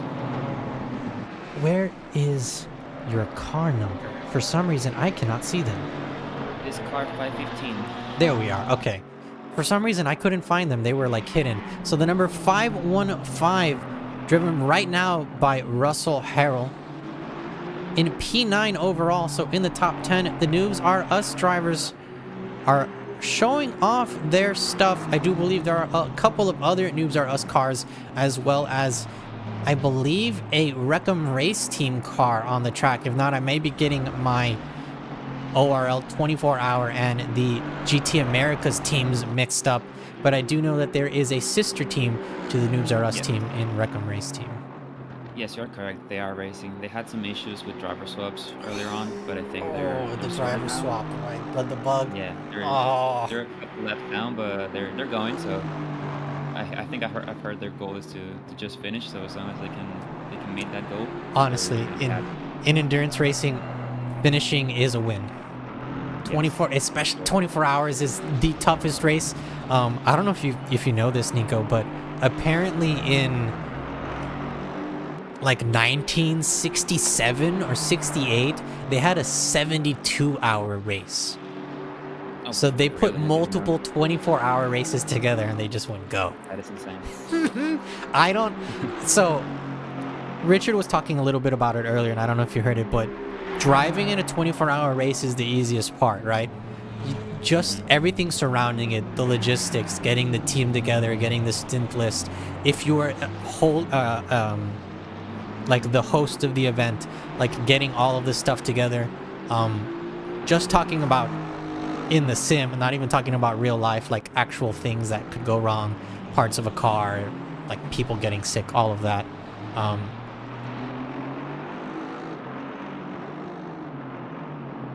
Yeah, it's finishing. definitely a Sorry. Excuse me. Finishing is in my opinion, a win in a endurance race. And of course, it is 24 hours. So within those 24 hours, and I'm gonna keep saying this, anything can happen. So you can go from being in first all the way to last and back up to being within the top 10 within a couple hours. And you still have 20 hours to go. Yeah, so far it's been clean, so hopefully it remains that way. But yeah, as you say, it's very challenging, especially. I don't know if it's easier or harder than doing the real life, because I don't do real life racing, of course. But yeah, being people from all over the world, trying to coordinate their times, their schedules, just to be able to be a part of the team, it's actually quite a challenge. So it's really glad we can like go forwards and everything turns out nicely. It's really rewarding once the race is over, if you manage to finish. Now, speaking of rewarding, and we were talking a little bit about GT Americas, we did recently finish our season 17 of GT Americas, and you were part of that. And if memory serves me correctly, you are in the championship standings. I believe you are on the podium. Yes. Yes, I ended up in a tie in points with Chase Jones, Okay. which is like a part of BSR, another sister team of BSR, Yes. like a partner team. But yeah, we were having a lot of fun during the championship. We both made our mistakes, and at the end of the day, we ended up tied up. So both of us came out happy with the result. That's really great to hear. Chase Jones, another regular name and face here at Odyssey Racing Lingo. Really, relatively quick face and name here as well. So another quick question for you, Nicholas. Your preparation, well, since you went through our season 17 and you were able to prepare, I would say 6 different ways, because you did have 6 different tracks, and some of those tracks were either at night or also included rain. Did you feel that those 6 races helped you prepare for this 24-hour race? Or did or was there any connection in preparing for the league races compared to your endurance race here? Or do you feel like they were completely different beasts? No, absolutely. Me and Zach Schneider, another driver of our team, we purposefully drove in season 17 of GT Americas just to prepare for this, because we saw the finale was at Spa, and we made the choice on the Aston very early on, and neither of us had driven it before. So we decided to go like that month and a half of the series last, just to get ready and learn the car like to the best extent we can in that time. So yeah, it definitely did help for this race. It's also just seat time is honestly the best experience and practice that you can get. It also does help when the league tries to put the race on the track, the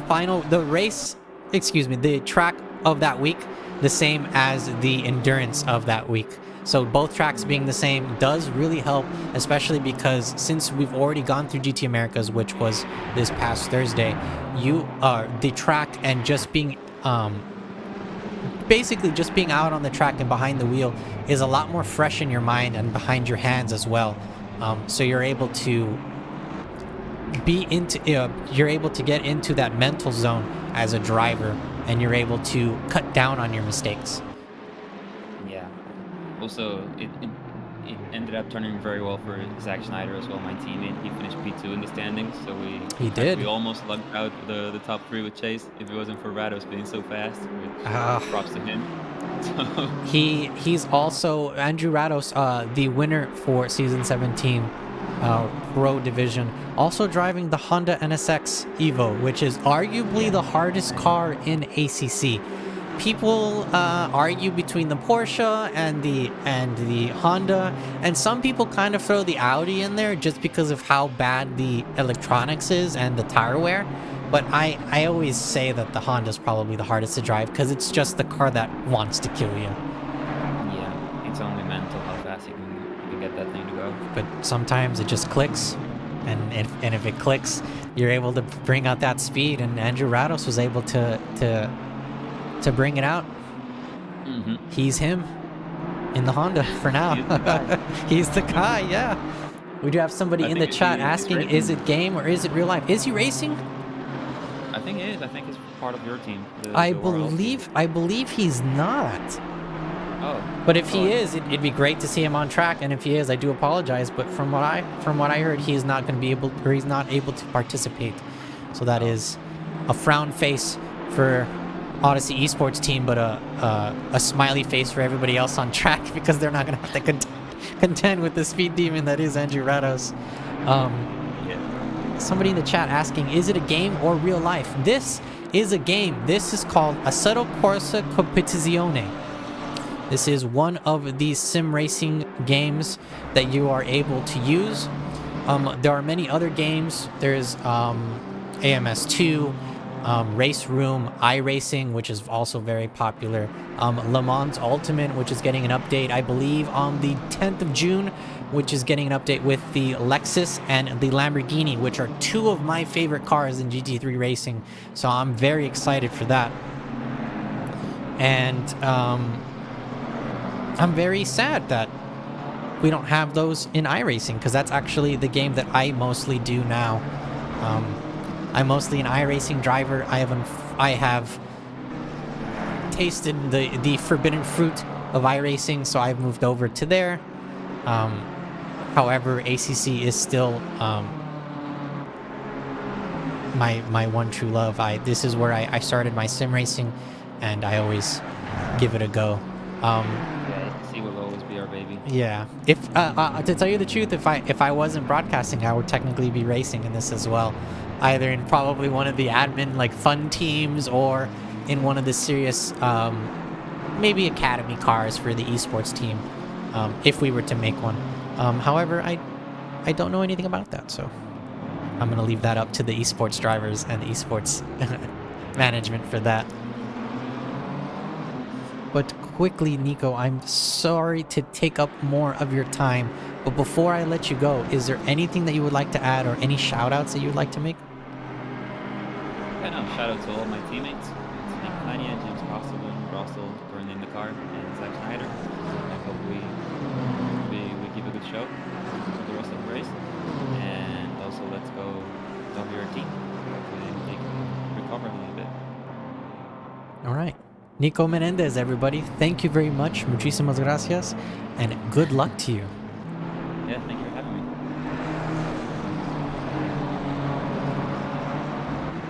That was Nico Menendez for the Noobs Are Us team. Always great to have new names and faces here.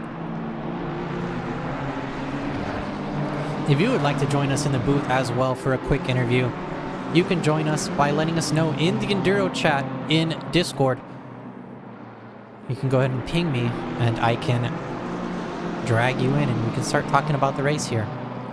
20 hours, 15 minutes left in our 24-hour race here at Spa-Francorchamps, presented by Odyssey Racing League in P12 right now on our screen, the number 749 BMW. This is the TPDX 24-hour livery car.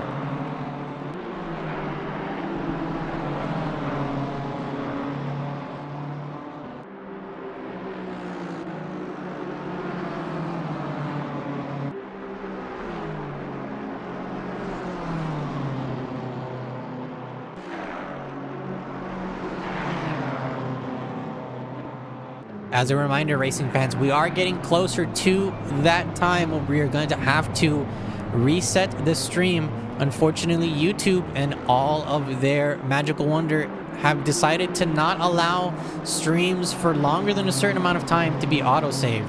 So we are going to have to restart the stream so that it can be saved, so that we can view all of this amazing racing action at a later time. But before we go into what I like to call race mode, we will have the racing sounds only, and the broadcasters will take a quick, will step away and get the new broadcast setup. Right now, in the race lead, the number 224 Aston Martin, driven by Kaj Pa for Simotech Automation. In P2, Chris Zmis, I am 100% sorry for mispronouncing your name, is the number 14 Lexus in P2 for 0 Point Racing. In P3, Mirko Fiorentini for MR Reparto Coaching. P4, Cameron Hunt, 0 Point Racing teammate. P5, Bruno Zanchi is the number 132 Ford Mustang. P6, Haddon Puddock for Baller Squad Racing. P7, Rodrigo Camargo for Please Brake Turn 1. P8, Simone Massimi for Absolute Motorsport Acelith. P9, Russell Harrell for Noobs R Us. And to round off your top 10, Leonardo Grigis, the 999 Mercedes AMG. I believe also the only AMG on track. So speaking about cars, single make cars that are on the track, the AMG being the only one, the Lambo being the only one.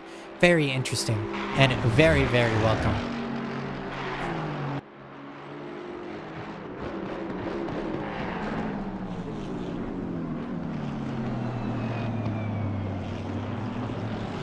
Andres Espinosa, thank you very much for the kind words. We mainly do this for fun. We enjoy this just as much as y'all. Waylon Cadwell, thank you so much for subscribing. Tristan Kalu, I believe that's how it's pronounced. Kaliu? How is a double L pronounced? I'm mispronouncing that. I'm very sorry, but thank you so much as well for subscribing. Doing this, it's going back, Andres, to your kind words. Doing this and watching y'all have fun is just as much fun for us. So thank you so much for joining and being a part of it. I'm just having a great time in this race. Whiskey Throttle 39, go watch Arachnid Racing Car 74. I will. You know what? I will. This is Mate in the car. This is the number 74 for Arachnid Racing, as we do see the Ford Mustang. That's the Odyssey Racing League Ford Mustang going through the pits. Exiting the pits by the looks of it. With, I believe, a new driver in the car. That is Clayton Filsinger in the car. It's going to be swapping out for a new driver. Get some fresh legs in there.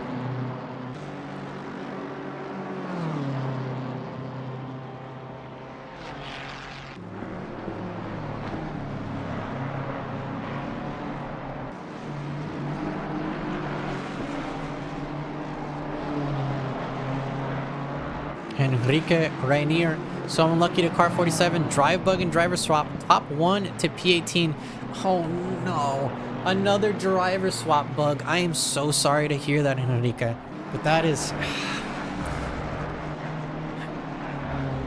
So normally in real life, you also have to take into account, like, sometimes your car could break down, sometimes your engine could explode, sometimes your rear axle will snap.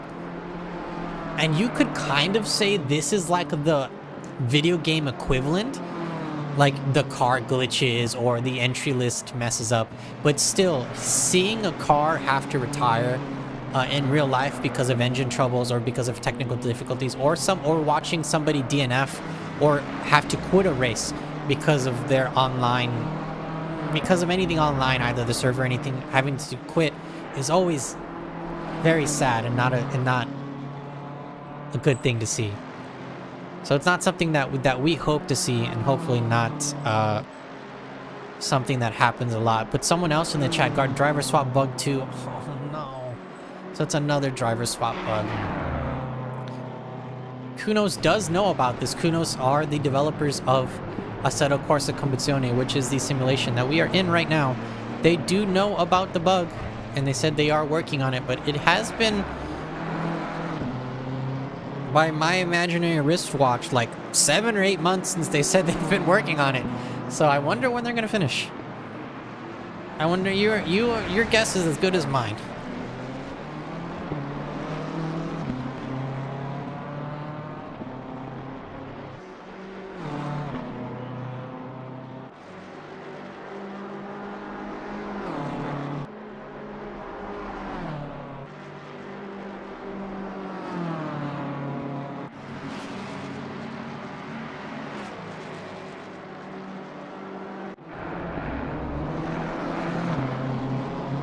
Now drivers are entering and exiting the pits, so a battle is brewing on our screen. Christian in the number 696 BMW for Valkyra Performance. P21 for him, trying to catch up to Yel Soens in front of them. That's the number 96 BMW. They are technically different classes.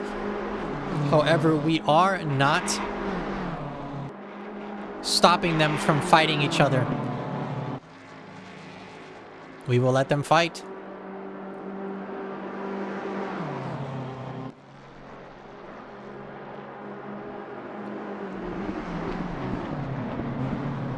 And as this fight continues on, we are going to be going into what I like to call race mode. Our broadcasters are going to step away and get the next broadcast session ready and available for you to watch. So as soon as this session goes down within the next 20 minutes, the next one will be ready for you to be available. So all you have to do will be refresh your YouTube screen, and you'll be able to see the rest of the race continue here for the Spa 24-hour race presented by Odyssey Racing League.